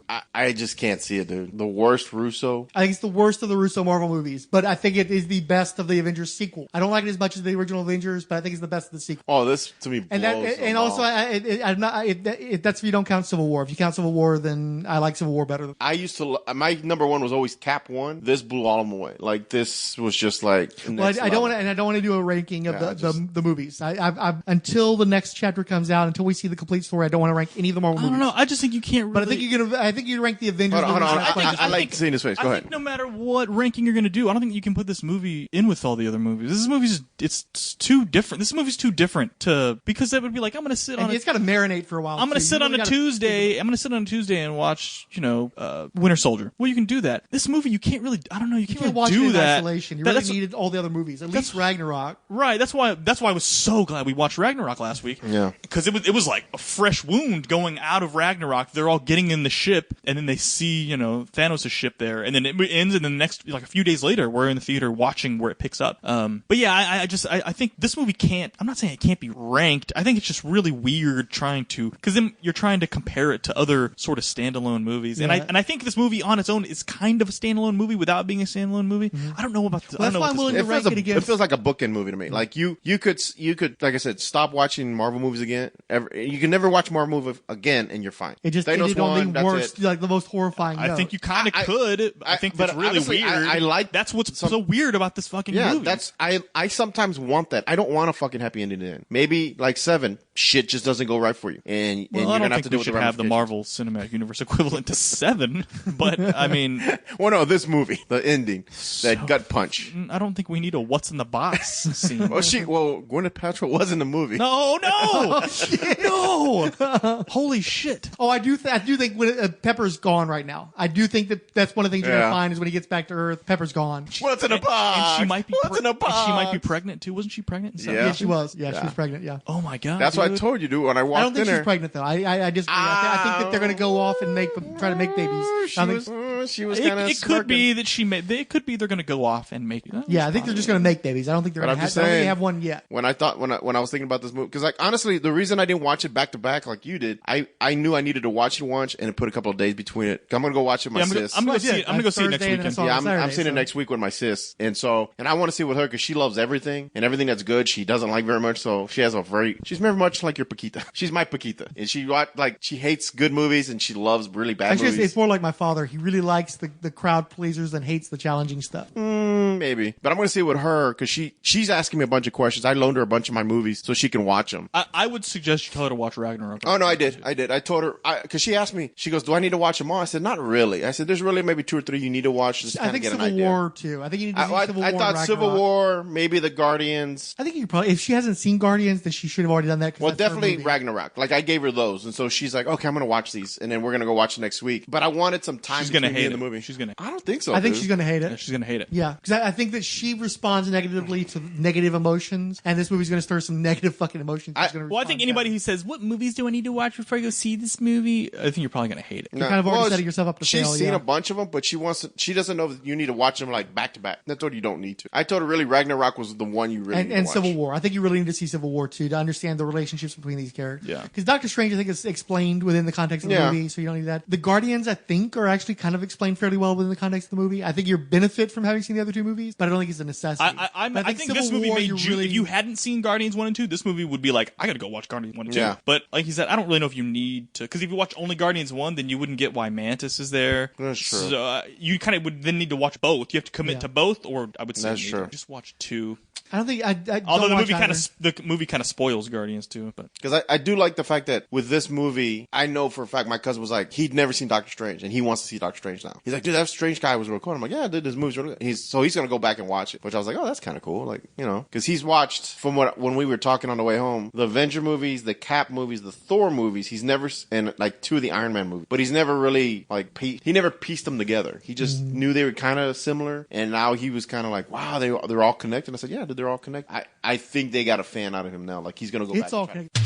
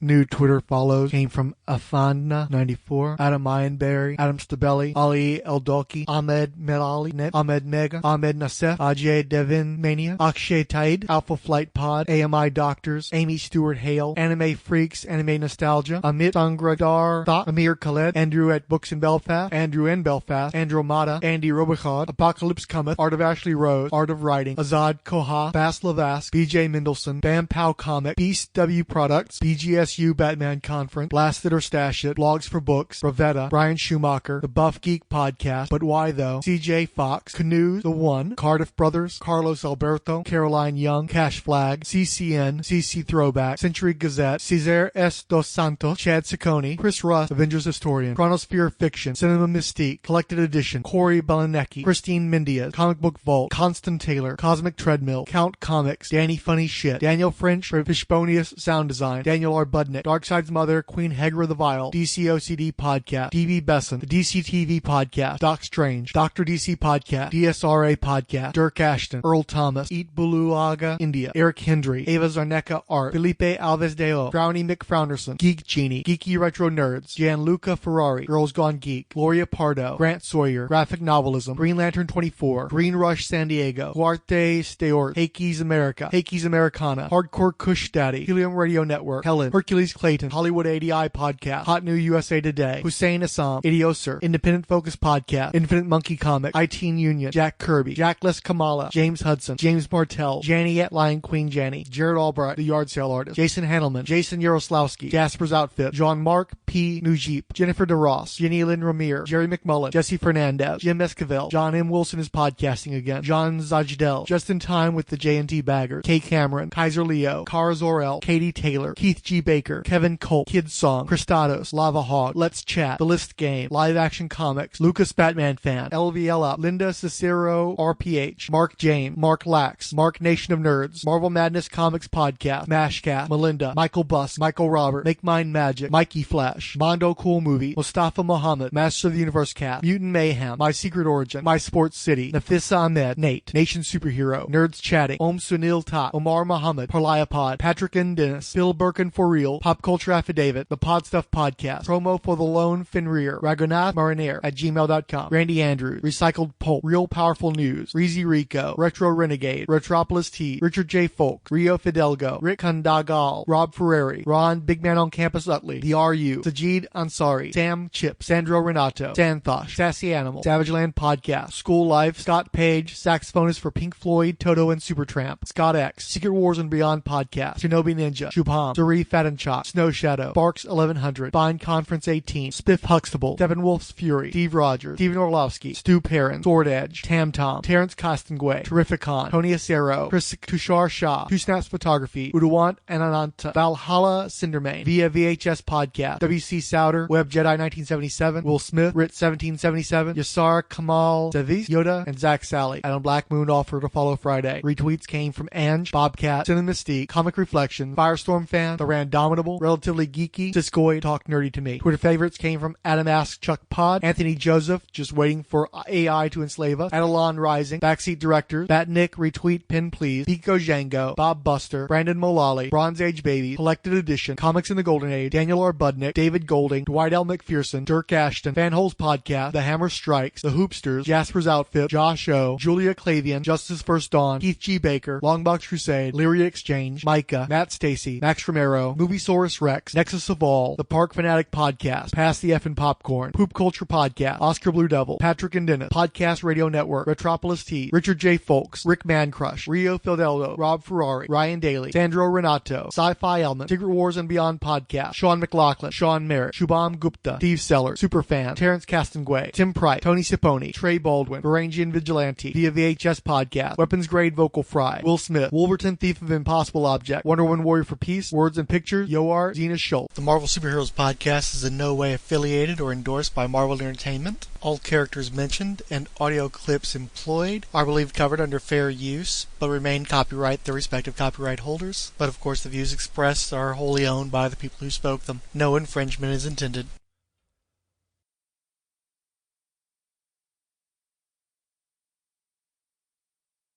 Do you think Infinity War was the best title for this movie, and do you have any guesses as to what the next one will be titled? I was thinking about that. Because it goes back to what they originally, because back in October of 2014, they announced that the Avengers 3 would be called Infinity War Part 1, and the fourth movie would be called Avengers Infinity War Part 2. And they said it was going to be a two-parter split up, released 1 year apart. And at the time, I was like, I was skeptical about that. And the reason is because I've seen movies that tell one story split in half. Some of them have been successful and some of them have not.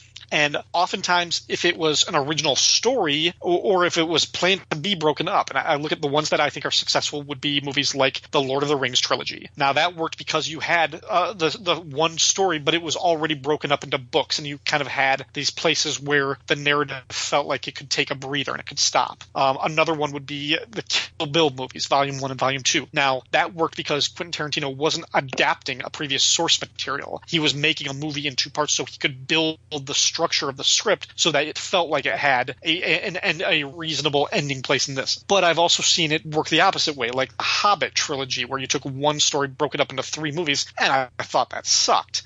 Even the last Harry Potter movie, Harry Potter and the Deathly Hallows, was one book. They just broke it up into 2 movies, except the thing is the book wasn't designed to do that. So I felt like the Harry Potter and the Deathly Hallows Part 1, that movie, was 2 hours of setup, and the second movie, Harry Potter and the Deathly Hallows Part 2, was 2 hours of climax and action. And when watched individually, they felt very uneven and didn't work, I thought, as individual movies. You kind of had to take them together. So with that in mind, I was worried when they said that this was going to be one movie broken up into 2. I was, well, it's not going to be a straight adaptation of Infinity Gauntlet. I know that. So I'm trusting that the screenwriters know how to do that. Now, getting back to the question, was Infinity War, because they stopped saying that this was part 1 of 2. They just said this movie is just called Infinity War. The next movie will be something else. So all of the fans said, okay, well, this movie then has a definitive beginning, middle, and end. This is its own beast, and Avengers 4 will be something completely different. Well, clearly that's not really the case. This one does feel very... There is a lot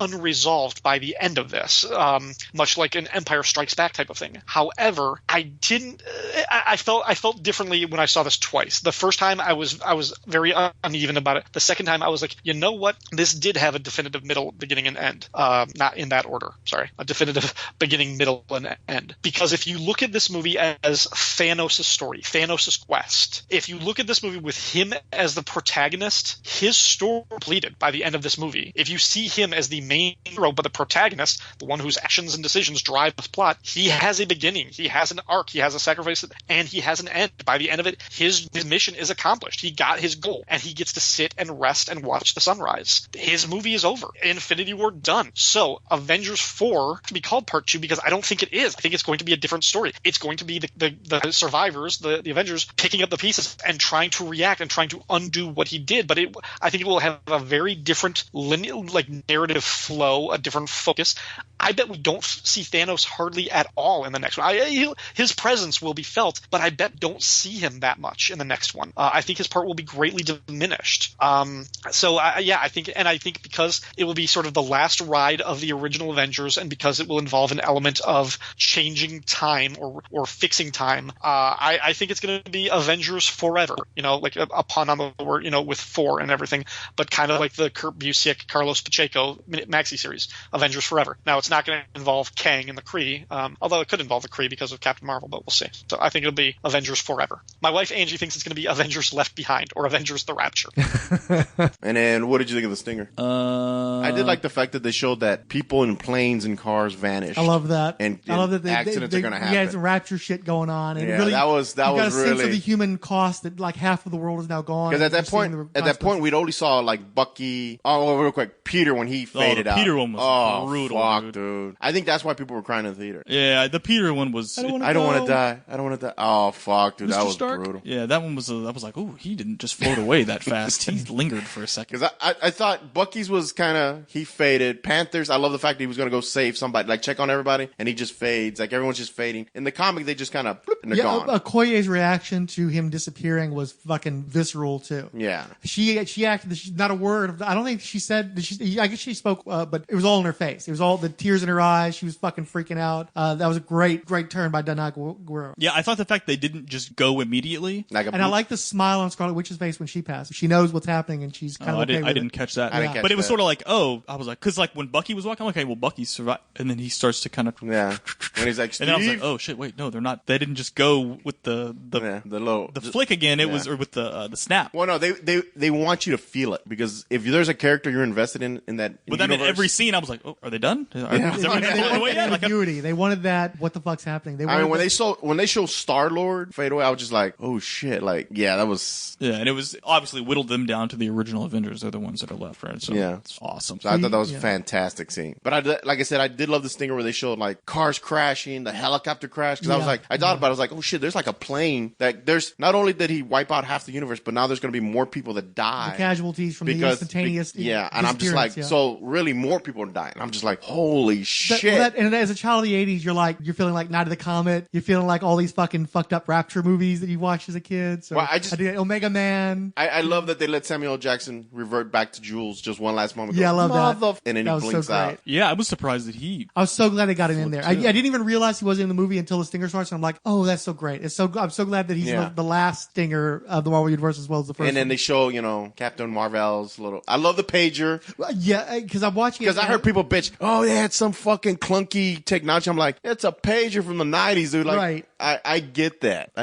Well, see, and I wasn't quite sure. Okay, sending. I wasn't quite sure what was going to happen. And then when the star appeared, I did go, yeah! And it's not even that I'm a Captain Marvel fan. I'm not that into Carol Danvers. I haven't read a lot of her comics. But knowing what it meant, it just hit me. Oh, no. There was some people on okay, so the row in front of me. People didn't know the row in front of me was obliterated by my nut. They were gone. The rows in front of them, these 4 people, 3 women, 1 guy. They survived ground zero.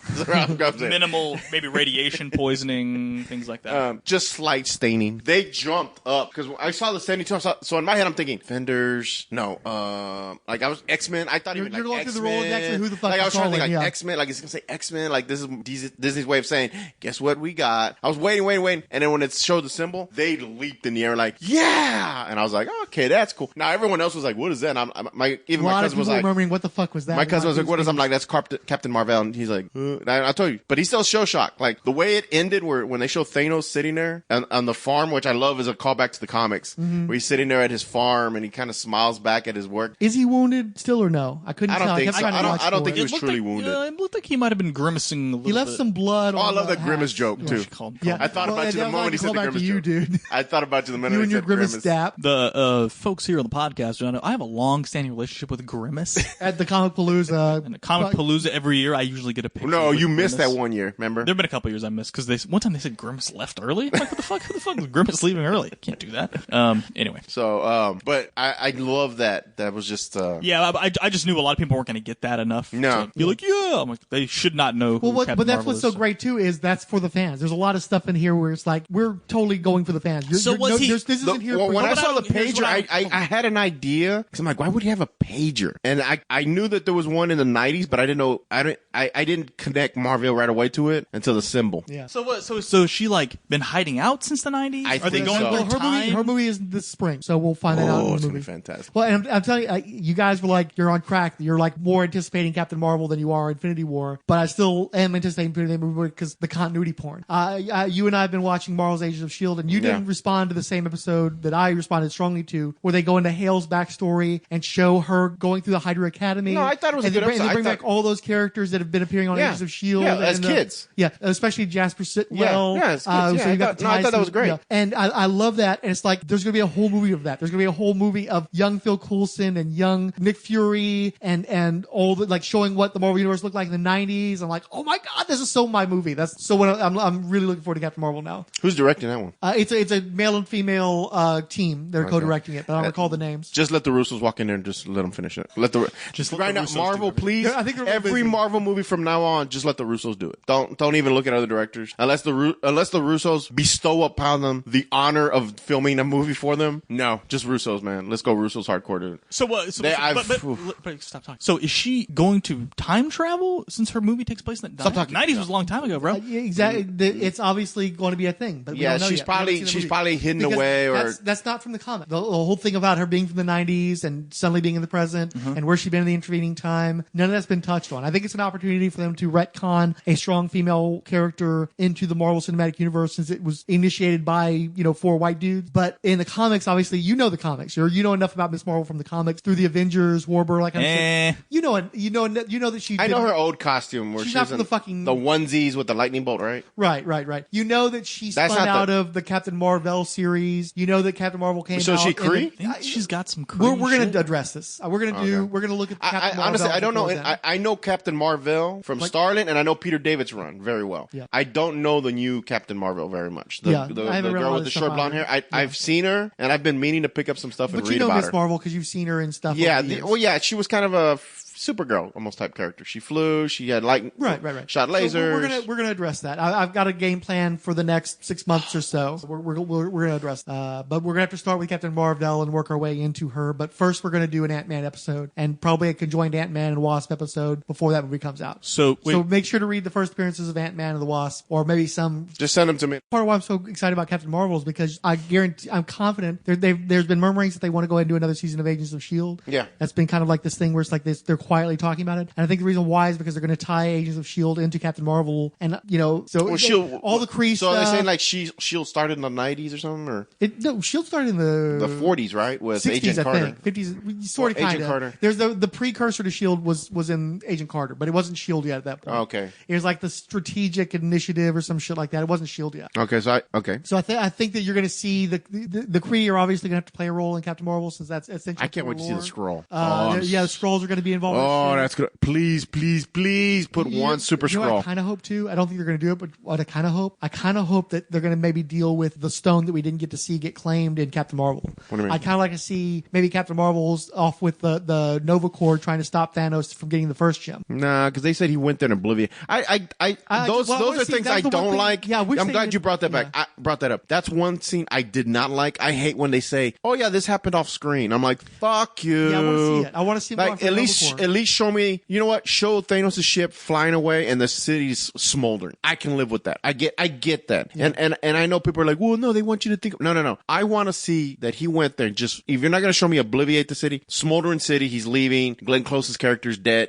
She's dead. They're all dead. He's walking off. Something. I just hate when shit happens off screen. That's kind of a cheap. So that's why I kind of hope that they have some of that in Captain Marvel. I hope that they manage to find a little room in there. Maybe she's off with the Kree. Maybe that's where she's been this whole time. Maybe that's why he's having to send off the signal because she's off in outer space with outer space shit. Well, Ronan is supposed to show up, right? Right. Oh, that's gonna be cool. But we don't know if that's Ronan in the present day or Ronan in the past. I think it's going to be Ronan in the 90s. So before the suit? Before Guardians. I think it's going to be Ronan. Pre-Guardians. Yeah. Well, I know it's pre-Guardians, but I'm saying, didn't he always have that armor? Yeah, he was the accuser. Always, right? He'd been the accuser, bro. Yeah. So that's why he'd been accusing. Captain Marvel can't help but get into Agents of S.H.I.E.L.D. territory because they're dealing with the Kree, and that's all. Shit's all been done in the Agents of S.H.I.E.L.D. I hope they don't do Even that. if they don't acknowledge it at all, you got Phil Coulson, you got the Kree, so there's something to He's that. going to be in the movie, right? Phil Coulson? Yeah, he's in the movie. He's already sent a picture of himself. Like he wouldn't show his face, which I thought was interesting because I think they're like I say they're going to de-age him. Yeah. But yeah, we know that he's in there, so it's automatically kind of like a sort of Agents of S.H.I.E.L.D. movie, kind of sort of. And you're wrong, dude. In Guardians of the Galaxy 2, that is fucking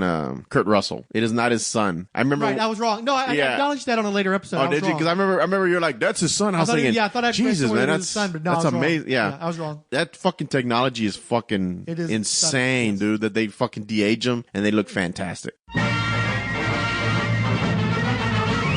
And now the Merry Marvel Marching Society, 20th Century Geek, Angel Velasquez, Annette O'Hare, Bone Dragon Comics, Brody's Kitchen, The Buff Geek Podcast, But Why Though, Caroline Young, Caroline Wells, Cash Flag, Chris at Bat Books for Beginners, Chris Sheehan, Chronosphere of Fiction, The Cinnabud Podcast, Coffee and Comics Blog, Comic Relief Podcast, Corey Belansky, Daniel French for Bonus Sound Design, Darren Ruth Sutherland, Ed Moore Teal Productions, Eric Mannix, Gloria Pardo, Goldmine Productions, Gregory Litchfield, History of Comics on Film, Ice in the Face Podcast, Jake and Tom Conquer Podcast, Jeffrey Brown, Jeffrey McMullen, Jeffrey Whitworth, Joe Crawford, John Horsley, Keith G. Baker, Kevin Dodgy, The List Game, Martin Gray, Mike Ratliff, Monsters and Mystics, Nerdfix Strangers, New Gods Motherbox, Nicholas Stark, Now That I'm Older, Open All Powers Pod, The Pod Stuff Podcast, Randy Caldwell, Resurrections and Adam Warlock and Thanos Podcast, Richard Field, Sassy Animal, Silver and Gold Podcast, Son of Cthulhu, Sully Jr., Superhero Speak, Senate Alias Scarecrow, Trekker Talk, Unearthly Visions, Warlord Worlds, Willie Yarbrough, Xenozoic Xenophiles, and Zach Sally. You belong to the Merry Marvel Marching Society.